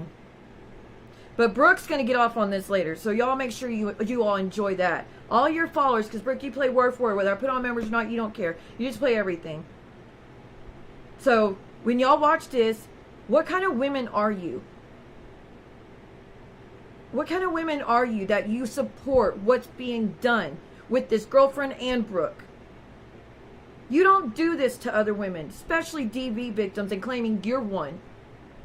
I would never do this to another DV victim. Trying to rip apart every single detail because it don't make sense to me and I don't think it's true. And, well, where's your proof? I got black eyes. I have recordings. I have letters. I have texts. I have witness. I have all that. My mom's the one that sent me that picture. She knows I'm telling the truth. Hospital records, court records, police reports, mugshots. But you still claim I'm lying. Right. And I'm still scared to even respond because I don't know what he'll do if I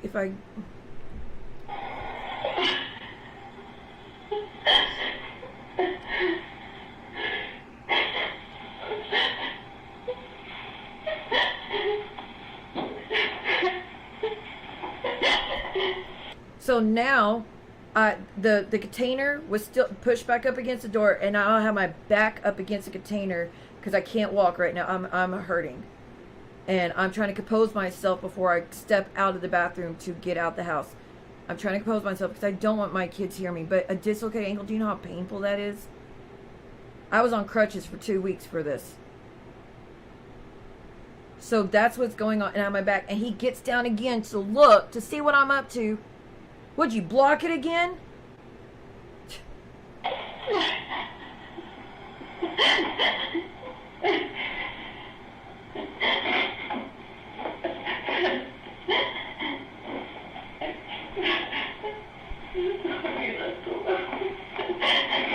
Are you crying for your daughter's sake? Am I lying? Are you crying for your daughter's sake? Thank you, Violet. You're a sweetheart. Or what? What's wrong? Are you crying for your daughter's sake or what? What's wrong? That's your daughter knocking. That's your daughter knocking at the door. He can't even pick up our child and move her away from the door so she don't hear me cry. He can't even do that. No, he's using her to make me feel guilty because I'm crying and she's right there. There's your daughter knocking on the door. You could get out and check on her like a good mama.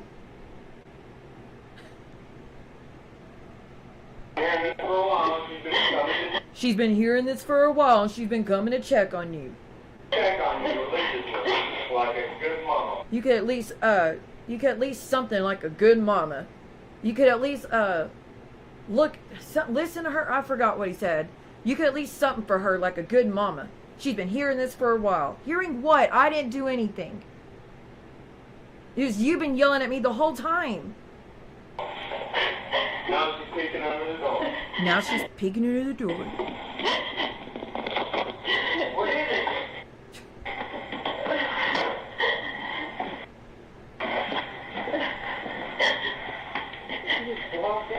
did you just block that? Yeah, because he's getting back under the door to peek to see what I'm doing. You can't come out here and look her in the eyes and let her know you're okay. You can't come out here and look her in the eyes and let her know you're okay? Are you still trying to say he's not an abuser? This is just one experience. I've been dealing with this man for since 2002. Since 2002, I've been dealing with him. So 21 years, I have been dealing with this shit that this man has done.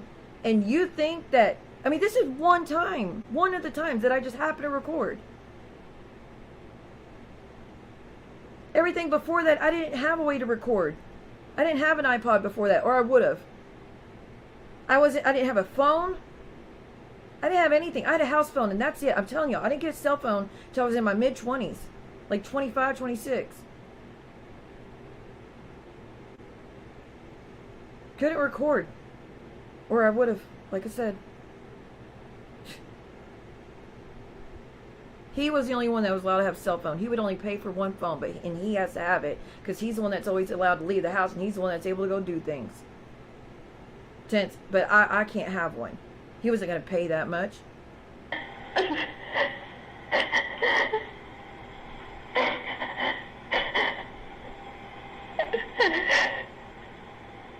So now, knowing that he was peeking on the door, I knew that he wasn't going to stop. He wasn't going to leave. He wasn't going to let me stay in that bathroom. He wasn't going to leave me alone. I knew I needed to get out of the house, and it still didn't stop. He still kept messing with me. I didn't have a truck to leave. It was messed up. I couldn't call anybody. I had to go to the neighbor's house to get them to call 911 that day. I had to hop over there. I need to get your mom to come get you and get out of here. Don't put me through all this. Come get your mom, come get you so you can get out of here. I don't want to deal with all this. I don't need this. I got enough on my shoulders. I got a lot of pressure. You don't. I don't need this. Got a whole lot on my shoulder. I'm in a lot of pressure. And he's going to say, and you just keep dropping the ball on me. And every time I need pressure, you drop the ball on me like this. Every time I'm under pressure, you drop the ball on me like this. God almighty. This is what they do. This is what all abusers do. But yeah, go ahead. Y'all believe him. Right.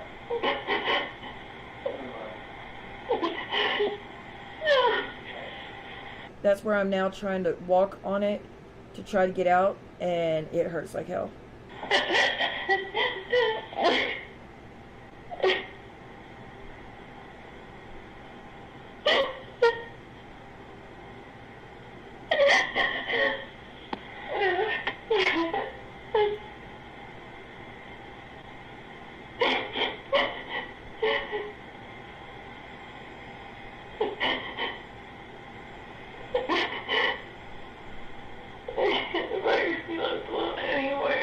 I said I'm not going to be left alone anywhere.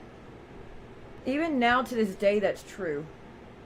I'm not going to be left alone anywhere.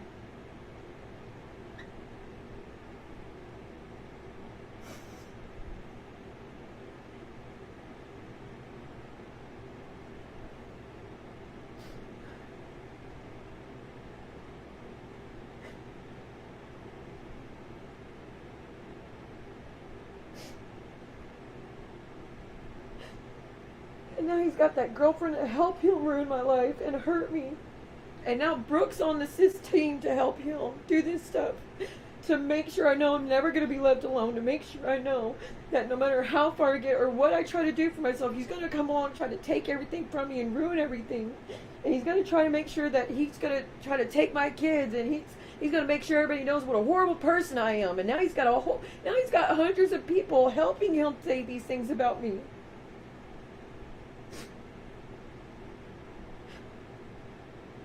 It was bad enough with just him, but now I got 200 people just repeating the shit that he and she says.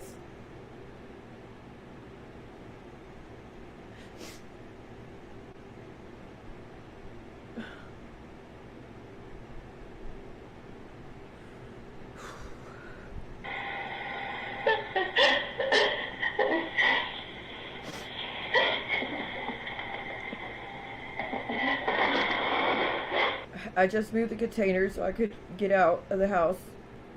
Because again, I just want it to stop so the kids don't witness anything. Anything more, at least. I'm hopping up the door. When you could squat and let it know you got. You could have just quietly let me know you was alright. He knows I was fine. I'm not. I said I'm not fine.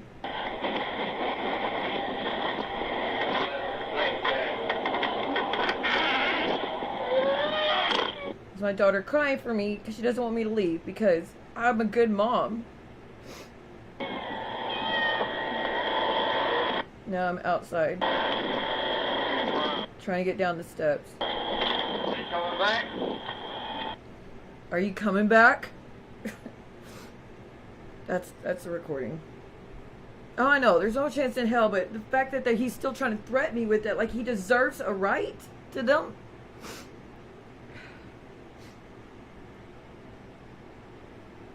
I know they do. And all these people that helped him, like, what is wrong with y'all?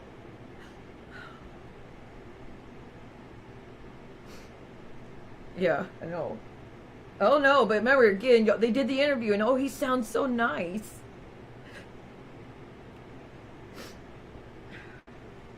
That's how he gets all of us. He knows how to make it present himself so y'all think he's a good dude. How the hell do you think I fell for it? How do you think he kept getting me to come back all the time? Because that's what he does.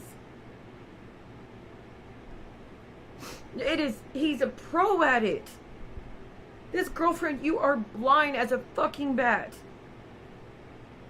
But I don't even think you care. I don't even think you care about knowing the truth. I think you just want to fuck with me because you're jealous or something.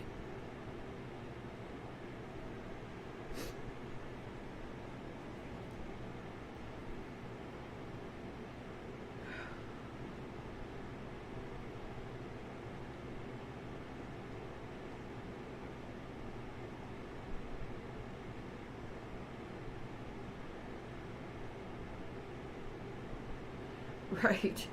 No, I never did anything. I never fought back. I never fought back until I confronted him for what he did to my son. That's when I started fighting back because the one thing to do it to me, I'm used to it. But to do it to my child, no. Hell no. Thank you for being here. Hey, Instant Karma, thank you for being here. Well, apparently I do.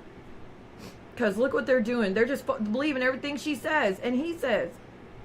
She is his mouthpiece. She is an extension of his abuse for me. Maria and Brooke, they're the ones that are keeping her in this community. They could shut it down. It's like, we don't want to speak to you. Get out of here. We're done. You lied to us. You told us shit that's not true. She proved it. She proved that he's an abusive piece of shit and he's a monster. Shut it down. You won't.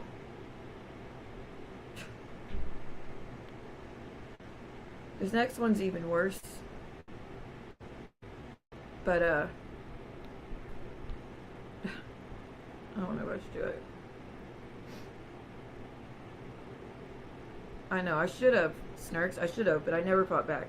I fought back one time. When he came to my apartment, broke down my door.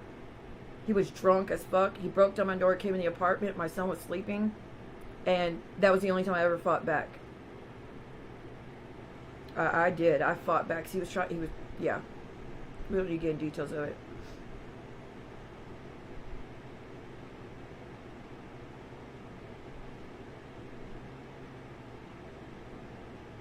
Right, this woman's fucking crazy, I think. She's really crazy.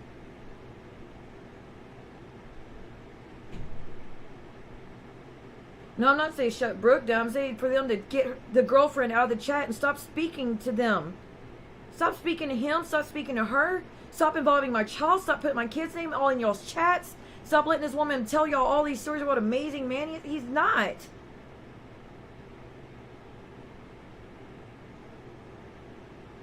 This is all, the mask is going to fall off sooner or later for her, too.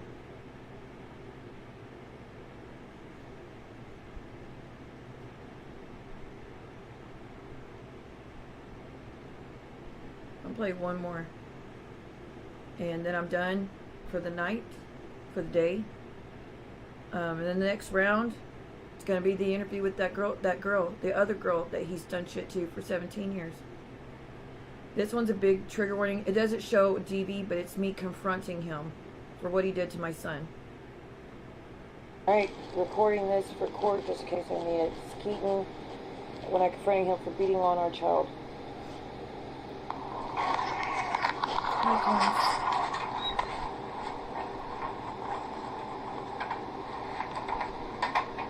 Me walking up the stairs. Like I said, the night before he did what he did to my son was safe. He walked in the freezing cold to my ex-father-in-law's house because we were in a freeze. It was danger. It was bad. Seriously, we were in a freeze. And nobody was supposed to be on the roads when this happened. And my son had to walk out of the room without a jacket, just in a t-shirt and pants. Freezing, but walking the whole way to his house because he was too scared to go back in the room for what his dad might do. And he was traumatized, and it still fucks with him. My son's a saint that he's giving me a chance, but my son's also a victim of DV. He's falling for the bullshit. He's falling for the lies because it happens. I can't judge him more than anybody can judge me because I also went back over and over and over and over and over, but I got 21 years of it, enough to be like, I'm good now. Now I know it's never going to stop.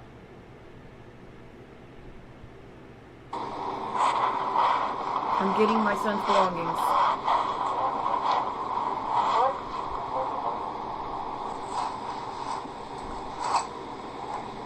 Which clothes are his? None of your damn business. I said, which clothes are his? Well, where's he going? I said, none of your damn business, for good reason. You beat on him. Are you out of your fucking mind? You punched him. Do you now see the difference in my voice? The first recording from 2012 versus this one, which is 2021.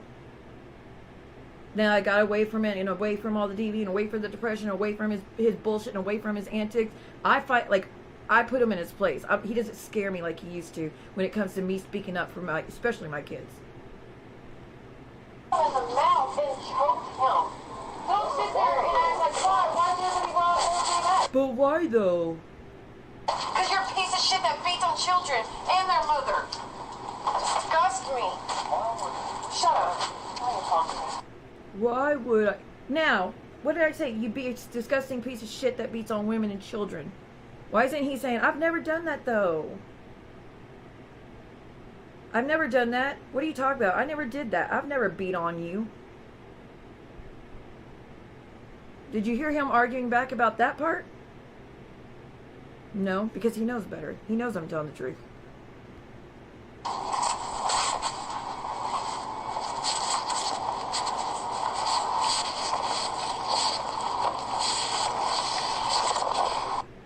Oh, sorry for the noise. I had the phone on record and put it in my coat pocket, so that's why it's a lot of noise. I will be pressing charges.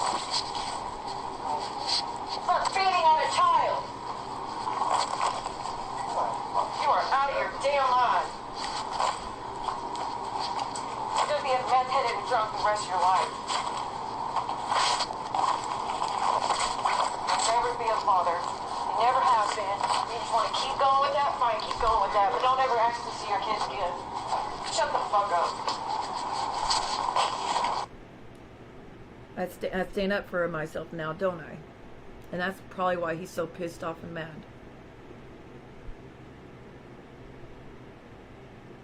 Is he arguing? I've been a father. I've been there the whole time. No. Where's his charger?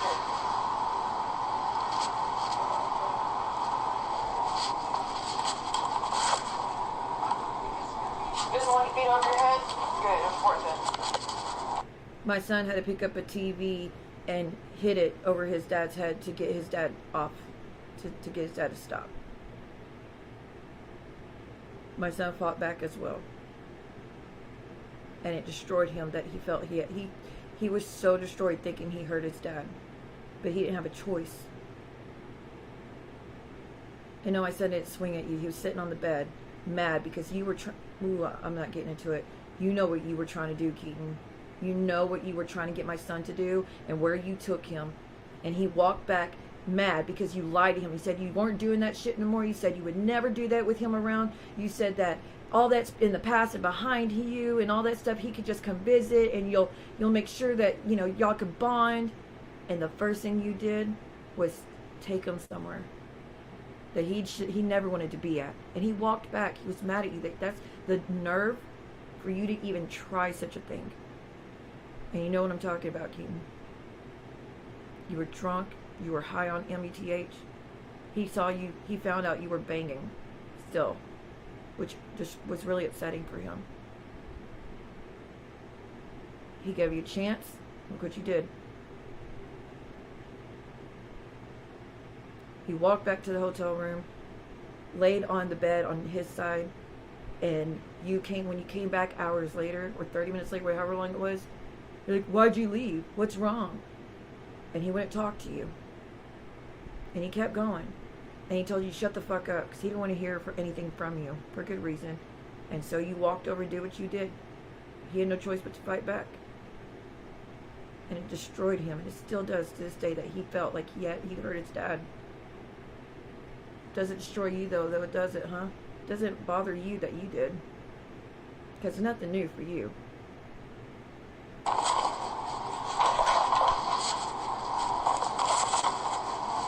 don't even care that you traumatized the child. You're still I don't know what happened. No, I really don't. I didn't even drink that one. You had to I've got And you've been doing meth again. I was just sitting right here. He was laying on the bed and you went and punched him in the face and choked him. Because you're a piece of shit. Anytime you're drunk, you put your hands on me in the past. You obviously were. It was a miracle he didn't go into the traffic. You know how many times he said he just wanted to walk in traffic in his life because of you?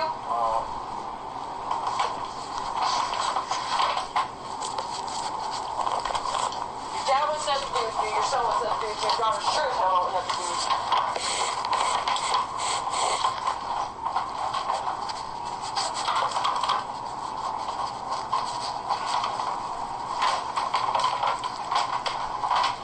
Go ahead, keep missing work so you don't have to pay child support. He was missing work a lot because he was getting fucked up.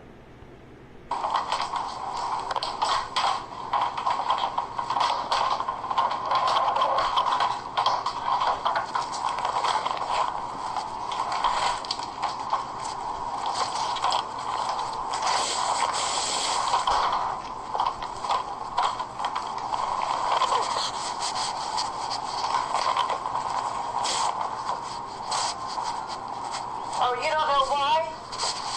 What's this? I looked down and I saw a huge bottle of, guess what? Wild turkey. A huge bottle of wild turkey, and there was none left. None left. And what did I tell you? Every time he drinks that, he gets violent. And that was right there by the fridge, in the room, right there by the floor. So you've been drinking for a while now, Keaton. What else does he need?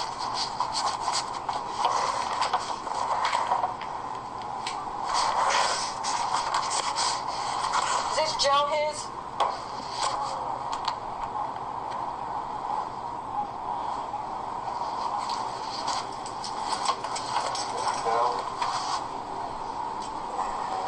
You cannot smoke around me. Yeah, I don't like anybody smoking or doing anything around me. I don't like anything with those chemicals and stuff.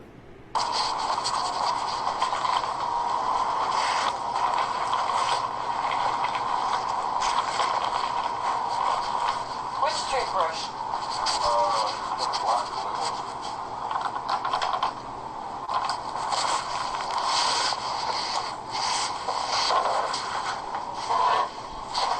Why is his bag soaked?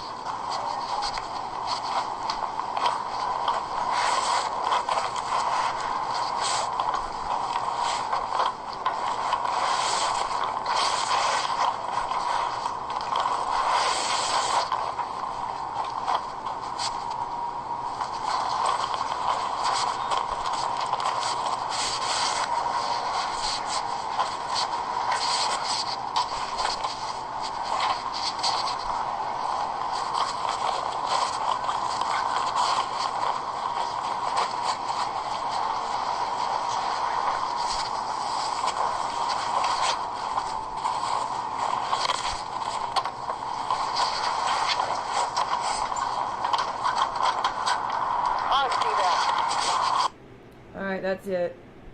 Anyways. And I've got that for court. He didn't deny it, did he? Didn't say nothing about me doing all these things he says now, does he? That's the honest person. That's what he really is. That's what really fucking happened. Not the shit you're telling now. Any more questions, Amy? Anything else? Do you need to see the text where I'm confronting him about it? Remember, when I confronted him in that text a minute ago, you're telling stories. That never happened. I never did anything. Because now he knows I've got support and I had an audience. So he was denying it all. But in all limits for that, he didn't deny any of it, did he? Didn't blame me for a damn thing, did he? Admit it's all his fault. Right? I know, and a lot of women only have their word.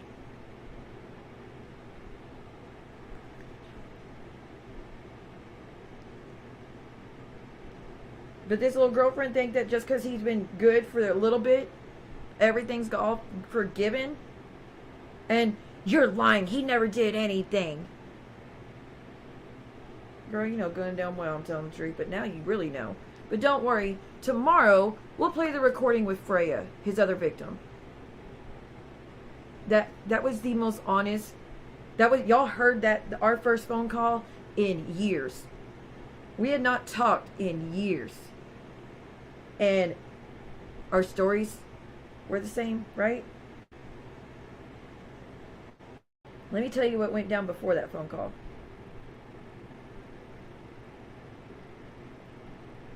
Because I don't want you to be thinking I made her say that. No, I didn't.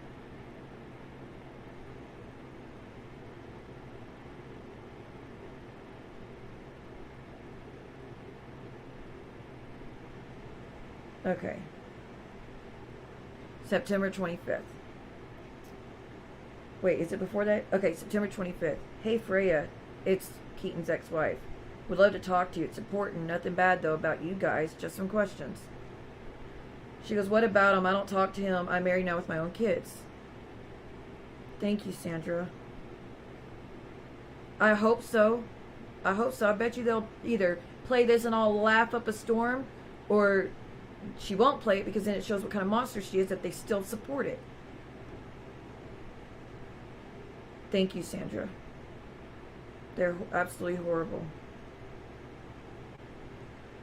She's married now with kids. I said, oh, no, nothing like that, girl. Just some questions. I said, yes, he is a piece of shit. I haven't been with him in over 10 years.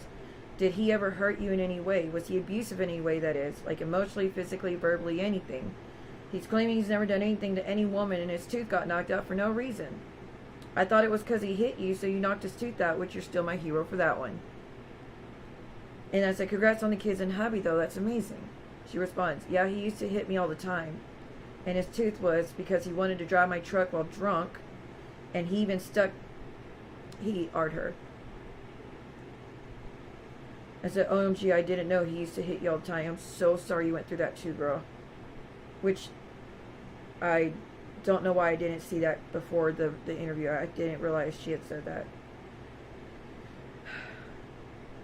She goes, I said, OMG, I didn't know. She goes, oh, it's all good. I'm not too fucked up about it. Every time he smiles and someone comments on his tooth, he is instantly reminded of me. I said, you want to know a funny ass story about that? I said, so I'm a YouTube creator now. Been one for almost 2 years. Have a pretty good following. And my enemies found that Keaton was arrested for DV. So I started talking about what he's done to me, but never said his name. Well, last night he went on my enemy's channel and said he never abused any woman. That all the women he's ever dated before, besides me, all say he's not abusive and that he's a good man. It was only me making it up. That he's been there for all his kids, etc. But then said his tooth was knocked out by accident. I was like, no, bitch, it's because you keep effing with women. I thought you said he backhanded you, though, and you punched him. Did he ever backhand you? It'd be awesome if you joined my panel, just me and you, and expose his bitch ass, but could just say the truth here if you don't want to. If you're comfortable with me saying your experience, that is, I will block out your name in the last part since it's sensitive, though. I'm so fed up with him acting like he's innocent. He's also beat up my son 2 years ago. It was horrible. So even kids aren't off limits. We haven't seen him since. He will never be around my kids again. I wish I could control my 19-year-old. She goes, send me your stuff, I'll check it out. But yes, he used to hit me and I would hit him back. I'm fixing to send you my number, I'll tell you everything. I said, do you want to take panel with me tonight? I go on late, so my daughter's asleep. We will hide the names except Keaton. So you will come in as an ex if you want, or I can call you while I'm on stream and put it on speakerphone. There will be a few people watching probably, but I'll get 5,000 views or less. Can you call me now? She goes, can you call me now? I don't know about all the views and stuff. Hell, his best friend, blank blank, even made me a felon. I asked for a ride. He got pulled over and he said he had substances in his vehicle and said that they were mine. I said, I will call when my daughter's in bed because I'm in the middle of bath time and bedtime, but it'll be over soon. Probably an hour. You're welcome to share your side whenever, though, publicly. Until then, I can just show what you're saying. Yes, he was abusive, but I will be hiding his names and pics. Hiding the names and pics of who said it so nobody will know. Let me tell it to you first because I never actually talked about what all he did. I said, okay, that's fine. We can do it however you want. I've been exposing his bitch ass for months, girl. He has a girlfriend of 2 months and he's already trying to marry that. That's saying he's the sweetest man who wouldn't hurt a fly. So no, ma'am. Let us, who have been there, tell her before it's too late. There are 3 victims of his coming out, and I'm sure there's plenty more. Do expect a call from me though in an hour. I'm glad we are finally going to talk about it. It's just sad it ever happened. She goes, yeah, I was only 17 when I got with him. Turned 18 shortly after. I didn't even know he was married. He never told me until the one time I saw you. I was 19 when I knocked his tooth out. Can you imagine? I said, that's what I said, girl. I said you were 17 and he was mid-20, so he had no right doing anything at all. You were the second 17-year-old I caught him with, by the way. She goes, oh, I didn't know that. I said, I know. I tried to fight you that one time you showed up to the apartment, but I shouldn't have. I was destroyed by that affair, but that's not your fault. She came up the stairs, said she was going to beat my ass, and I started cussing her out, but don't worry. Like, I got nowhere near her, and she got nowhere near me. Yeah, he never said anything to me about you or anything, plus, yes, he never said anything to you about you or anything, plus when I met him, I was a virgin. Never been with anybody before. We even lived out of a tent at Martin Creek for like 2 or 3 months. I even dealt with his mom calling me a whore and everything else, although I don't know why. I said, it's because he was married. Like, we split up a lot because of his abuse, but we were together when he did that. But again, it's his fault. He took the vows. You were being cheated on too. I had no idea y'all lived in a tent a few months, or maybe I forgot. I have trouble with memory because of seizures, concussions, so if I forget, that's why. It's okay. It's when he had his job at Platinum Oil Service. Yeah, my family hated him, and I don't know how old he is now. I forgot his birthday, but I don't remember if there was a time where we all got... Oh, no, I don't know if you remember, but there was a time where we all got an STD, and he told me it was from you. I told him he was lying, that he was cheating. Right, the audacity. I said, you're a better woman than I am in that regard. I would have said F no and went to stay with fam. I can't take the heat. I will tell you something. The only thing I knew about you was that they nicknamed you blank blank. That's his friend's words, by the way. He stated that's how Keaton got hooked. So maybe he could clear that up when we chat too. And he is almost 39. Oh girl, I never once cheated on that man. I was not promiscuous ever. He got the STD from the other 17-year-old. I found out about it when I got super sick and I told the doctor there's no way in hell. I've only slept with my husband in years. He said, well, your husband is hiding something then. Keaton always said I cheated. I broke up with him just because he refused. I broke up with him. Just because he refused to listen to my wishes doesn't mean I cheated. He was always saying that shit when he was the only one doing it. She goes, I never got him hooked on that. That was blank, blank, blank. The guy that's a felon. I was 17, living with my grandma, finally doing good because I got away from my abusive mother and my stepdad, who did convince me to try it once I ran away from them to Detroit. And when I got back, it was in 2006. I was sober. My aunt's ex-girlfriend owned the tattoo shop, blah, blah, blah, blah, blah. But his friend picked me up one day. We went to a motel and he introduced me to Keaton, who said that his wife left him and he was single. We were together. I didn't split at this point. That was a complete fucking lie. Said his wife left him and he was single. Then his friend got me and Keaton to smoke that shit, and I wrecked Keaton's truck the next day. Keaton took me home. Then 2 weeks later he showed up at my house and asked me out. I said, holy hell, man. Of course that man fibbed. You know he's in prison and has been for a while now, I hope. He deserves it. He was a monster. I'm so sorry they put it all on you. And I left you a month's prior for beating on me. Then Keaton came crawling back and every day was crying to give him another chance. Like I said, we got back together when they met back up. When they met. So we were back together by the time y'all met. I remember when he went to the hotel, I talked to him even while he was there. I didn't know the other stuff. He actually had beaten me up because I found out from his boss that he was leaving early every morning to take the 17-year-old to school, not so he could open the shop for work like he claimed. That's when I learned who the STD came from. So when I confronted Keaton, he became abusive for the first time ever. He was always emotionally, verbally, financially abusive, but never physical till then. She goes, he was abusive all the time. Told me what to wear, when to talk, even told me if I talked to him while he was drinking, I was ruining beer 30, and little girls were to be seen, not heard. I said, wow, girl, that's sick. The only reason I'm sharing this is because she shared it when she comes up. I didn't know any better. I grew up in a home where my mom would be abusive mentally and physically and verbally. I just thought it was normal that people who love you do that. I thought it was love, and when he AR'd me, he told me that when you're with someone, you can't say no. He told me the same shit. I said I wasn't allowed the keys to the truck. No money was given or shared. He would take the house phone with work to punish me. He would give me an allowance for groceries, and if I didn't behave, it was taken away from me. Then he would say if I wanted to earn it back, I would have to sleep with him so I could feed my son. So yeah, I get it. I grew up in a perfect home, so I didn't know better, but I was already stuck.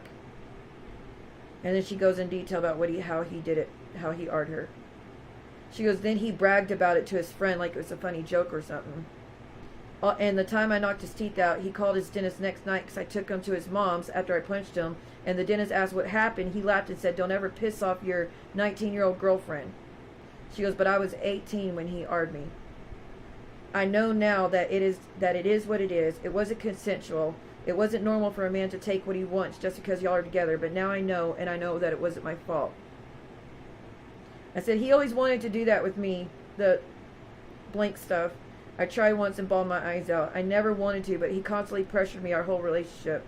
He also paid for a hooker right after I had my son. Took her to his job after hours to F her in the you-know-what.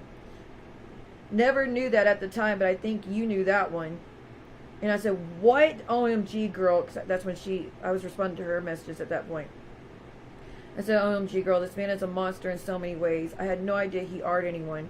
I knew he coerced us into sleeping with him and held shit over our heads. But to full-blown R like that, we have to do something to make sure no kids go anywhere near him. I am so sorry, Freya. I faced my R word 13 years ago, and it's still not going away from me. She goes, I tried to push him off of me. He just held on tighter. He told his friend if he wanted a wild ride, just grab his girlfriend from behind him and do that, and she will buck and squirm. I said, I'm actually going to open charges on the man again. I want more justice. No, he didn't. I said, please tell me he didn't. When I said charge, I talk about the guy in prison. She goes, yeah, he did, and I hate him for a long time. Even to this day, I can't fully open myself up to anyone. My husband, God, I love him. He puts up with the fact that I hate being intimate now. And he puts up with the fact that if he smacks me on my behind or yell at me or smacks me on the behind, I will yell at him and cuss him out. But it's because it's tied to a trigger for her. And I'm truly sorry for what happened to you with him and my part in it. As I've been single in every way for 5 years straight. It's actually been 4. I thought it was 5. Going on 5. I've been single in every way for 5 years straight because of my R. I was single 4 years straight when it first happened because I too felt the same. She goes, but honest to God, he told me y'all were not together. I said, I believe you, girl, I do. He did it to the baby mama too. She goes, and she talked about how amazing her husband is. She goes, I wouldn't be surprised if he didn't R her as well. I said, you deserve your husband. You have been through hell all your life. I said, well, she hasn't spoken on that. She's saying he was verbally, emotionally abusive, but not the rest. But some need time or feel ashamed to say how far it went. She goes, I'm not ashamed. His friends saying his substances were mine was a blessing in disguise. I was enrolled in a class where you wrote your life story, and it helped me more than anything. I have been sober and healthy since 2016, and I am blessed to have been able to learn from my past so I can help my stepkids and my daughter go down a better road. And so I'm so happy we are all doing so much better and away from him. I thought I was away. He made all of us stronger. If I had any idea he argued you, I would have helped you file charges and would testify on your behalf. Nobody deserves that, and it's never okay. No matter who it is. He used to say he could arm me and there's nothing I could do because we were married. No, the fuck not. She goes, yeah, well, I believed him, but at least now I know. I said, what parts are you okay sharing with others? You don't have to till you're ready as far as speaking yourself. But I would like to verify that I'm not the only victim. But I won't share anything against your wishes. I will also clear up the lies that you were responsible for him using for the first time. And that you were lied to just like the others. The other exes wanted me to share her side too. Because like I said, Keaton went on and lied about all of us, saying that he has never hurt any woman. She goes, yeah, he has more than he cares to admit. You can use these messages. I don't want to keep repeating it because I'm in a way still dealing with it. But yeah, I don't care. I want to message him and ask him, how can he say that when he literally argued me because we were together and he thought he was entitled? I said I wouldn't even message him. He's only going to continue to lie on it. He beat up our son. I have proof of him admitting it, but now says he never did such a thing. He says I never lost babies. He said he never hurt any woman. His tooth was knocked out for an argument, which it was, but what about the rest of it? Saying all the other women thinks he's a good man, etc. So I will just use the messages, but won't be sharing your name. He denies everything he's ever done to me now, when I have a letter and text of him admitting he did it all. So now that he's convinced his new girlfriend he's innocent, he will never ever admit it. She goes, okay, if he gets on there and says my name and the R thing, there's proof. I said, she goes, but I know what he did and so does he. I said, well, I would tell you this. He is being attacked by the community right now, which that changed, didn't it? They're all furious at him except a few of my haters, but all the ones helping him are being attacked now. We have thousands of women and men showing support to us who we hurt. They just don't know your side yet, but they will tonight. And if you're ever ready to discuss if you're ever ready to discuss any of it, you will have the same support. I wouldn't be okay right now if I didn't have all the love and support I received from this community, but I will leave out the very intimate details and let you share that when you want. But I will make sure people know how much of a monster he really is. If you need me at all, let me know. I will give you my number. Nobody has it except my kids. So never share it with anyone, not even Keaton or his family or anyone else I used to know. I said, I just changed it because it got doxxed. She goes, yeah, I understand. I don't talk to him. Last time I talked to him, he was asking about his other daughter because I used to hang out with her ex-husbands and the new girl. I haven't hung out with anyone in a year, so I stay at home. I don't even like going in public. I said, oh, his daughter wants nothing to do with him like my kids. He's a deadbeat. He refuses to do what's right by signing rights over so she could change the girl's last name. He's a selfish piece of shit. I said, I'll send you the stream when I do it. She goes, okay, give me a little while and I'll call you and you can put me on speaker. Just don't use my name. I said, okay, girl, we'll do. Yes, don't use any names but Keaton's. I said, I'm Siwa Moon, so call me Siwa. But don't say the other baby mama. Just say baby mama or something. I'm trying to protect all of us but him. She goes, okay, I'll just go based off your questions. And she goes, I'm going to want you to call me Freya. I use her with everything. I said, that's awesome. I love that. She's also into the crystals and stuff. I said, girl, I'm going to let you in on a secret. Oh, wait, never mind. That's not anything important here. She's showing me some of her crystals. Because she practices like I do now. She says, I said, do you want to come on my panel and speak? You don't show your face. You can turn off camera before you come on. And you can enter the name Freya. Or we can do it over the phone. Doesn't matter to me either way. She goes, can we do the phone? My internet sucks. Just call me. I'll be ready about 10 minutes. That's it. And then I checked on her later on. She goes, I'm good. She said, I'm good. I'm seeing my counselor today. I said, I'm sorry if it upset you. Are you okay? How have things been since we talked? She goes, I'm fine. And then the other stuff I'm not going to share, obviously. But she said he messaged her and wanted pictures of her when she was 17. Why? Why would you want pictures of the girl that you did something to when she was 17? This girl's in her 30s now. And you ask for pictures of her at 17. Why? You can let your mind take you where what he wanted it for.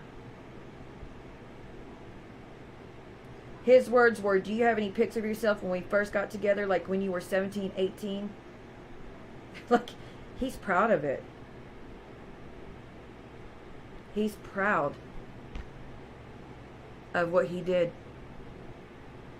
He wanted memories from it. So when I play that interview tomorrow, that's what led up to it. Nothing else that was shared. Everything else we talked about happened naturally. There was no plan. There was no, oh, I'm going to say this and you say this and make sure our stories match. No. I went into it knowing she was going to say that, yes, he's been abusive and he did all the things, and then just took it from there. I thought we had agreed that she wasn't going to talk about the other, but I said talk about if you want, but you don't need to, because it's very sensitive. And she wanted to. We went in, like that was the only phone call I had with her. The rest we were talking through messages. I didn't get a chance to call her and say we're going to do this. No. She said call me in 10 minutes. When I called her in 10 minutes, y'all heard everything up from there. So we'll go through that tomorrow, since they still want us to go live. And Brooke, you want to have that girlfriend in your chat, and you want to keep sharing stories, and you want to keep telling lies, and you want to keep spilling these stories that Keaton's been telling her.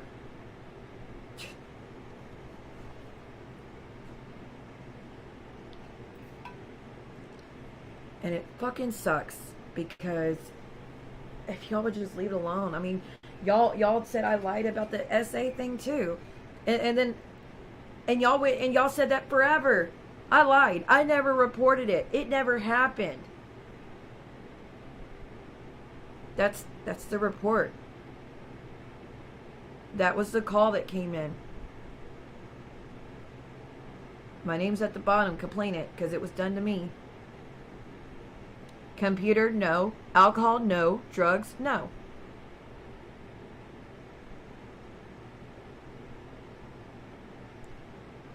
DW, do what he did to me. 4 in the morning was when I called the ambulance. So 4 in the morning is when I called the ambulance. And it says I was taken to the hospital by ambulance, just so you know, and that my mother picked me up. Like I said. I have the report. This is at 5:52 p.m. by the time I was able to file the report. So the same fucking day I filed the report. Because, again, y'all know I told my mom as we were leaving, and she's like, nope, we're not leaving until you make this report. And thank God she did. But I did sign, refused to file charges.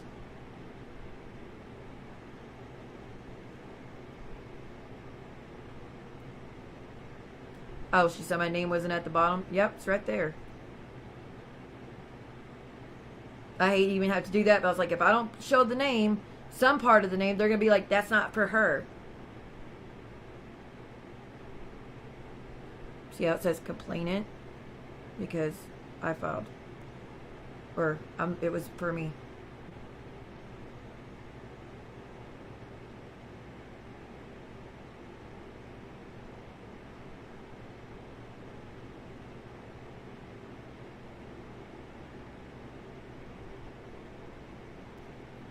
I can't believe, even with this, she's still saying I'm lying. I don't understand. Like I said, none of y'all are doing this because you want to know the truth. You're doing it because you're just enjoying hurting me with it. Oh shit, no, not that.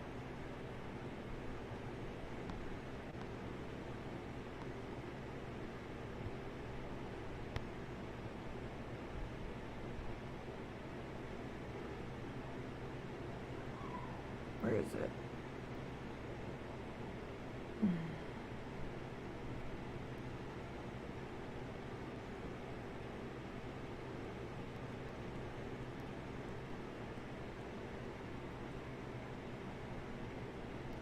Did I mark out where this is safe to say?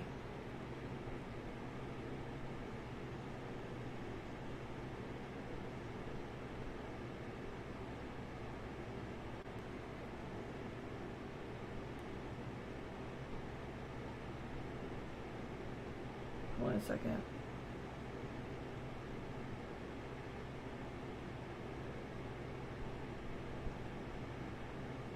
It says right here, she says she only wants her ex to give her some items that he took from her, her purse while she was still blacked out. Because again, I was like narcolepsy or something, where I couldn't speak, I couldn't talk, but I could hear everything and I could feel everything. And I heard him unzip my purse. And then again, it took a long time before I could move around again. And when I did, I went and looked and my stuff was missing. It's got my mom's signature on it. It's got my signature for the refusal. Complainant advised that while she was blacked out last night, her ex R'd her. And then give his name. She didn't want to talk to the police this morning. And that she said she called because she was afraid that he was still in the house.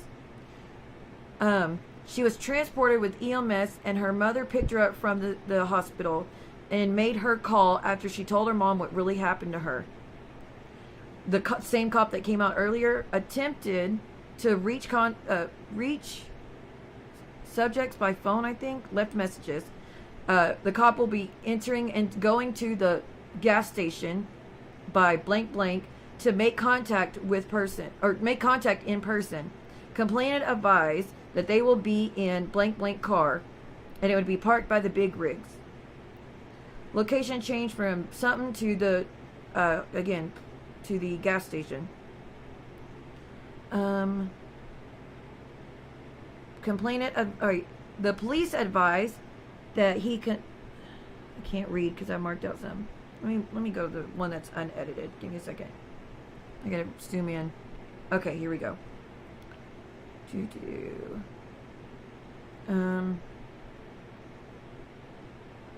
The cop advised that complainant doesn't want to file charges. She only wants her ex to give her some items that he took from her purse while she was blacked out. Location changed, blah, blah, blah. Made contact with all parties and cleared with a refusal to file. That's the only reason he didn't have a charge. Because I refused to file. Here's the refusal for me to file, but I really don't want my name on this. I don't know how to edit this one.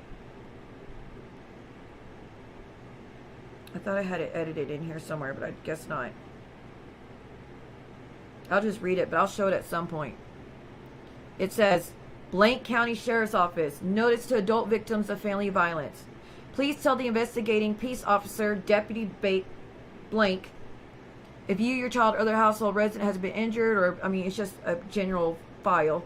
It's got the case number on the top. You have the right to ask the local prosecutor to file a criminal complaint against the person committing violence against you, and apply for. You have the right to apply to a court for an order to protect you. You should consult a legal aid office, a prosecuting attorney, or a private attorney. If a family or household member assaults you and is arrested, you may request that a magistrate order for emergency protection is issued. Please inform the investigating officer if you want an order for emergency protection. You need not be present when the order is issued. You cannot be charged. You cannot be charged a fee by court in connection with filing, serving, or entering a protective order. For example, the court can enter an order that the abuser cannot commit further acts of violence, the abuser cannot threaten, harass, or contact you at home, directs the abuser to leave your household, and establishes temporary custody of the children, and directs the abuser not to interfere with the children or any property. A violation of certain provisions of court order protection, such as 1 and 2 above, is a criminal offense. Call the following violence shelters or social organizations for need to protect you. Now, you can't say this is for Keaton because this is for the county for DW. What happened to me, same county. It says right there, Blank County Sheriff's Department. Now, it's got two options. One is I do not want to file charges that I could sign my name, or I do want to file charges, I could sign my name, or I do not want to file charges, I could sign my name. My name is signed on I do not want to file charges. And it says, on this day of blank of 2008 at 6:30 p.m., witness, my mother. Signature, me. Witness, deputy. Why do y'all just keep saying I'm lying? Who else do you know has got proof like this? Nobody else in this community's got proof like this. Not a single person has proof like this. I don't know why y'all keep... Seriously, Maria, no proof. Brooke, no proof. But I'm not questioning your stuff. Because unlike y'all, I don't want to hurt a victim of violence. I don't want to make it worse for them. I know how hard it is what they went through. I know what it does to you mentally, physically, emotionally. I would never want someone to go through shit like that. But every time y'all do this, it's like I'm going through it all over again. You just keep reminding me, it's never going to stop. I'm never going to get away from the DW shit. I'm never going to get away from my ex Keaton. It's never going to stop. There was no communication or tie between me and my ex, but y'all went and reached out and brought him back. You think it's, it's okay because she's just in the chat. She's in the chat using my son's name. She's in the chat telling bullshit lies. She's in the chat preaching how amazing he is, what a great guy he is, and he would never do that, and I'm lying about it all.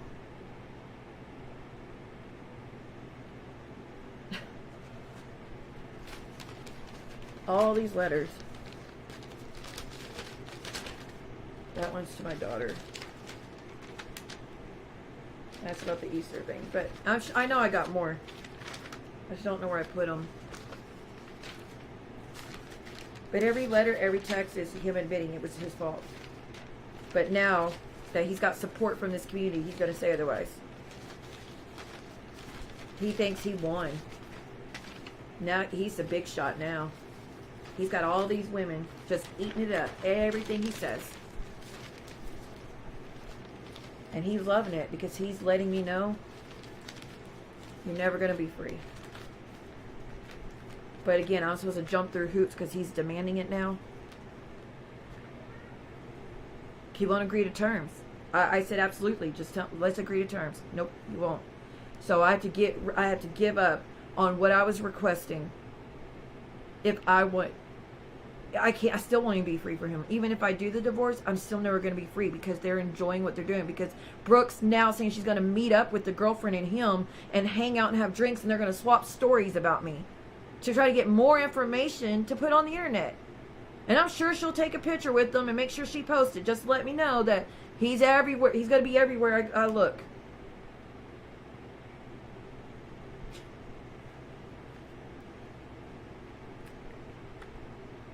I don't understand why you told our son that you were done with this shit and that you regretted doing the interview and that I don't have to worry about this anymore, that you weren't going to bother me anymore. And here we are. So there's only two options here. Either you're still doing it because you like it and enjoy it, or your girlfriend's doing it behind your back and you just don't know. Your girlfriend's feeding information about our kids to people to use and bash our children. They showed the mugshots. They're giving out his name to a community of horrible, horrible people.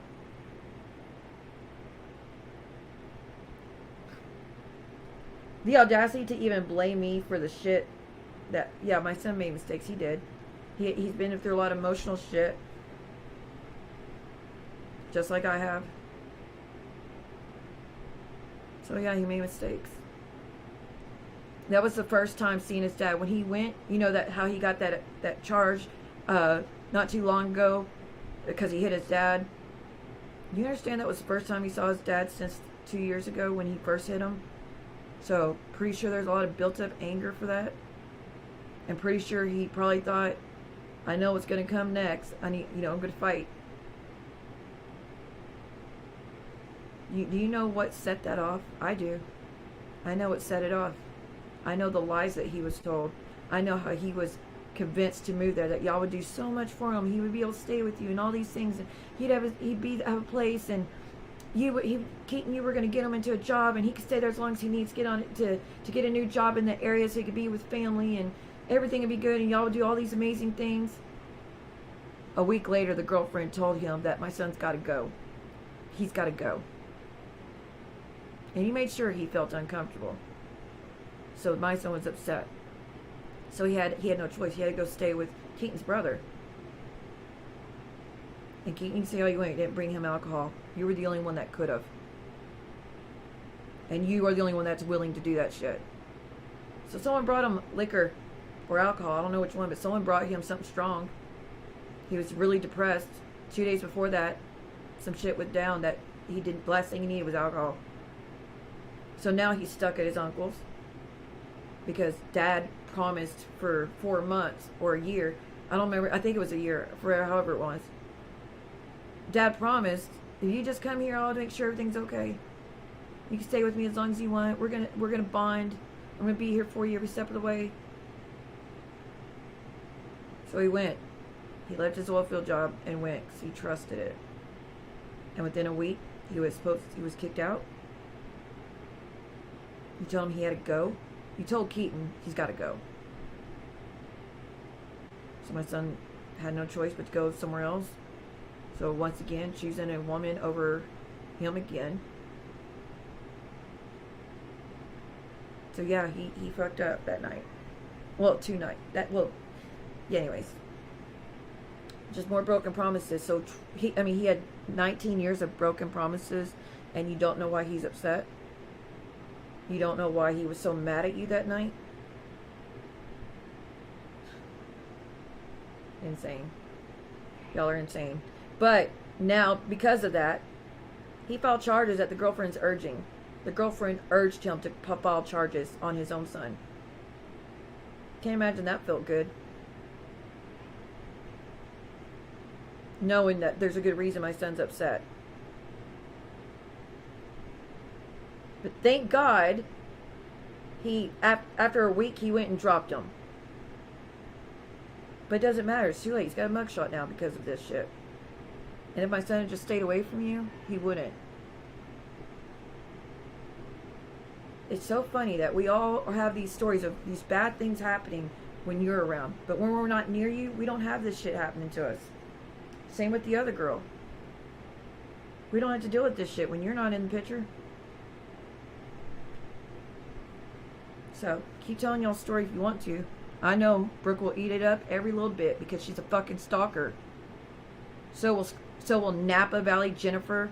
She'll eat it up too because she just wants to hurt me. She don't care what it takes. She just wants to hurt me because I blocked her.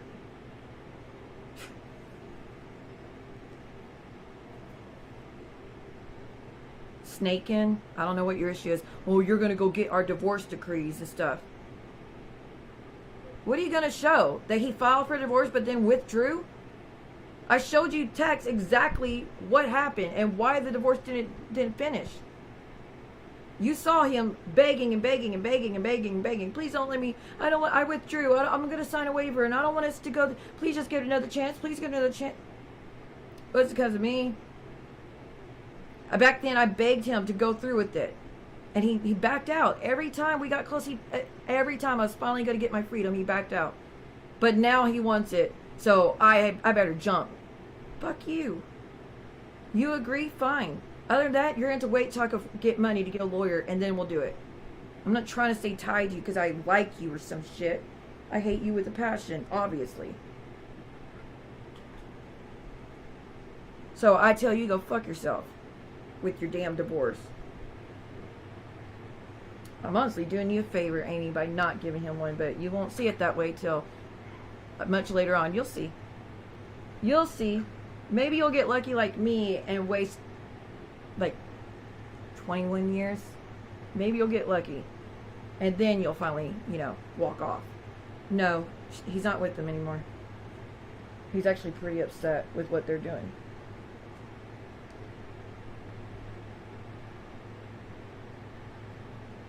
He was only over there. Well, here's the thing. So, hold on. Yeah. I don't have any. It's got to be in the cabinet somewhere. Yeah. There's nothing in those spice cabinets. Then look in the drawer. It's somewhere here.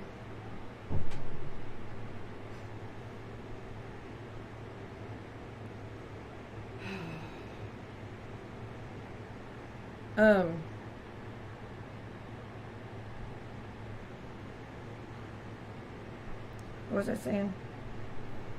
Oh, yeah. So what happened is he was supposed to be there, got booted, so we're dealing with that. And then once that went down and that fight happened, his uncle said that you can't be here now because of that. He didn't want to deal with it. So that's when they were forced to have my son with him. They were forced at that point. So, yeah, that's where it went. That's why he was there at all.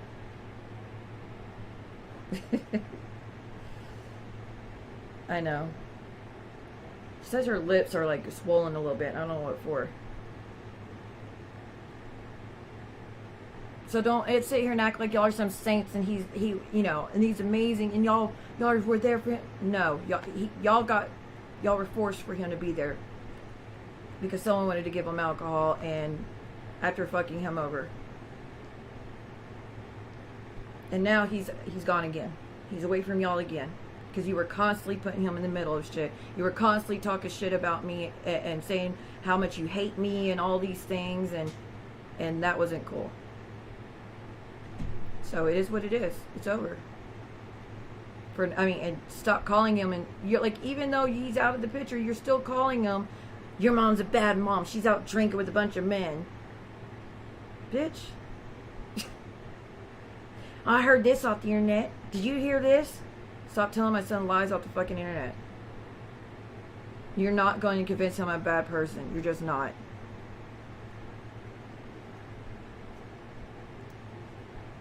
I wonder how much y'all talked. Do y'all have heart-to-heart conversations? Probably not. But anything he trusted you with, Amy, what'd you do with it? You took it to the other side. And he knows that now. I thought, that's why I was telling her about the Benadryl. Because she needs to go find it. But I'm about to get going. Because I need to go find it. It's swollen, I know. It's a little bit swollen. I forgot what I was saying.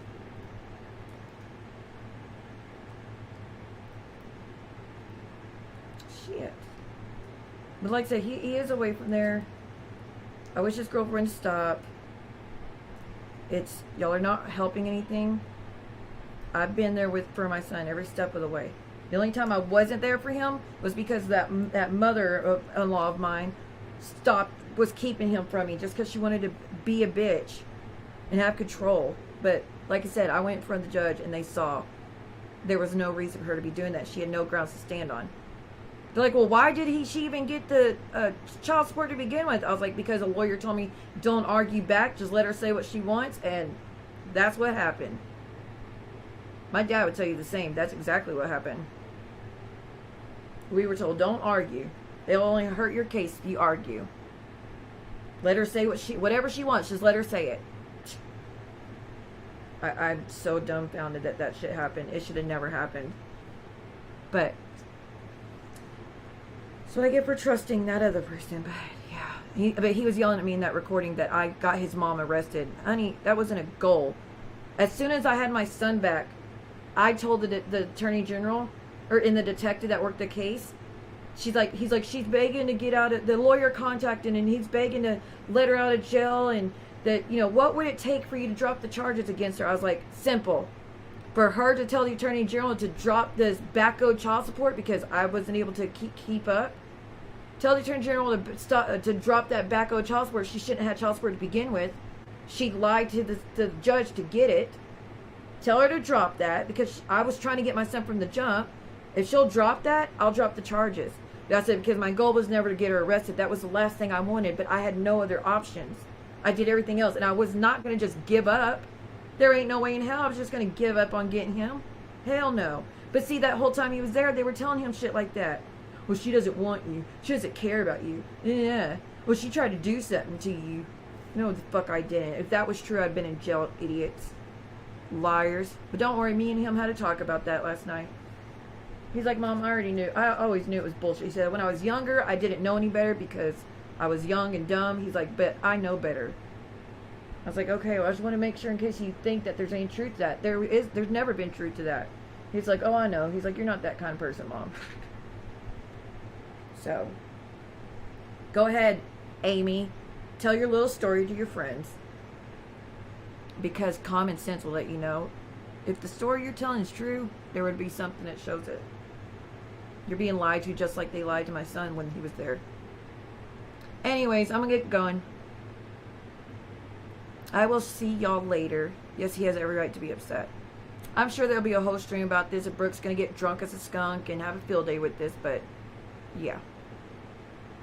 I won't be back tonight, of course. I was doing my stream of the day so I can be done the rest of the night. I got to go finish the laundry, make something to eat, get Princess ready for school tomorrow. So I will be busy tonight, guys. So I'll see y'all later. Thank y'all for being here. Thank y'all for listening. Have a field day with these assholes on that side. I'm sure you will. You always have fun with my misery. Keep support. Everybody that you see supports this man and this girl. Remember what he's done, so you know what kind of people that they're inviting, or that they're helping do shit to me. The kind of person that Brooke wants to go hang out with. She wants to go hang out with these people just to fuck with me, but claims that there's no reason why people should be upset with her, and I shouldn't be able to call in anybody or try to do anything to get an RO against her because she's innocent. She ain't done nothing. And because someone sent me a clip during stream. She said on a clip that if I'll just quit talking to her, she'll leave me alone. As if I hadn't tried that multiple times. But last night you say you're going to go meet up with them? The only reason I went live yesterday was because I found out that you were taking my picture. Well, you weren't, or you had other people. You had other people. This is what I'm being told. You had people taking a picture of me to bars in the area to see if they know me, if they've seen me in there, so you could try to get info or do an interview with them. And that you're still searching for that doctor I dated that you claim doesn't exist, but my mom sent a text saying he does exist and he was a doctor. He's a great guy. Because my mom met him. Every time my mom met him, she adored the guy. You're doing all that, but because you told me that I better stop, I must, or I shouldn't be able to get an RO. But the reason that live happened was because of that. That you were doing that, bringing my pictures to bars to look for me like I'm a fucking missing woman. The fuck? Who does that? But she's not a stalker? I mean, hello, she's not a stalker? There's no other answer to that. There's no other answer for doing something. Only a stalker does that shit. You are sounding more and more like my ex every time. This is feeling I honestly feel like I'm stuck in a DV relationship all over again. Honestly, it blows my mind. Feeling like I have to be isolated. Feeling like everyone hates me. Feeling like I'm the bad person. Feeling like I can't go anywhere. Feeling like no matter if I go anywhere and try to live my life, that they'll make sure to ruin it somehow. It's like it's all over again. But now you're teamed up. You're teamed up with the guy that did it for 21 years, and now you've been doing it for 4 years. It's insanity. Right, she's innocent, and I have no right to get an RO. Well, we'll see. We will see. Alright, I'll see y'all later. Thank y'all for everything. Y'all have a great Memorial Weekend. Sorry that all this had to go down, but this is the proof, and I'm leaving it at that. I will see y'all later. Bye, guys. But if I lay down and I play dead and I stay dead, baby, you'll get sick of being the monster out of my head, under my bed, thinking something out of my nightmares, standing right there. But if I lay down and I play dead and I stay dead, then will you get bored again? So if I play dead, will you regret everything that you did, that you said? I don't think you understand what you're doing, and my heart's black and blue from the bruising. I feel like when I'm with you I'm losing. I feel like you think that this amusing, sitting there gaslighting and confusing. Was it me? Is it me? Am I deluded? I'm the one who's